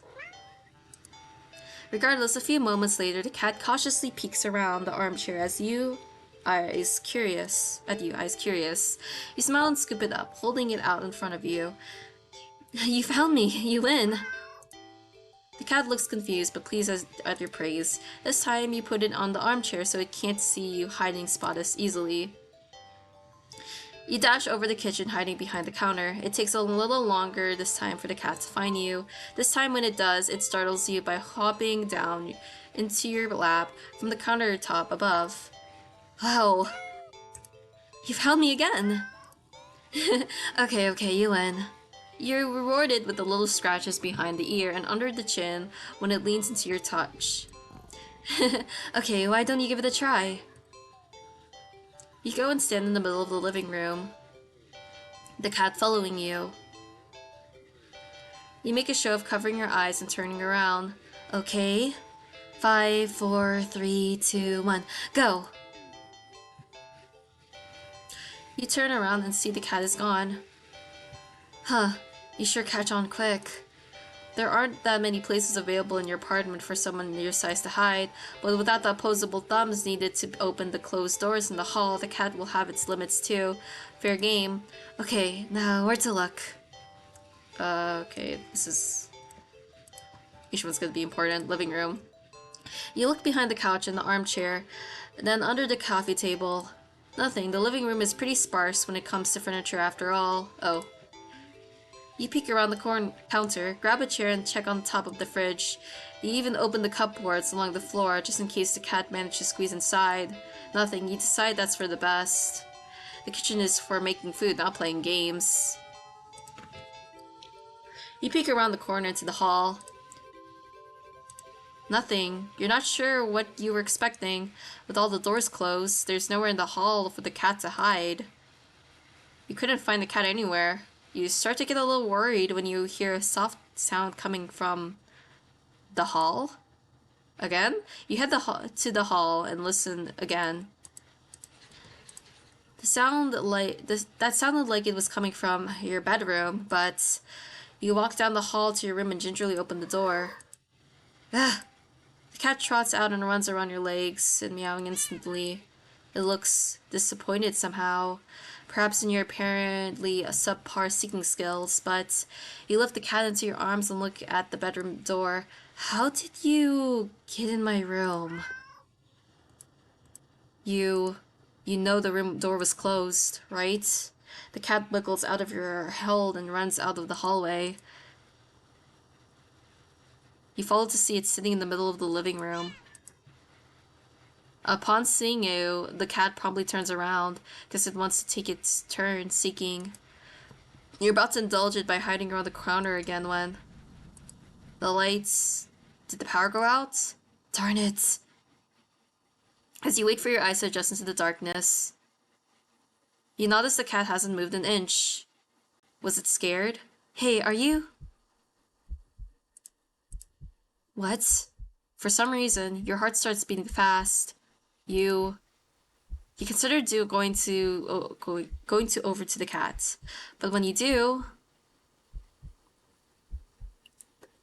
oh god, the eyes. The thought makes you feel. You feel like your life is in danger. You need to hide now. Where do I go? Where do I go? What, I must save. Even though I'm timed. Armchair. No, that's not close. It would find you immediately. Just in the hall? There's nowhere to hide in the hall. Hallway closet. You quietly slip into the hallway closet. The door won't close because a heavy box is now blocking it after you squeeze inside. If you try to move it further, the cat might hear it. That is, if it hasn't heard you already. This won't work. You need to hide somewhere else. Hurry. Kitchen counter. You have hidden there before and it found you instantly. That won't work. Bedroom. You quietly rush into the bedroom, carefully closing the door behind you. The only place to hide in your bedroom is your closet. Hide in the closet. As you lock the door as quietly as you can before lunging into the closet and sliding the door shut. As soon as you've secured yourself inside the closet, there's a sudden shift through the entire apartment, as if somebody can sense that you're ready as you'll ever be, as if it can sense that you're ready to be haunted. A horrible chill runs down your spine as you realize that's what this game has become. This isn't a simple game of hide and seek anymore. This is being hunted by a predator as prey. It never really mattered where you could you chose to hide, did it? As if in answer to your question, you hear a loud slam on the bedroom door. You just manage to hold back from making a startled noise at the sound. Your heart rate kicks up again, making it feel hard to breathe quietly, hard to breathe in general. Tears fill your eyes as you cover your panting mouth with your shaking hands. It knows, it knows. Crying with your hands over your mouth, trying to smother the choked sounds leaking out of you. You slide down the wall out the back of your closet into a heap on the floor. You flinch harshly at the sound of the door being ripped off its hinges. You flinch harshly at the sound, followed by the loud crash against the wall on the other side of the room, like the door had been blown away. The silence that follows is almost too much to bear. You can't. A single sob escapes through your nose. You squeeze your eyes shut in defeat as how loud it sounds in the quiet of the room. Not much point in hiding it anywhere is there. You instinctively put whatever energy you have left into listening for your footsteps, even as you emotionally shut down. But you hear nothing. Nothing. Then something slides open the closet door. You've curled in on yourself, knees up, back curved forward, head down, mouth covered, eyes shut tight, so tight it hurts. You don't want to look. But that's what it's waiting for. It won't end you without this final act of cruelty, of making you look at it before it takes your life. So cruel. You just want this to be over, so you open your eyes. Oh, we're gonna get jump scared? Hey, you see something glaring at you from the darkness beyond the closet door. It looks disappointed. In the moment before you draw your last breath, you almost consider apologizing for being such unworthy prey. Guess your hiding skills were just as subpar as your seeking skills. Ending 13, disappointing prey. That one was cruel. That was a very cruel one. What I got from that is someone looking through your stuff because they don't trust you and they find something, they go into an area like your bedroom or something that is private to you without your permission, and then they get lash at you for something they found that was supposed to be private. That's what I got from that. Let's go get out of the apartment. You're halfway to the You look at the door and see several more locks over it than you know you have. You peek over at the cat. It's not looking at you, but you have a weight of disappointment practically pouring into you. It almost feels like a warning. You back away from the door and feel slowly subsides, letting you breathe again. There's no getting out then. You need to hide. Sit on the couch. Wait, let's hide in the bathroom again. Oh, let's hide in the bathroom. You quietly rush into the bathroom and... What? Why is the door locked? You freeze upon realizing that there's a noise, and jostling the doorknob, and you hold your breath, listening. Sounds coming from the living room feels heavier than before, more restless. Even if the miracle opened the door now, it would know exactly where you were. No good. Hide in bedroom. Skip. Risk hiding another hiding spot.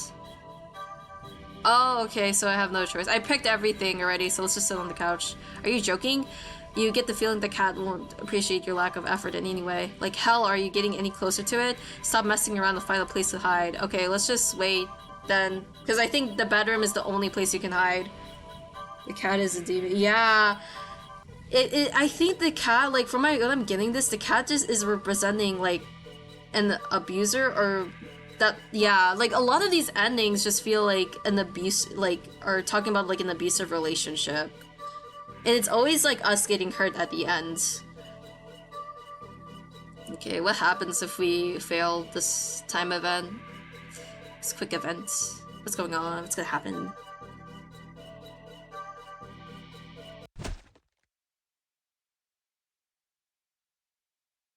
How disappointing.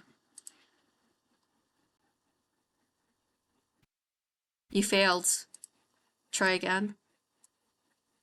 Um, what if we press yes? Okay. Let's go back to that then. No. Oh! Did that count as an ending? I guess that didn't. Okay, what else do we need to do? Okay, so we did that. Now we can clean the cat. Upon giving it a second look, you realize that the cat isn't exactly clean.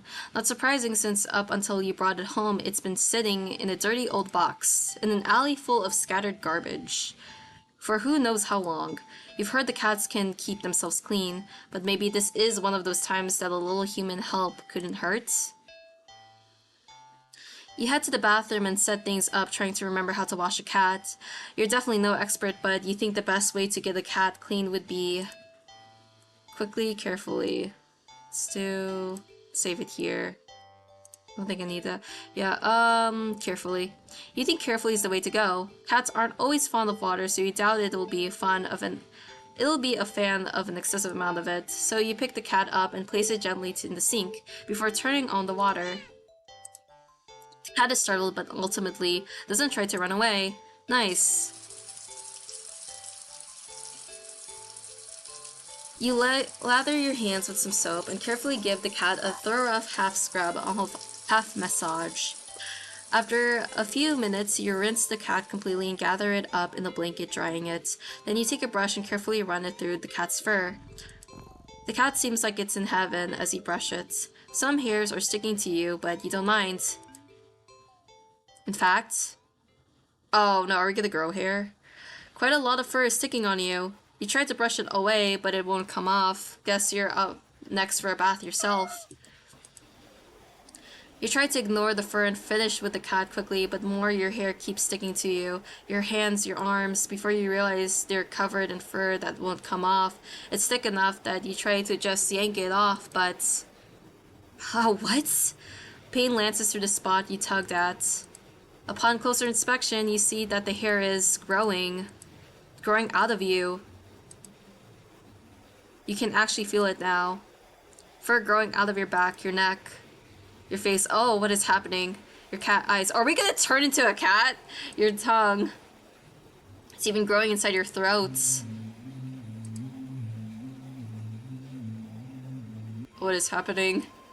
As you collapse and start to choke on the thickening fur in your esophagus, the cat leans up to lap at the fur growing on your forehead, grooming your hair as roughly as you did for it earlier. You think it'd be sweet if you weren't currently losing air. Still, feels nice at least to be looked after and cared for in some way, even if it's just a little while longer. The cat's careful grooming is the last thing you feel before you're no longer able to breathe. Ending 15, self-care, buddies. Okay, I'm gonna look at the endings real quick.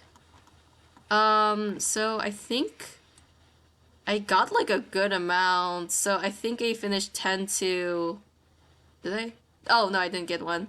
I didn't get ending 14. So but ending 14 is probably if I did it quickly, so I got ending 10 to 20 except ending 14. I already got endings 21 to 30. Alright, so I just need 30. So I got 35 was the last thing I got, so I need to get these endings. Which I'm assuming these endings happen if you finished all the possible endings you can, and then probably there's gonna be some new stuff that appears. And then here might be some stuff from the beginning of the game, maybe? But we'll see. Okay, let's go back here quickly. Cats don't like water, you think. So a quick wash would be the way to go, right? You decide to do everything at once, filling the tub deep with soapy, bubbly, warm water.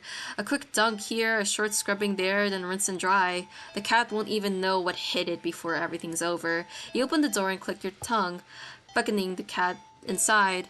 It quickly scampers in, curious on the newly available setting. You close the door so it won't be able to run out and make a mess of the apartment. Stealing yourself, you roll up your sleeves. You lift up the cat and carry it over the tub.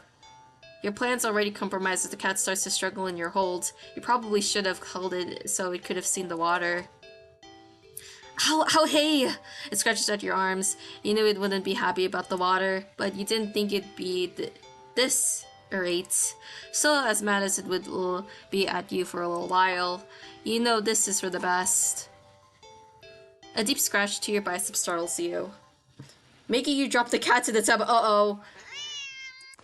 That's gonna make the cat really mad at us later. Shoot, kitty! The cat doesn't reemerge, hissing and yowling like you thought it would. You rush over and dug your arms beneath the soapy surface, searching for the cat. What if it bumped its head and blacked out? It would drown. But you don't find the cat. Instead, what the? You watch as the water starts to darken. At first you think it's just dirt from the cat and feel a little vindicated from your decision, but the water darkens further and further until it looks like you've filled your tub with black ink rather than water. Even the soap bubbles are translucent obsidian now. Something's not right. But as soon as you have this thought, what? You just felt something tugging you from under the water. You tried to pull away, but your arm won't budge. Whatever it is, it pulls you closer toward the water. You try to use your free hand to release the drain plug, but when you dunk your other arm in the water without thinking, it's grabbed too. Both hands are strained. You can't get any leverage to force yourself free. Hell! Splash. You're dragged into the murky waters of the tub. You're dragged down and down and down, further still, much farther than it should be possible for your bathtub. You can't breathe. You think you can't see anything either, but as you draw your final breath, you think you see what has been pulling you down. Something resting deep, deep down below. Something waiting for you. Ending 14, Bath Hater. Okay, that ending probably meant, like, it's like, okay, this is going back to relationships again, but, like, one person telling another, be like, hey, you should do something that, like, they want, like, this can help you, or, like, I'm trying to help you do this thing, because you seem like struggling, or something like that.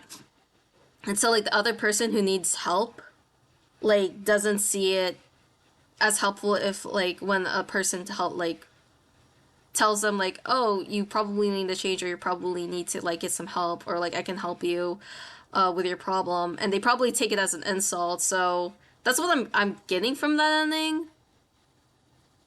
Like, someone, like, trying to help someone, but they say that they don't like that help, but they think it in, like, a way where, like, oh, you're just insulting me, or, like, they think it's like, yeah, they think they're being insulted by your help, I guess.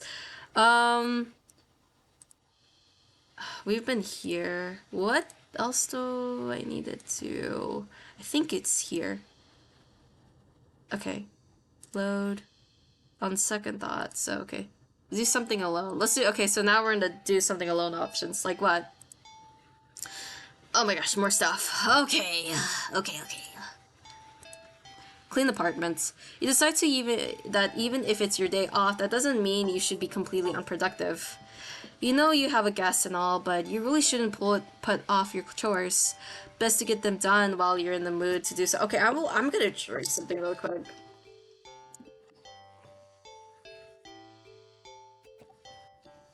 Okay. So for now, you get dressed, roll up your sleeves, and get to work on cleaning the apartment. At least, you try to. You sweep the living room. You wipe the kitchen counter. You don't make your bed, but who actually does that anyway? So true. Still, You notice that no matter how much you clean up, you keep finding more messes than what you started. You peek over at the cat. You suspect that it might be the culprit behind this mystery, but every time you rush to check on it or catch it in the act, you always find it napping in the living room. You keep cleaning, but the cat, or something, keeps leaving more and more mess in its wake.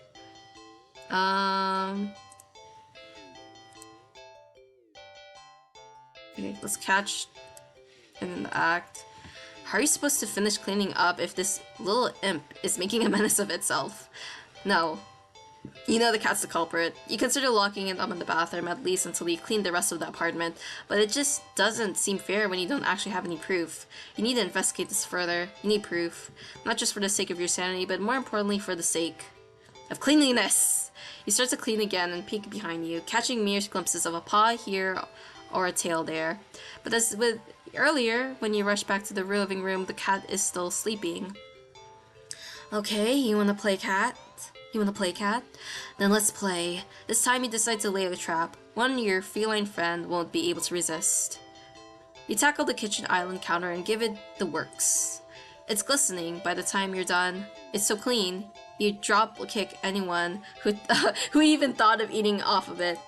The perfect trap for your living cleaning saboteur, or whatever. You whistle innocently as you exit the room and hide around the corner of the entryway to the hall. From the angle you're at, you have a perfect view of the cat and the island counter. There's no way you won't catch the culprit in the act now. If it really isn't the cat, maybe you'll give it a treat as an apology for your suspicions. But as you deliberate it, if you should stop by the grocery store to get some fish, the cat starts to shift. Its back that was rising and falling even moments ago is now rippling in small tremors like an agitated wave on the Black Sea. Oh, this is weird. It's shuddering. It's bubbling. Oh, it's bulging. What is happening? Did it shed? What the hell? You gape in disbelief as another cat bursts out of the still sleeping feline you've taken home with you. You're fairly certain that's not how cats give birth, but more importantly, you watch cat number 2 shake itself off before leaping onto the counter, rolling around the top of it, leaving fur and grime in its wake. Probably should have given it a bath earlier. You feel like your mind is lagging behind the reality of the discovery you've just made. Yeah, we shouldn't have given it a bath. We would have died. But you don't seem capable of thinking beyond smaller observations. For example, though the hows and whys of what you're witnessing elude you, the more pertinent question that strikes you is that if the original cat is still sleeping, and the cloned cat is busy making yet another mess, then where are all the other clones? Uh-oh. Suddenly the two cats look directly at you in perfect unison. Their eyes pin you to the spot with their intensity, but you realize with a familiar sinking feeling of being watched from behind that they're not the only ones looking at you. You slowly turn around. Oh my god, how many did this cat make? In a short time, packed in the hall behind you from the floor to the ceiling is a living, breathing, writhing wall of cats, of clones, all piled on top of each other. The glowing golden eyes of every cat in the undulating wall of pure black fur. Every single eye is trained on you. Out of fear and a sheer desperate need to distance yourself from this blight on reality and order, you take a single step back. And in response, the wall just breaks. The cats all stampeding over you. It'd be kind of... No, it wouldn't be cute at all. If their soft paws weren't biting claws as sharp as knives. You try to protect yourself, but there's just too many of them. Blood leaks steadily from your scratches. You feel dizzy with what little strength you have. You turn your head and watch as the cats tear through the carpet and upholstery, knock over vases and dishes and lamps, claw at the walls. It's going to take forever to clean this up, you think. Maybe you'll tackle it all again later, right after you take a short nap. With an annoyed sigh, you breathe your last breath. Double trouble ending 2. Oh, okay, so we're getting the endings that are like from 1 to 10, I guess. I'm not sure what that ending could have means. Let's keep cleaning. You keep cleaning, but there's just more mess. And more. And more. When you finally stop and look around you,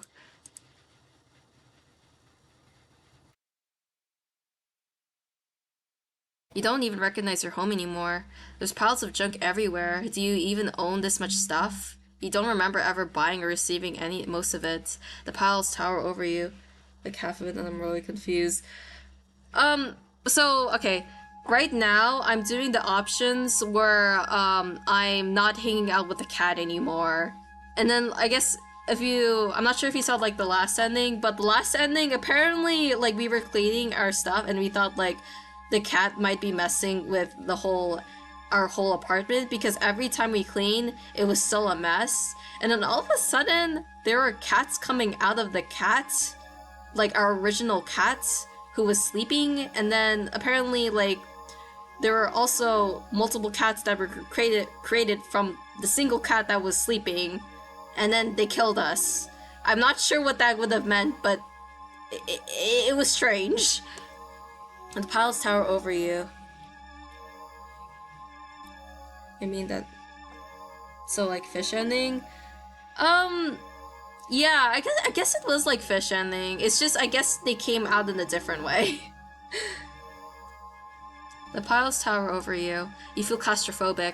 The stench of garbage is overwhelming despite your hands feeling raw. All the cleaner fluid you've been using. Your eyes still burn from the bleach and need some air. You need to get out of here. You hear a crash and see a teacup you're certain you don't own smashed on the floor. Oh, uh-oh. Okay, so this cat's getting really possessive of our apartment. You look up and see the cat perched on a teetering pile of china and kitchen appliances. Carefully nudges another teacup from the pile, sending it careening to the ground. And then, one without backspacing. Oh, that's okay. That's okay. But you don't even flinch as it shatters. Instead, you start to chuckle. Suddenly you're laughing, it's so hilarious.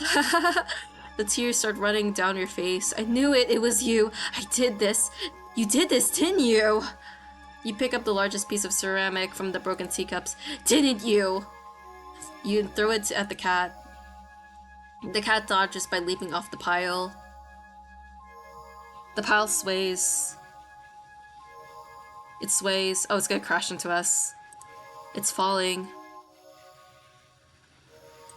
It's falling towards you. Crash. You can't move. You're buried. The pile fell on top of you. Broken shards of fine china and sharp utensils are piercing your skin, your organs, your bones feel loose and limp. Crushed under the heavy appliances, warm liquid pools under you.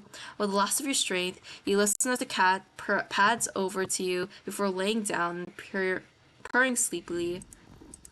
Yeah, a nap sounds pretty good. Ending 1. Oh, ending 1! A not so clean getaway. Okay. There are two things I'm thinking what that ending meant. Like, the first one, I'm thinking that, like, one person thinks that their friend or their partner or someone they're affiliated is doing something that is messing with them, or getting them into trouble, but they don't have proof into, like, saying, like, oh, it's this person. Like, they're causing me trouble. Or it could also be like, oh, they asked them, like, hey, are you messing with me? Or like, are you like trying to hurt me? But the other person's like, no, I'm not. Like, what are you talking about? Like, they're in denial, like they're lying. And so like, we eventually find out that, they actually are like hurting us, or they're also like, trying to mess with us. So that's what I'm thinking that for the first part, but the second part I'm also thinking that it could be like, oh, two people moved together and one of them is actually like the owner of the apartment or like a house, but their other partner who is like taking up all the stuff, and like it turns out it's making them not It doesn't feel like, oh, that area is like the house or the apartment is like, oh, it's an ownership of two, it's an ownership of one person. And it's not by the ownership of the person who's like helping out, who's actually paying for the apartment or the house. And it's more of like, oh, they take up their space, like the other person takes up their space, even though it's just kind of like, oh, like this is my part of my house, like why are you taking up all my space? I think that's what I'm thinking those two endings could mean. I mean, that one ending could mean was seeing the marriage, the pile, and then the fight, which could lead them into getting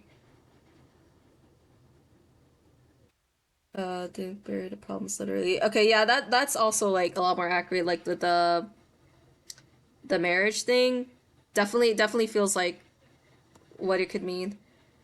Those instead. Well, I like your idea too, because I think that also works really well.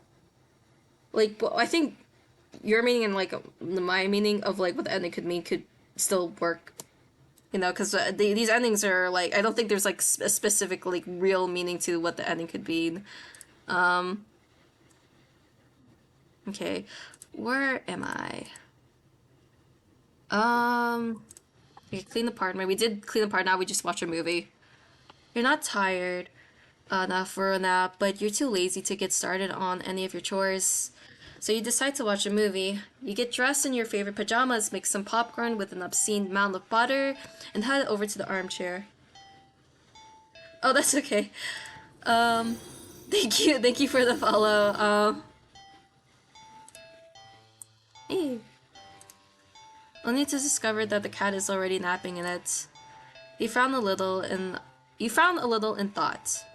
Your couch isn't as the best angle for optimal TV viewing pleasure, and you don't feel like pushing it around and having it have to put it back later. The only options you have left are to sit on the floor, or move the cat and reclaim your throne. Sit on the floor, reclaim your throne. Okay, let's just sit on the floor first. You decide to sit on the floor. The cat is a guest after all, and you've prided yourself on being a good host if nothing else. Well, at least you would if you'd ever had any guests over here before. You grab a blanket and some pillows and make a comfy nest in front of the chair. You pop in a random movie from your collection, and you can tell instantly that it's one of your favorite horror movie films. You've seen it a few times already, but it never fails to get your blood pumping. A few minutes in, and you're already invested, getting reacquainted with the story and characters. The scares won't come until later, but for some reason you feel like something is watching you from behind. Yeah, you know it's probably nothing, but you feel compelled to check anyway. You peek over your shoulder. Jeez, okay, what's up? Only to jump out of your skin, jostling a few pieces of popcorn out of the bowl in your lap. The cat is awake and looking right at you.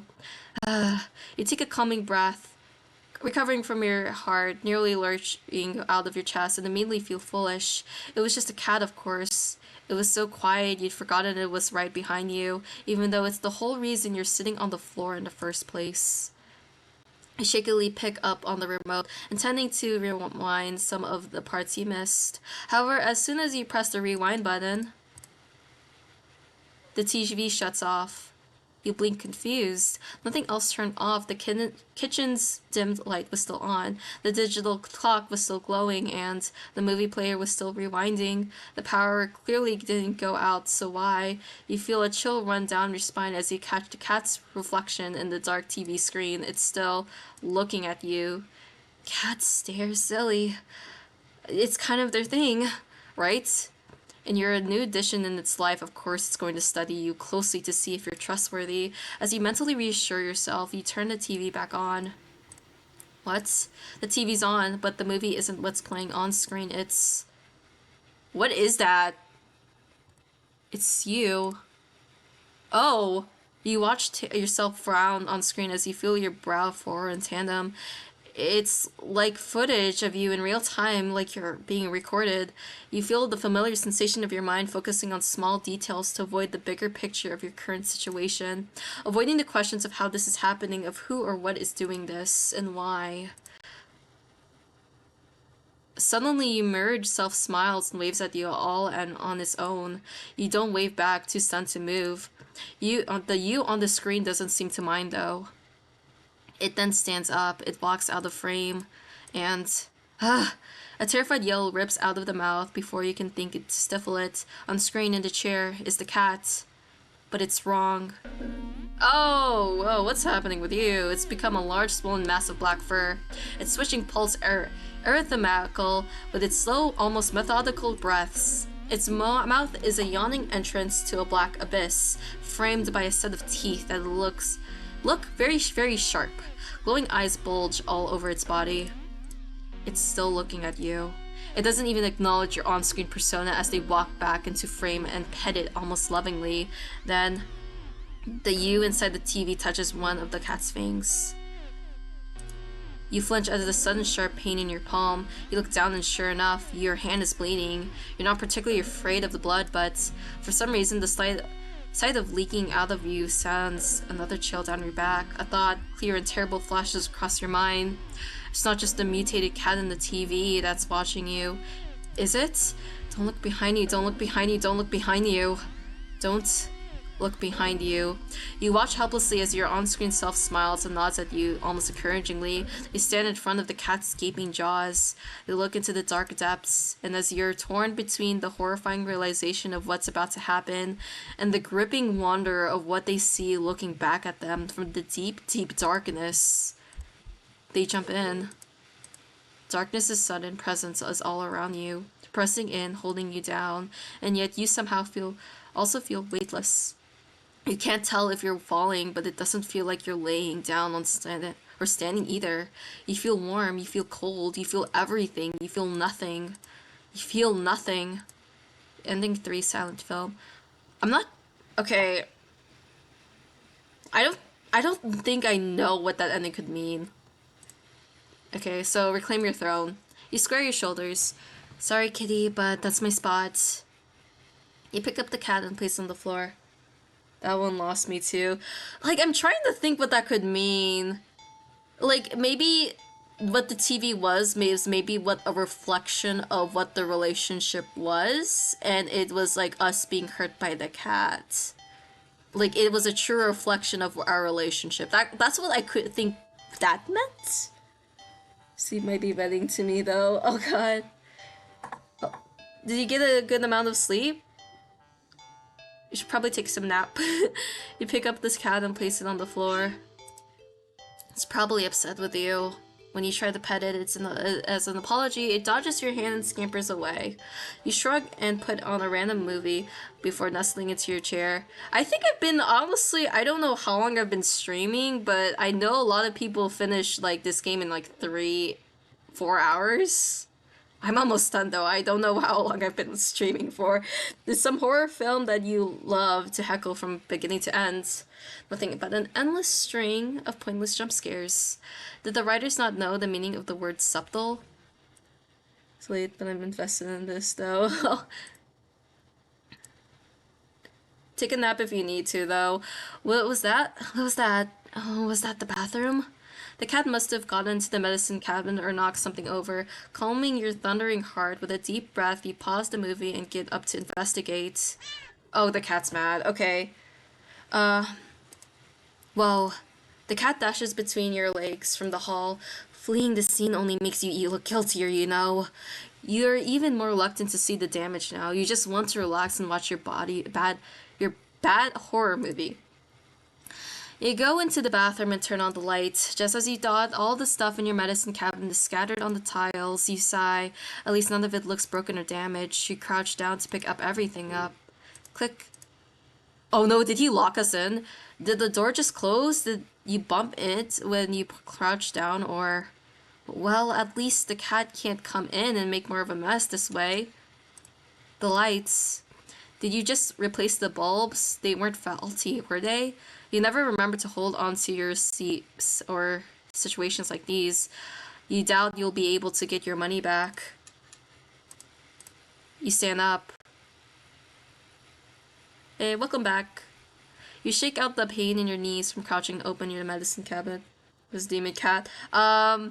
Same scenario. We do something and then we end up dying from the cat. You shake out the pain in your knees from the crouching and open your medicine cabinet.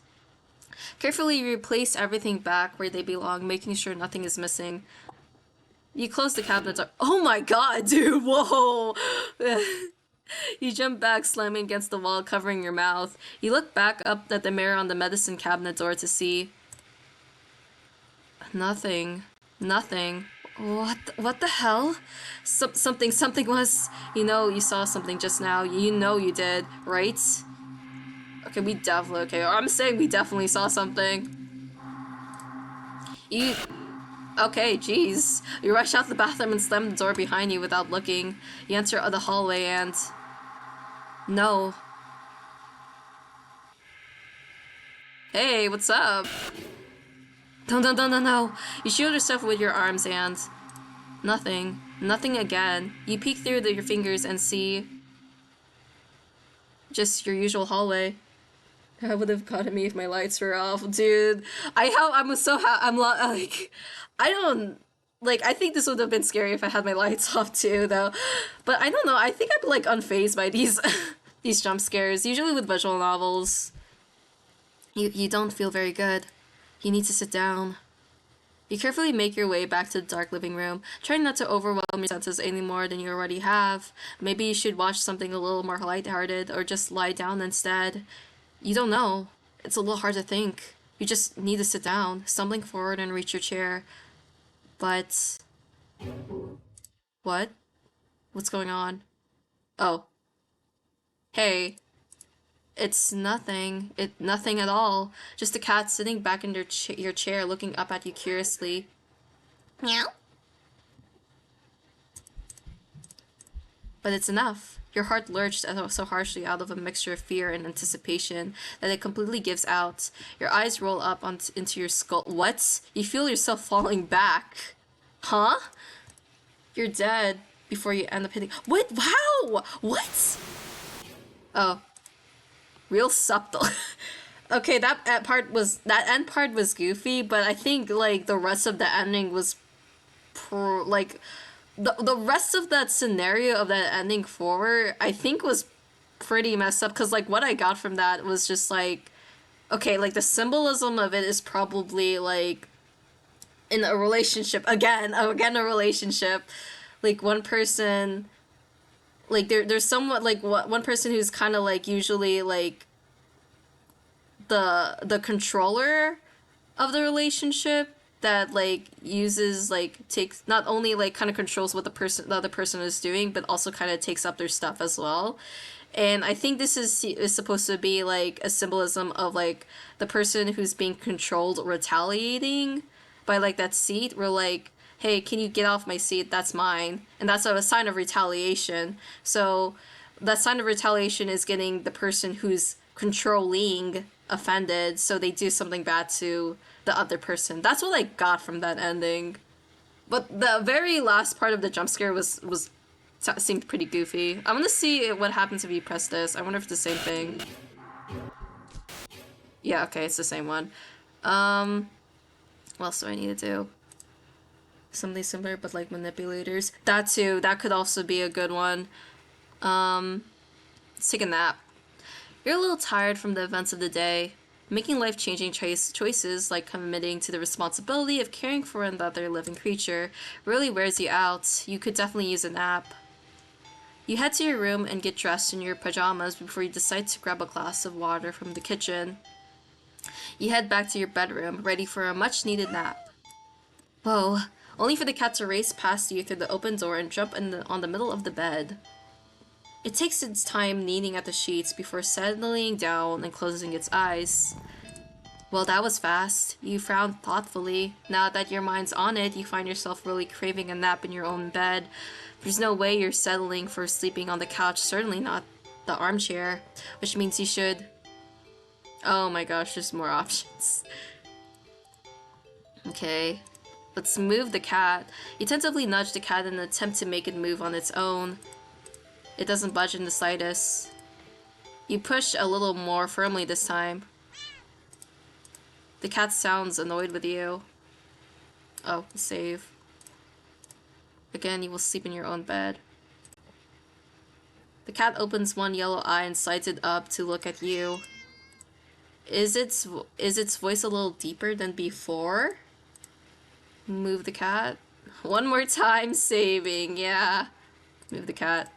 You'll move forward, ready to shove the cat. Oh, I didn't get to finish that. You're thrown back in some invisible force and crash into the dresser before falling to the ground.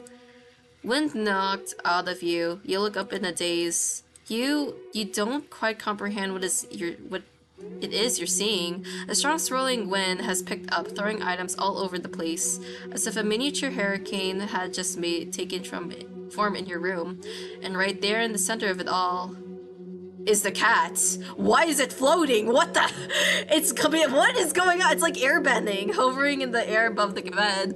Its eyes open, glowing like a molten lava. Oh my gosh. We've awakened its true power. Oh god.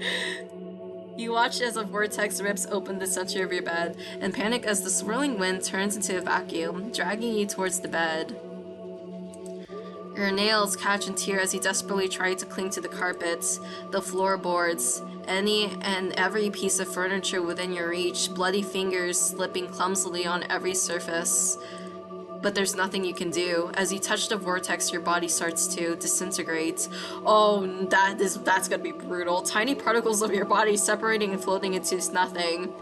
The last thing you see in the cat landing nimbly on the bed and kneading at your sheets before it curls up and falls back asleep. Do not disturb. That was a brutal way to die. Okay, that ending was like similar to ending 4 then. Is there anything? It's your last chance. You really want to do this. This is this. Okay, sleep next to the cat. You shrug. What's the harm in sharing the bed, right? You both have a long day after all. You try to carefully avoid jostling the cat as you lay down, but it immediately scoots over and curls up against you anyway. You smile. Sweet dreams. You feel like you slept for a long time. You feel a warm weight on your back, but you don't see the... Oh, miss yourself then. You feel comfortable. You consider getting up, but as soon as the thought enters your head, your mind fills with static and deep sense of disapproval. Not yet then, okay. The cat jostled by your attempts at movement kneads painfully at your back before settling down again and falling back asleep. You fall back into slumber too. It's night. You want to get up. Claws dig into your back like warning. Tomorrow then, right? It's morning. You'll be late for work. But the cat doesn't budge. You don't even try to get up this time. You just close your eyes and drift off again. It's the next day since the last several days. Or has it been weeks? We haven't even eaten? Or longer? You're not quite sure. You're hungry. You don't even know how long you've been lying down. You feel sore on your back, but also on your stomach, your arms, your face, everywhere. You can't remember your last meal, the last time you drank anything. You've been sleeping all this time, but you feel exhausted, more tired than you think you've ever felt in your life.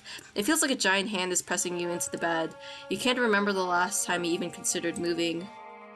But somehow you know that you need to go back to sleep anyway. Everything will be fine if you just go back to sleep. You think you're hallucinating when the cat finally steers. It stretches languidly before hopping off your back. You fear its feet padding through your still open bedroom door, its steps fading down the hall. You don't open your eyes, you don't move. You're afraid you don't remember how. You're afraid that the static will return if you try. But you eventually do try. You try to prop yourself up on your arm. It's thinner than you've ever seen it. Thinner than you think should be possible. Oh, the arm snaps up under the weight of your body and crumbles to dust on the bed sheets. It doesn't hurt in the slightest, as if even your nerves have dried up and become as useless as, well, as useless as you feel in general. Just how long have you been laying in bed? You don't have much time to think about it. Your failed attempt at sitting up sends you tumbling over the side of the bed like a rag doll. but you think you're probably closer to being a ceramic doll, as your body shatters instantly upon impact with the floor.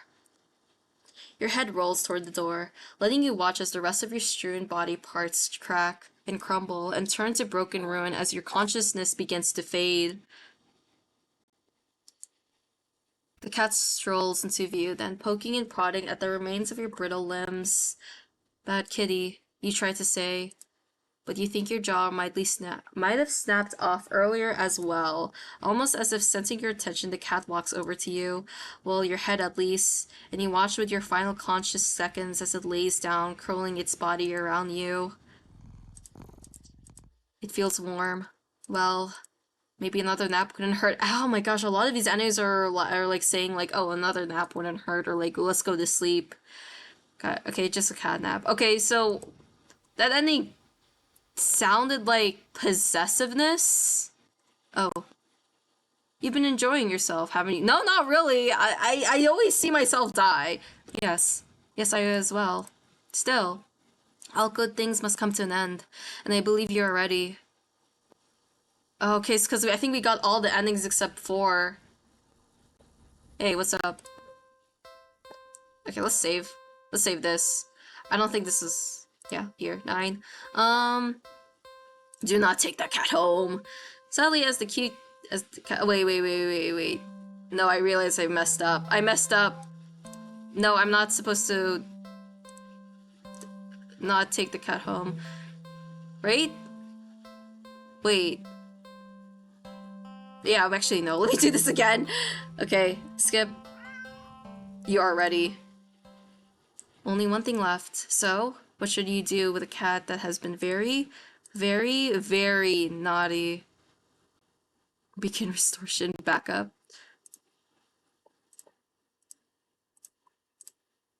Wait, where is it? Oh, I know what, oh my gosh. I know what they, I think I know what it is. I know what it is, chat. I know what they want. I'm so sorry.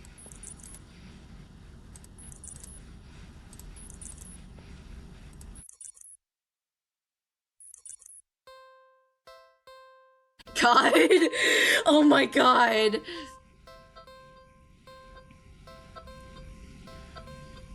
Really? Are you sure?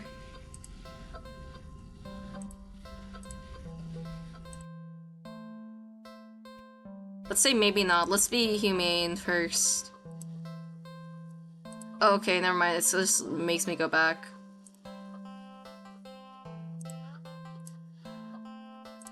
Once you do this, you won't be able to turn back. Well, I have my save files, so maybe I can. Last chance. Are you really, really sure about this? This is the point of no return. Are you sure there's nothing else you could wish to do? Okay, now this is actually, like, okay. After saying that, that actually makes me think now, because I have 4 more endings, right? Unless those are the last 4 endings. Okay. You know what, let me go back to my main menu. I'm gonna go back to the main menu. I want to look at these endings. Did I get every single one that I need? Oh, I did. I just need 4. And I think the 4 are the last ones. Because I don't know what else. I think I did every single choice. Yeah, there's 40 endings to this game. That's why I've been playing this for so long. I don't know if I've been playing this for 4 hours. I'm not sure anymore. I've lost track, but yeah, I don't know what other choices I did. I think I did every single choice, chat. I think that's what I did. I think that's the last thing I need to do. And like I'm just gonna like hope that I can get all those 4 endings from this, but I'm sorry, man.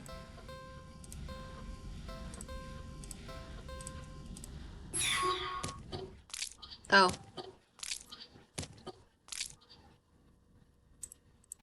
You killed the cat.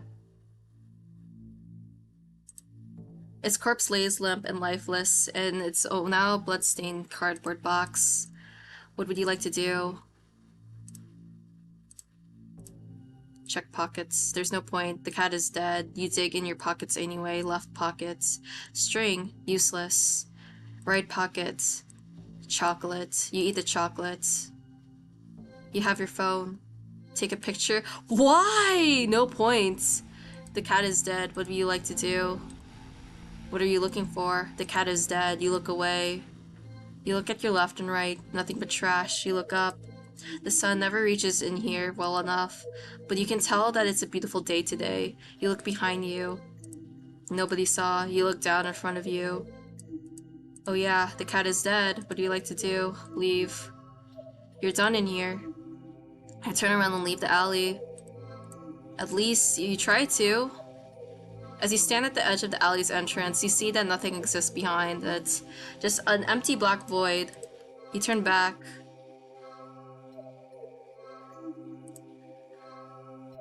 And see the back of the alley and become shrouded in darkness. You can't see a thing. Okay, so this might be important. Let's leave the alley first. But there's nothing there. But there's nothing there. Okay, I guess not. With no other options, you step towards the darkness, closer and closer and Oh. I'm not surprised. You know, this is like a god cat. A godly cat. You're Okay, that did get to finish that. Okay, okay. You know, deserved.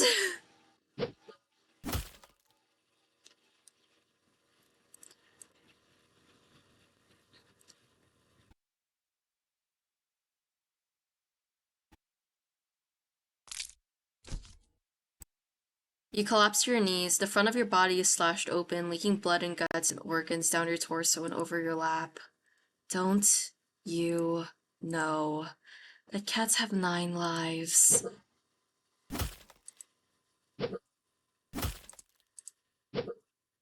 Oh, is he gonna slash us 9 times? Ending 36, 8 more left. Do not take it home, guy! Damn, really pulled that line. Oh my gosh. Okay, okay, change now. Okay, so I think I need to continue.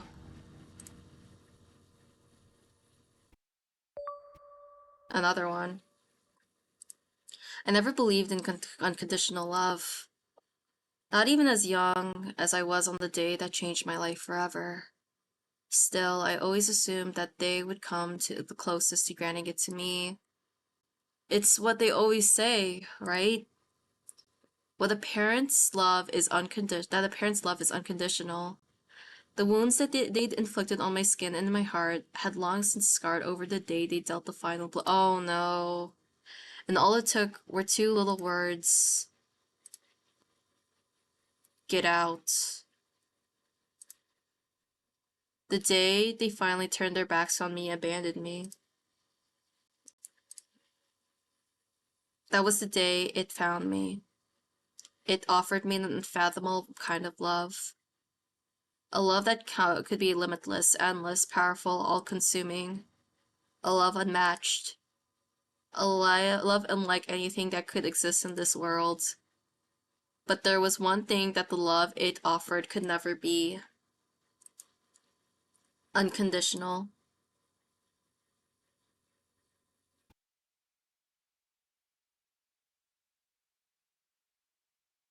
Where am I? And so, you find yourself here yet again. Huh? Who said that? And where is he here? I can't see anything. Why? Oh, I'm gonna give the cat a voice. Here is here, silly. You're... Well, do you remember me this time? I never could have thought of myself being forgettable. But I suppose there's a first time for everything. Your memory slowly pieces together fragments of a moment. Your memory slowly pieces... Oh, an encounter. A cat in an alley. I took you home with me, didn't I? Correct. We were daydreaming so long, you even had me worried. Can you imagine that? Here I am indulging a little and playing with my prey, only for you to completely zone out on me. The game's no fun if you're not present, you know. No, I don't know. I don't understand what's going on at all. It's unexpected.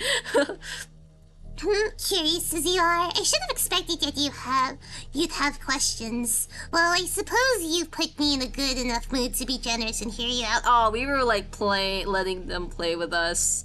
Very well. What would you like to know? Yeah, why are you killing us? It's kind of mean. Why do you keep killing me? Oh, don't be so dramatic. I don't keep killing you. I haven't even killed you once yet. Or Those were just thoughts and ideas floating around in your head that I admitted had a little fun with. Can you blame me? I would have been bored just waiting for you to wake up. you even made me kill you then. Yes, I suppose I was curious to see if you actually would. You certainly didn't hold back. You certainly didn't hold back, and you must have been quite angry with me. I mean, yeah, with good reason. It's fine, though. You know what they say about curiosity, yes? It was my own choice, and besides, I got you back, didn't I? What would you like to know? Oh, what do you mean by daydreaming? It's the first thing that came to mind, really. You were on the brink of death. But instead of watching your life flash before your eyes, you got stuck reliving the moment we met. Subconsciously coming up with scenarios in which you managed to survive. Well, maybe you would have, but I couldn't resist messing with your imagination a little bit. You did just start ignoring me out of nowhere after all. The cat is kind of making a point it be noted. Yeah, kind of making a point, but still, I'm just like, you kind of messed us up. You know by now how much I love attention. Your experiments were rather amazing. But if I may say, you must have had a pretty dull life to forego indulging in precious memories of bygone days in favor of daydreaming about a single encounter. Over and over and over again. I've heard of ever having regrets on one's deathbed, but this has been ridiculous. Ridiculously intriguing, that is. Or perhaps rather than regrets, I was what you found intriguing? Am I still dreaming? You're lucid, I'd say, since you've finally remembered me and all. Seems you're finally ready to end the farce, amusing as it has been. What do you like to know? Where are we right now? Inside your head, silly. The real versions of yourselves are halted in time back in your real reality. Though I doubt much time has actually passed. Those things tend to happen in a blink of an eye after all. Well, usually anyway. You're a cat, how are you talking? What do you mean? I've been talking to you all along. Intriguing as your imagination is, I would have ran wild with my hope. I was guiding you the whole time. Oh, I was guiding you the whole time. Didn't you hear me in your thoughts? Yeah, that's why we were insulting ourselves and why we acted strange in the dog park. Like this. I'm quite powerful, yes, but also not so much. What does that mean? Oh, what does that mean? Besides, what makes you so sure I'm a cat? By appearance, I doubt I resemble any cat you've ever seen before, right? Then what the hell are you if you're not a cat? I didn't say I wasn't a cat, did I? What are you? I could be a demon. Or a god. Or an alien from another galaxy. An interdimensional abomination. Or I really could just be a cat. It doesn't really matter what I am, does it? Certainly what I do would be a more pressing matter, yes. A real cat? A real cat couldn't have done all this. You're really hung up on appearance, aren't you? Do you have some kind of proof that cats don't possess powers like mine? This so much, oh god. I doubt it. And you know, it's pretty rude of you to keep going on and on about what I am before you've even asked who I am or what my name is. Yeah, what is your name? We've been just calling you as Cat. Okay, then what's your name? Well, I'm not going to tell you now. Why? Learn some matters first and we'll see. Well, maybe in your next life anyway. What do you want? Well, if you're talking about my original goals, those are a bit personal, I'd say. And anyway, things have changed. Right now. Well, presently I'd like to have some more fun with you. Your company has been very entertaining thus far.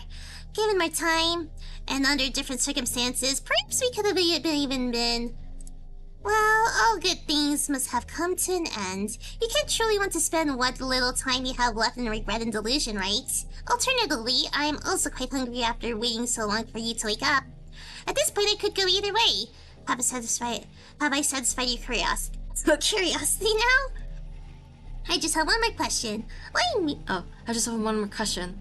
Why me? Why call to me of all people? Because we were lonely, right? All I did was call out for someone to hear me. I called out and you were the first person who came to me. Simple as that.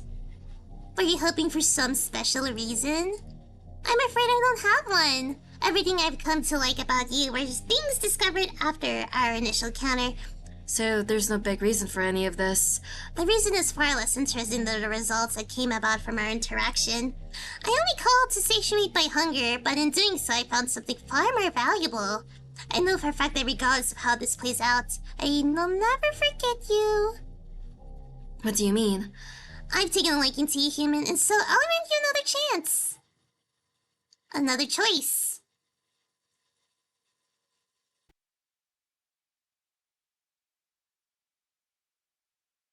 Place. Oh, this is from the beginning. You remember this place. Being chased. Being hunted. Being afraid. So afraid. That fear that so attracted me to you. Oh, wait, maybe it's the cat speaking. But instinctive desperation to survive. I craved it all, as I am the origin of the delectable emotions, and you are already mine. But I will still permit you the chance to accept the reality of your fates. Human, join me, I perish. Okay. Let's... Okay, hold on. You can just save too. Let's join first. Bad ending. Splendid. Come for it, my human. You step forward and pick up the cat. You cradle it in your arms, reaching up to scratch its head.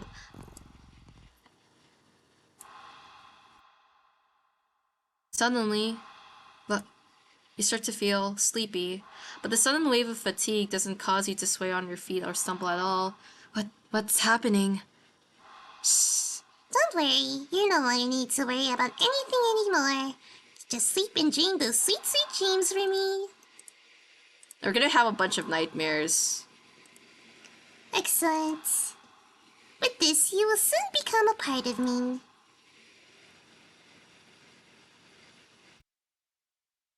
Ending 37 forever.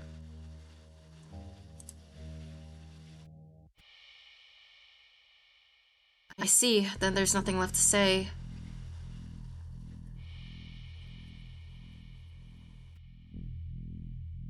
Resigned to your fate. You finally turn around.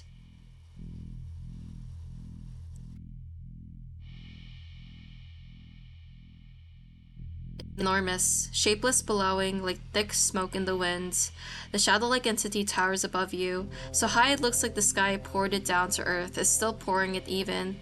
It is unfathomable that your tiny world is even able to stand under the weight of the reality of such a being's existence, and that you and your fragile mind haven't fallen to ruin as well.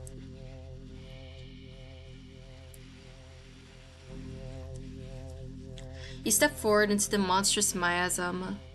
Oh, animation. And offer yourself to it.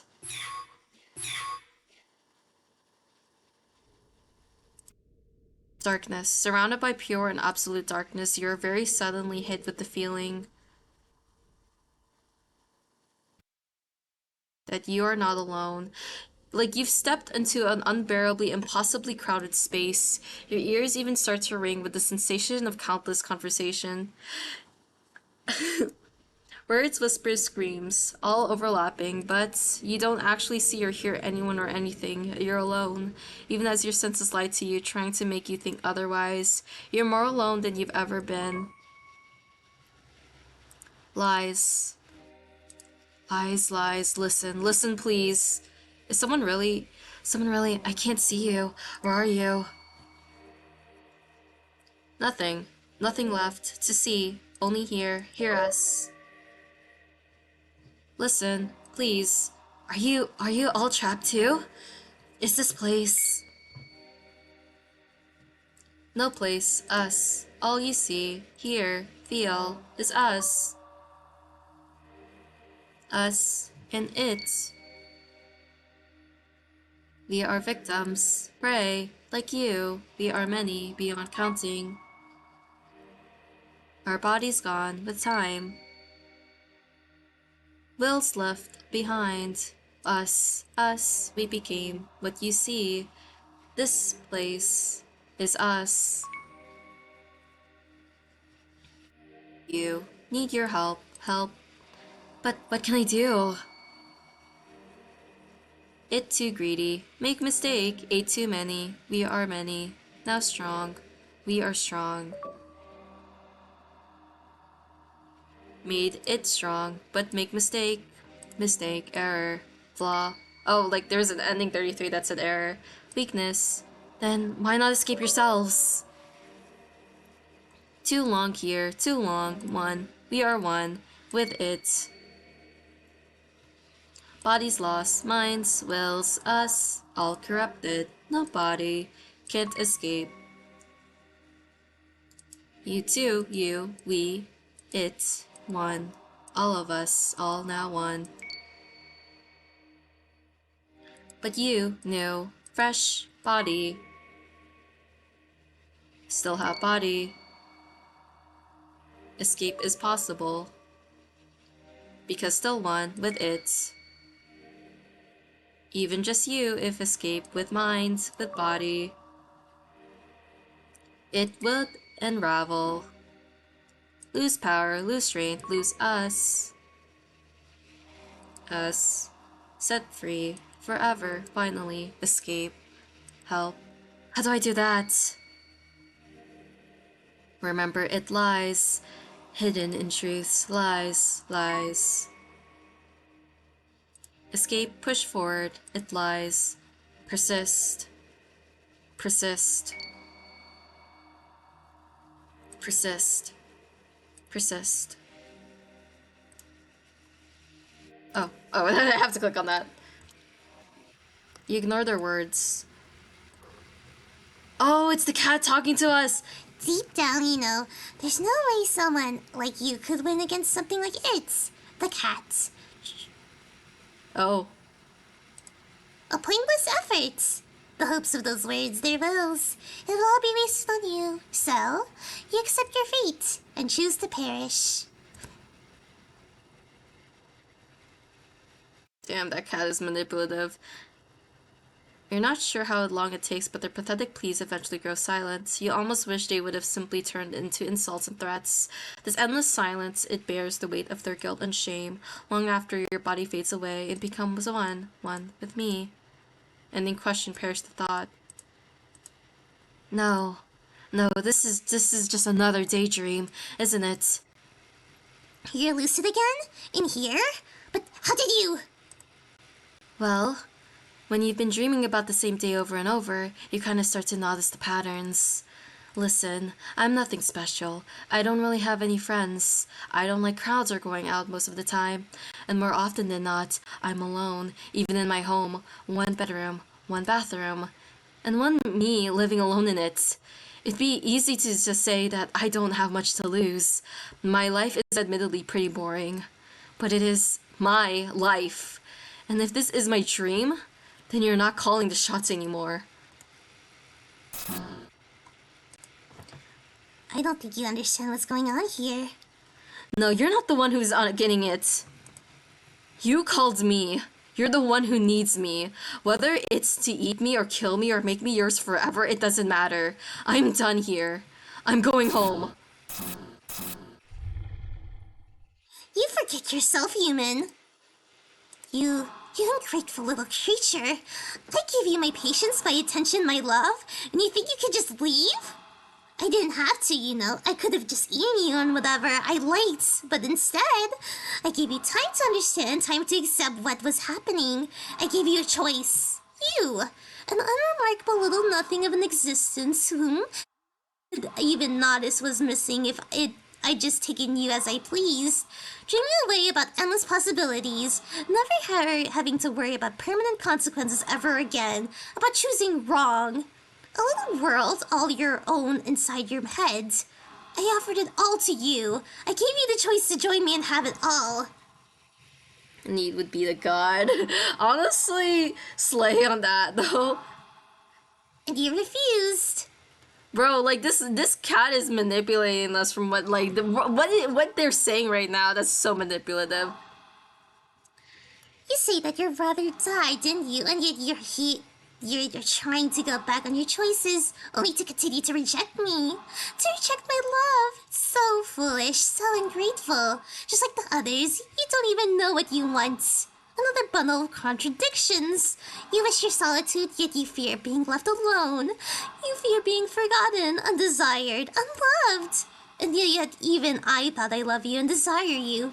Even though I promised to never forget you. Even though I am the only one willing to never leave you. You still reject me. Stupid little child. This is another metaphor. It is another metaphor! I'm done waiting. You did not need a second chance. You made your choice and you will accept the consequences of that choice. You're going to stay here with the rest of these ingrates. Well... Oh.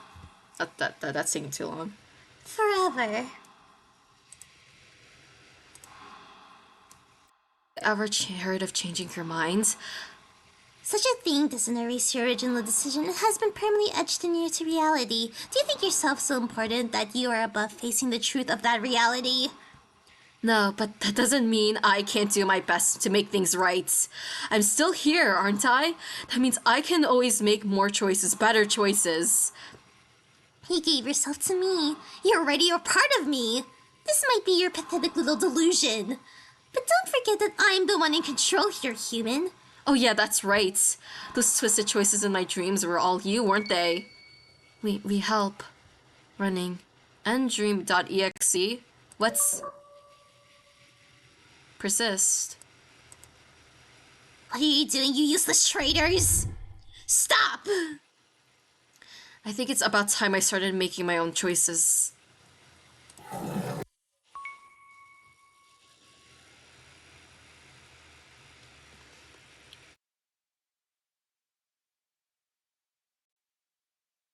I'm back in the alley. It's not here. Good. I think I need to go home. I step forward out of the alley. This is gonna take some getting used to. I step forward the entrance of the thankfully empty alley. I'm almost out of this place. Almost home. What's happening? You! Oh, hold on. Okay. Oh boy. You're not going anywhere! Okay, well, let me save. Just in case. Go back.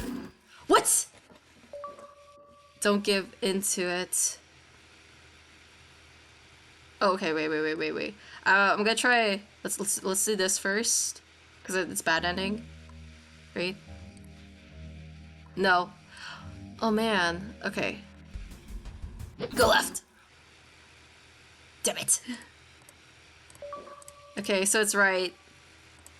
Persist. I need to dodge away from it. I'm back in the alley. Go right, go right. What? I pressed everything! What am I missing?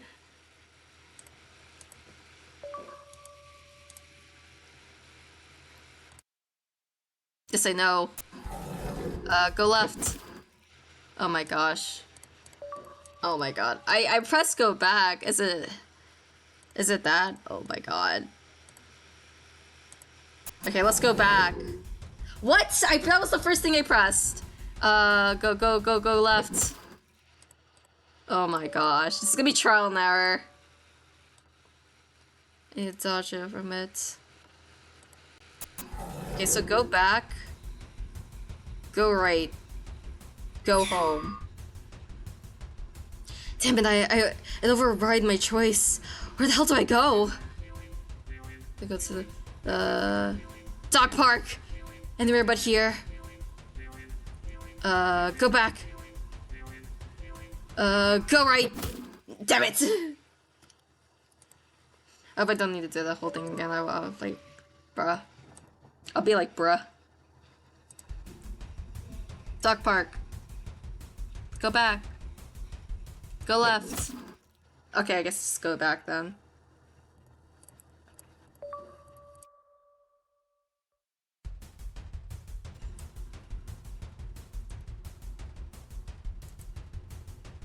Oh, hey, what's up?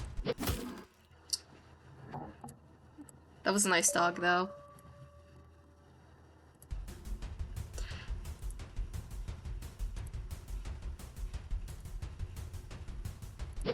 Oh my gosh. Ugh. I'm pretty sure this is supposed to be annoying, though.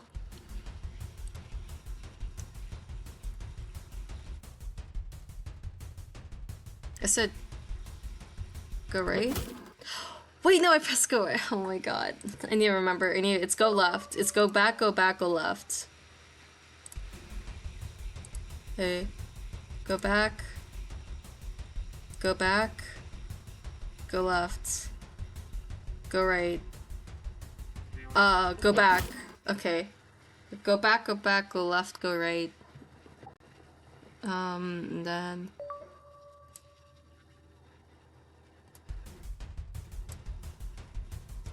Go back. Go back. Go left. Go right. Go right. Damn, gotta escape. Got you now! Go left. Okay.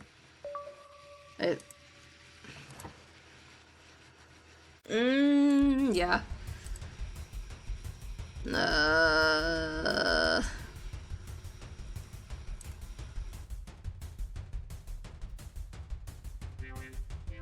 Okay, I'm gonna save here so I don't need to go do the whole thing again. I pressed go right, so go back.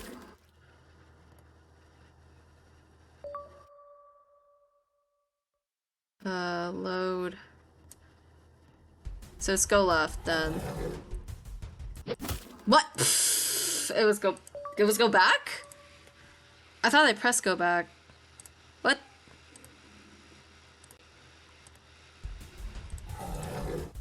Go back. What? Did I press everything? I'm pretty sure I pressed everything.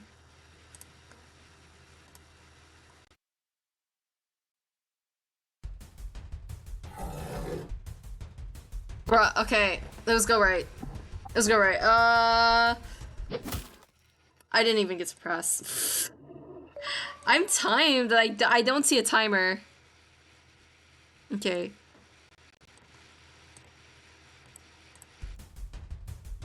Okay, go right. Go left. Go back. Carnival. Go back. Okay, kiss, skip. Keep going. Persist. Carnival. Go right. Go left. Keep going. I'm trying!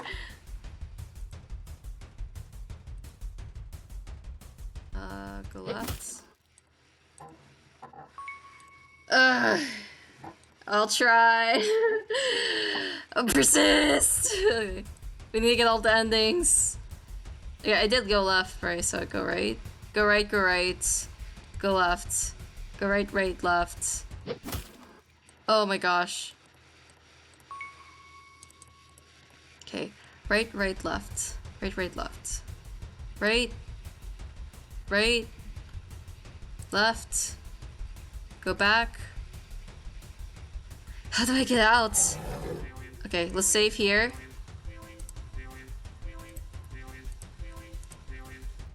Back. So that's not it. Load. Yes.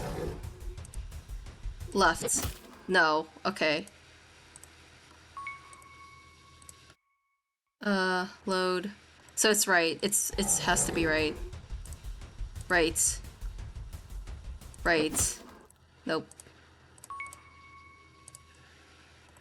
Okay. Right. Left. Okay, go back. It's go back. We have 4 hours. We have to. You know, I'm gonna be fully like committed to this. We have 2 more endings. Like, come on. Like, I have to lock in. Okay, right. Right. Is it left? Fuck. Wait. Wait. Okay. Wait. I need to remember. I need to remember. Okay. It's right. Right. I think it's right. Right. Skip. Right. Right. It's go back. It's go back. Okay. Okay. Right. Go back. Left. Okay, one more, one more. Oh, freak, no, 2 more, 2 more. Let's do the new cinema. Right. Left. Its power is fading.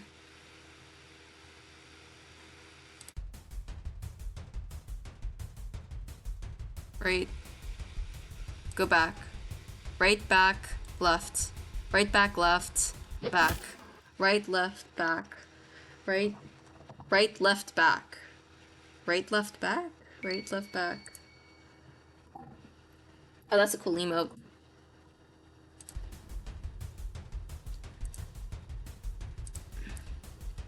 Right, left. No, it was right, back, left. Right, back, left.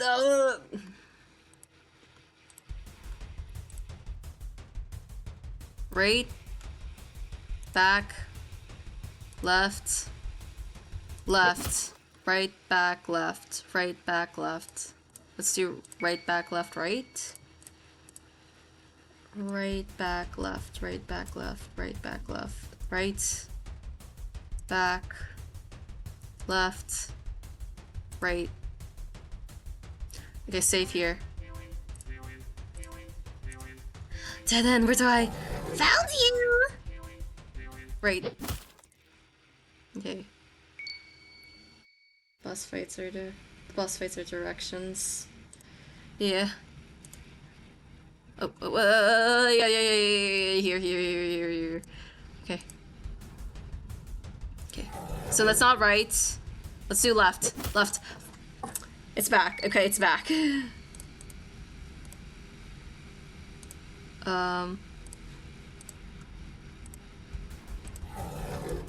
Back. Back. Left. Right. Nice! Oh my god, I got that first go. Okay, ulti here. Okay, back. Okay, not back. You're almost there. I am almost there.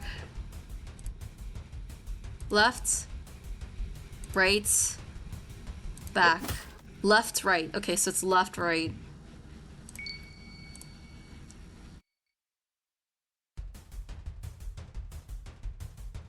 Left.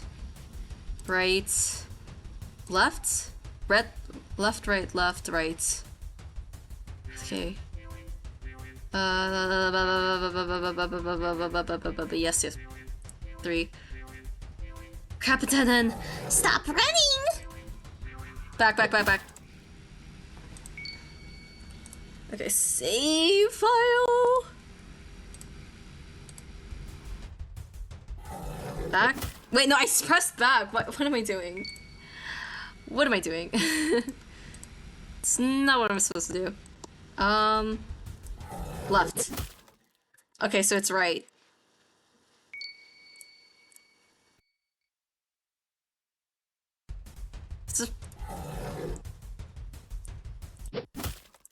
Okay, right.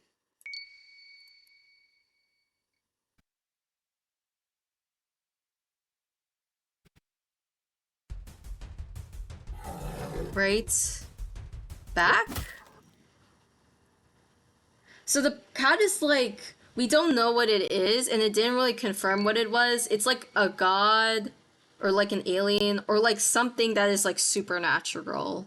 That's been like kind of like um RNG maybe. Yeah, should be a hint. Maybe we'll know like later, but the thing is the cat has been keeping us in like a dream for a while. So because and it's been entertained with our dreams, which is us dying, basically. Okay. I need to remember, right? Right? Okay. I have to go through those choices again. Okay. Right, left, back.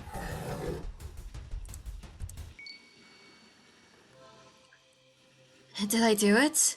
Thread unraveling. Many us escape, many free now. It losing us, losing strength. Your escape, possible now. No! You are mine! We go ahead, we go free. Thank you, thank you, thank you. Thank you to all of you. I won't forget you. Why am I saving? Hold on, what am I doing? Yeah, go home. No. Go back? I don't. Oh my gosh, I'm gonna have to do that over again. Stephen King's books, especially. I don't know that much about Stephen King's books, but you have the strength to escape. At the end of this chaos, you will be okay. I know for like it also it's like it transforms, right? It's like a shapeshifter. We are with you.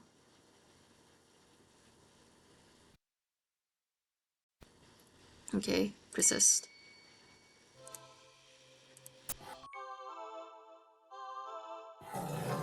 Let me save here so I don't need to go back. You know, wait, why am I not used to quick save? Let's just do quick save. Okay. Left. Oh, it fears on fear, yeah. Was it like it were like it transforms into the thing that you're afraid of? Go right. Right? No, quick load. No, quick load. So it's right. Right. Left. Right, left. Come back. Right. Man, this guy's brutal.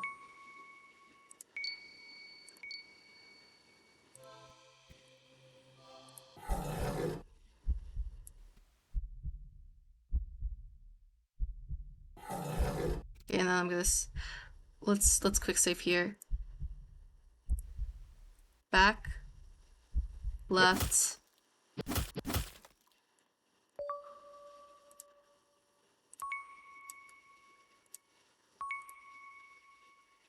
Okay, oh my gosh. Back. Right. Quick save. Come back.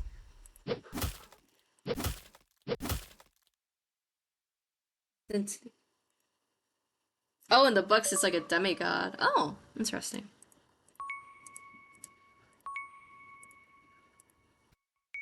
I'll be okay if I can get out of there. Left. Left. Please.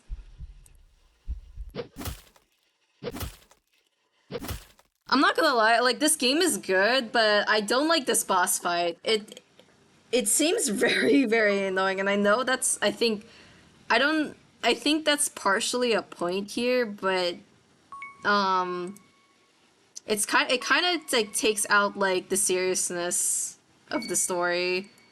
Or like I mean like yeah. um is left? Okay. Like I know these scenes are like serious, but I think just dying over and over again is just like pretty annoying. Great. Don't leave me. Oh my god. I just go right. Just go right. Yes, I know. I'll be fine. I know. Left? I'll die without you. Good. I'll save here. Like, I'll die. maybe I shouldn't go back. Just go left. I actually have to like follow what the map is showing me.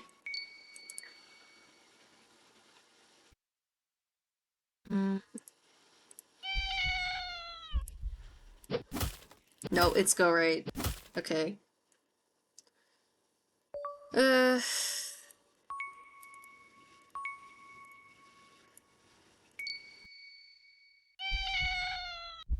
right.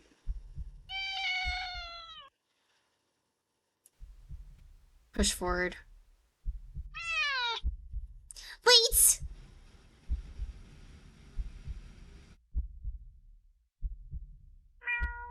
Wait.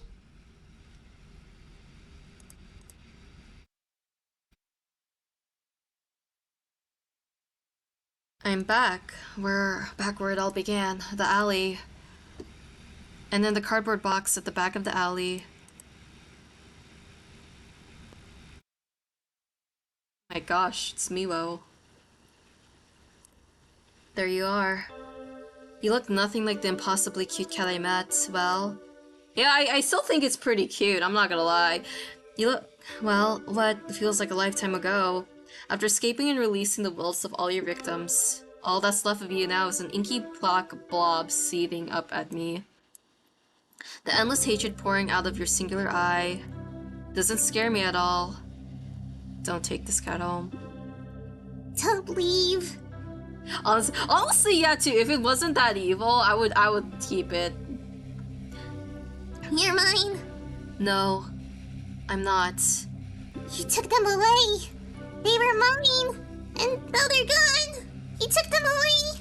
And you took everything from me. You weren't yours. They weren't yours either. Alone. And never had to be. If you were lonely, you could have just been their friends. But you didn't want friendship. They left because you tricked them, kidnapped them, hurt them. You stole their lives, their time, never to get any of it back. You brought this on yourself. You're perfect. I'm not. You are. Don't need the others. Just you need you. Stay with me. I won't. I can't give you anything. Can be everything for you. No, you can't. You couldn't even before. You definitely can't now, and even if you could give me everything I ever wanted and more... To hug it? Oh, really? Oh. So... I love you. No, you... I do. So much. I love you. I love you. I love you. I love you. I love you. Stop. Maybe you do love me in some strange screwed up way I'll never understand, but you, even if that's the case, it's not enough. Please. Don't try. It'll be good. I don't believe you. I promise. I can't trust you. I promise. Just don't leave. Leave me alone. Please.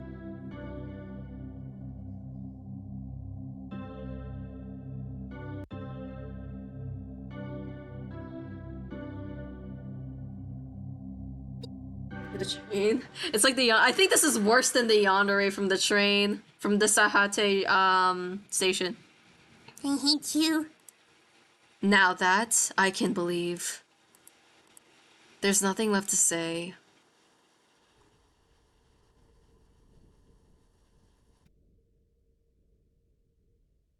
I watch the silence as it fades away into nothing.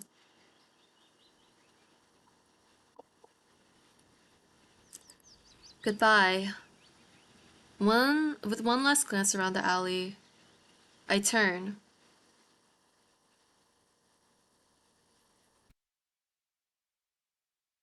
and leave. Ending 38? Do not take this cat home. Ending 38? Wait, 38? Oh, there's more. Today's been surprising? Yeah, pleasantly so.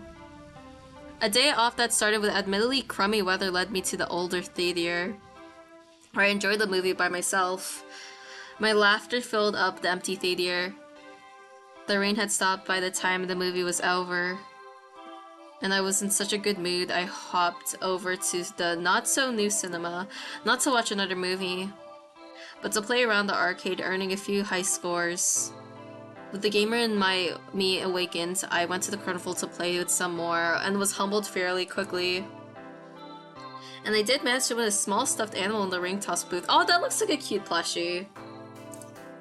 The design is questionable, and I freaking love it. Yeah, let's go! The rides weren't so bad either. I got inducted into a group for a bit while waiting in the line at the Ferris wheel. But I don't like how random some things are good. Yeah, I think like almost, I will say I kind of do like how each choice does matter. Like it actually leads to something. And I do appreciate these endings though, because I think most of the endings have like a different meaning to them, and they're pretty important. Bonding over our shared mistrust of the carnival's game vendors, I even shared a carriage on the Ferris wheel with a few of them and exchanged numbers before we parted ways. I don't know if I'll ever see them again or if any of them will ever call me, or if I ever have it in me to call any of them, but having the option to do so is nice. It feels nice. Baby steps. After all, even that tiny bit of interaction, though fun, exhausted me. So I went to recharge at the dog park, feeling rejuvenated at the sight of dogs. Dude, we should get a dog. Like, our MC should get a dog. That'll be the best ending.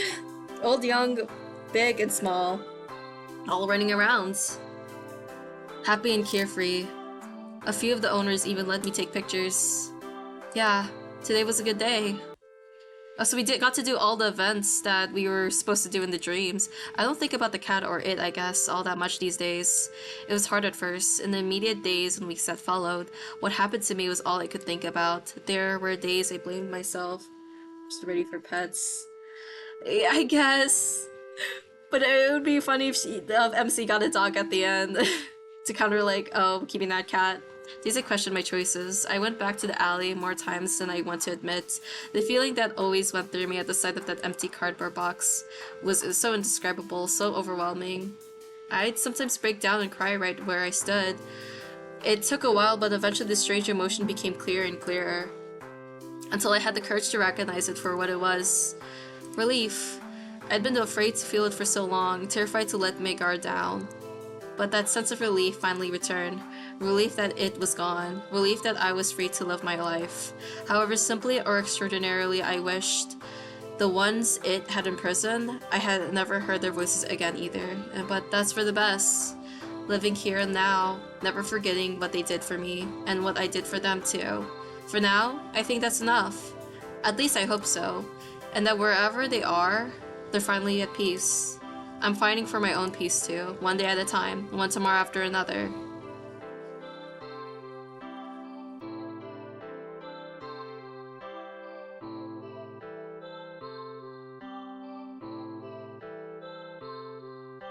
Oh my gosh.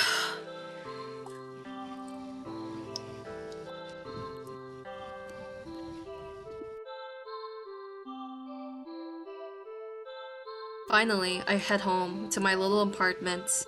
One bedroom, one bathroom, and one me living alone in it.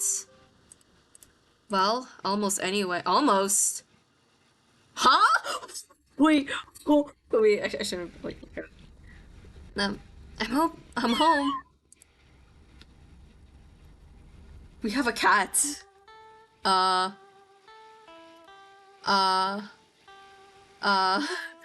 A little kitten flails as it awkwardly runs over and meals up. And please, this is giving me PTSD of oh no, please don't tell me this is a evil cat. I kneel down, looking fondly at a hazel green eye. The poor thing had been hurt and starving when I found it a few weeks ago, but it certainly got its energy back after a little food and care. Did he miss me? Hungry, huh? Me too. It's been a long day. I smile hopelessly at its cute little face. Let's find something to eat, okay? You know, the other creature had one eye. Please don't tell me that's an evil cat. Well, I guess there is one more thing living in my home, and, at least for now, I wouldn't have it in any other way. Ending N/A another day.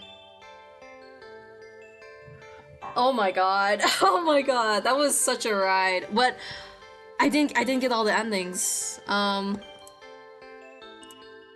boy, sound effects. Programmed with Renpy. Yeah, Renpy's the goat. Renpy's a good program. What else? George Ribeiro, Portuguese translation. And you, thank you for playing. And, okay. I want to check though. Oh, there's a dot dot dot. What does that mean? Is it just gonna... No, never again play with me. Oh! Oh, this is how we get the two endings. Okay, wait. Let's just save here. No, never again. Then get lost. Wait, what were the other two? Okay, so if we press no yet again, I guess it would just restart the whole thing. Okay, so ending 38, ending /A. Okay, ending 38 forever. Oh, wait, 37, 38, 39. Wait, wait, am I confused with the numbering by this? Wait, maybe there's something that's off, right? 0. Oh, because it's ending 0. Okay, ending 0 and then 39. This is 39. But that would be like 0 to 39 would be 40. Yeah. Okay, so I got all the endings. Oh my gosh. Oh my god. Oh, I'm switching to my just chatting. That was such a good game. That was so good. Oh my god. Okay, I honestly, okay. Personally, I don't think that cat we saw at the end, I don't think that's like a bad cat. I think that's an actual normal cat, so I hope it's not a cliche. That was so good. I think this is better than Saihate Station. It was really well done, and it's really good. Like, yeah, each ending built up to like, each ending felt like it had a different meaning of like a relationship, of like an abusive or toxic relationship, because I think that's what the more like the main thing about this game is. It's about like oh, sorry. Yeah, it's a really good game. It's I don't know if it's on Itchio. If you also ever want to check it out, even though like I know we've seen part of it, but it's pretty good. Like, I think each ending describe, except there's only a couple that did it, but they were just kind of, I think, like there for spookiness. Just download it. Yeah, it's really good. Also, just to tell you guys, the Itchio, the game on Itchio is the only available source for the game. I think the creator made a warning. They said like, if you see the game in any other place besides Itchio, it most likely is not the game. It's something else. But anyways, like, I want like, there were some endings that were very, very brutal, but they also meant like a specific, I think they kind of delve in on what kind of like different parts there are in an abusive relationship. Like, one ending kind of felt like, oh, a person like who is the abuser takes up one space, takes up the space of the other person as one ending, and then another one is just like one felt like victim blaming, one felt like possessiveness. Like, a lot of these endings had like a different aspect of what an abusive relationship, of different aspects of abusive relationship. You should say any for them. See, oh, is it the creator of Wadanahara? Isn't that who that is? Because I played Wadanahara in the Great Blue Sea and Great Garden, but back to the visual novel. I think one of the most brutal endings of the game was definitely the one about like the mice eating you, like the ones with the fish, like where the endings were that lead the choice that led you to like feeding the cats. Those endings were really brutal because there was one where we turned into a fish and we got eaten by cats, and then like fish coming out of like our mouths, and that suffocated us. I think those are really the worst ones because they were like pretty depictive, and just like the way they showed us being eaten alive is just ugh. It was actually like brutal.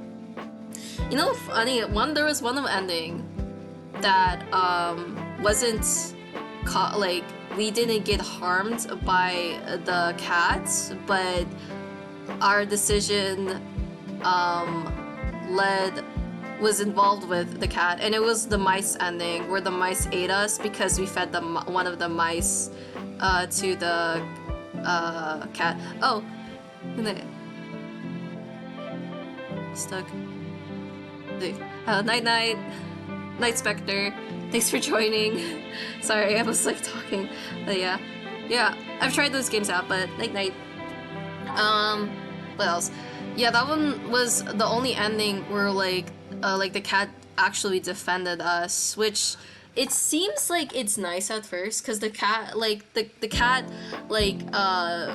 killed off all the mice that were eating us, but the cat also forced us to make us feed the mice, feed the mouse to them, and I think that also delves into like an abusive relationship as well, where we're forced to do like a person is forced to do something that their loved one is like telling them to do, and I think that was what that ending meant. But yeah, besides that, like when we got to realize what the truth was with how like the cat was manipulating us, where like you have nowhere else to go, and manipulating our thoughts, that was like hitting the point about like, yeah, we were in an abusive relationship, especially at the end where like we were like the cat was looking at us, but we were like telling them like, no, you can't, you can't control it anymore. That's like that's just like a symbol, like a metaphor of like one person finally trying to get over an abusive relationship, and I think that's what was happening. We go up bumming in the way, that ending, yeah. And then God, the scene where like we finally see the cat melted in the box and see their true form, and then telling us that they love us. That was another manipulative tactic, and they did it so well with like the MC, like denying that they actually love them and realizing the truth that this person actually doesn't love me. Like they're just lying. And I think that was also a really good scene too. And then also with MC going back into the box, I like that particular moment because it realized it's like realistic that like if you're once out in a specific relationship that you put so much effort in a lot, like you still have those habits of checking with that person, of wanting to check it, even though you know it's wrong, even though you've ended that relationship, you still have like habits of wanting to go back. And I think that's also just like a realistic and good thing that they showed. And I don't know, like God, and I really like this game. Oh my gosh, this is I think one of the best games I've actually played on stream. My God, I love like indie like horror games, especially just like very like small zones, because like this was such a good story. I think my only gripe here is the boss fight was really annoying. I think that I did not like that I had to spam like just directions and guess like over and over again. That just sounded pretty annoying. Like the other there's other mini games in this game, like in the maze where you flash like you're like, and it happens for like 5 seconds and then you have to kind of guess where to go. Like I like that one, but this boss fight one just felt like I had to spam. Yeah, that's kind of it. And I wish there was a bit of logic to it, but no, you just had to like guess and then spam where your direction. But yeah, overall, really, really good game. This was a really, really good game. Like, even though if they're limited when they can do story mechanics. I guess that's true because visual novels they're pretty limited. Kind of like when it comes to gameplay wise, it's pretty limited. It's more like story based of just kind of like making choices and then going in different routes. But yeah, like overall, I do recommend this game even if you just watched it a little bit, like play the whole thing. It's really good. This was a really good game. Yeah. Okay. I don't know how long I've been streaming. I want to check. Oh my gosh, I'm close to 5 hours. Oh my god. But yeah. It was fun. Tomorrow I'm streaming another visual novel game called Kohana. It's gonna be a lot shorter this time, but I thought the art seemed pretty. Not a psychological horror this time. Hopefully a lot happier, but yeah. I've been playing too many psychological horror games and really sad ones. Hopefully this is just like a bit of a fresh air. Hope I catch it. It's gonna be at 7:45 p.m. CST. I also put updates on my Twitter and Blue Sky if you want to ever check that out. And yeah, if you ever want to feel rest. Oh man, what do you got? I really like sad games. I play that a lot, so yeah. I definitely love RPG Maker games, especially like Crooked Man. Is a really good one. Blank Dream, Amori. I'm playing the Amori Hikikomori route right now, so yeah. Yeah. Or like you could probably tell me later, honestly, like what the games are, because I am like I think I am like a little sleepy right now, but yeah. Maybe at some point entirely another stream. Yeah, thank you. Maybe I'll make a post. I've been debating this, but I'm thinking of making a post of like, oh, what are some games you guys recommend me to play? Because yeah, I do have a list of games I want to play, but I don't mind getting more recommendations. But yeah, I'm gonna end stream here. This was a really fun game. I just can't get over it. It was so good. But yeah, I'll head out. You have a wonderful day or night wherever you are, Anthony. Hey, bye bye.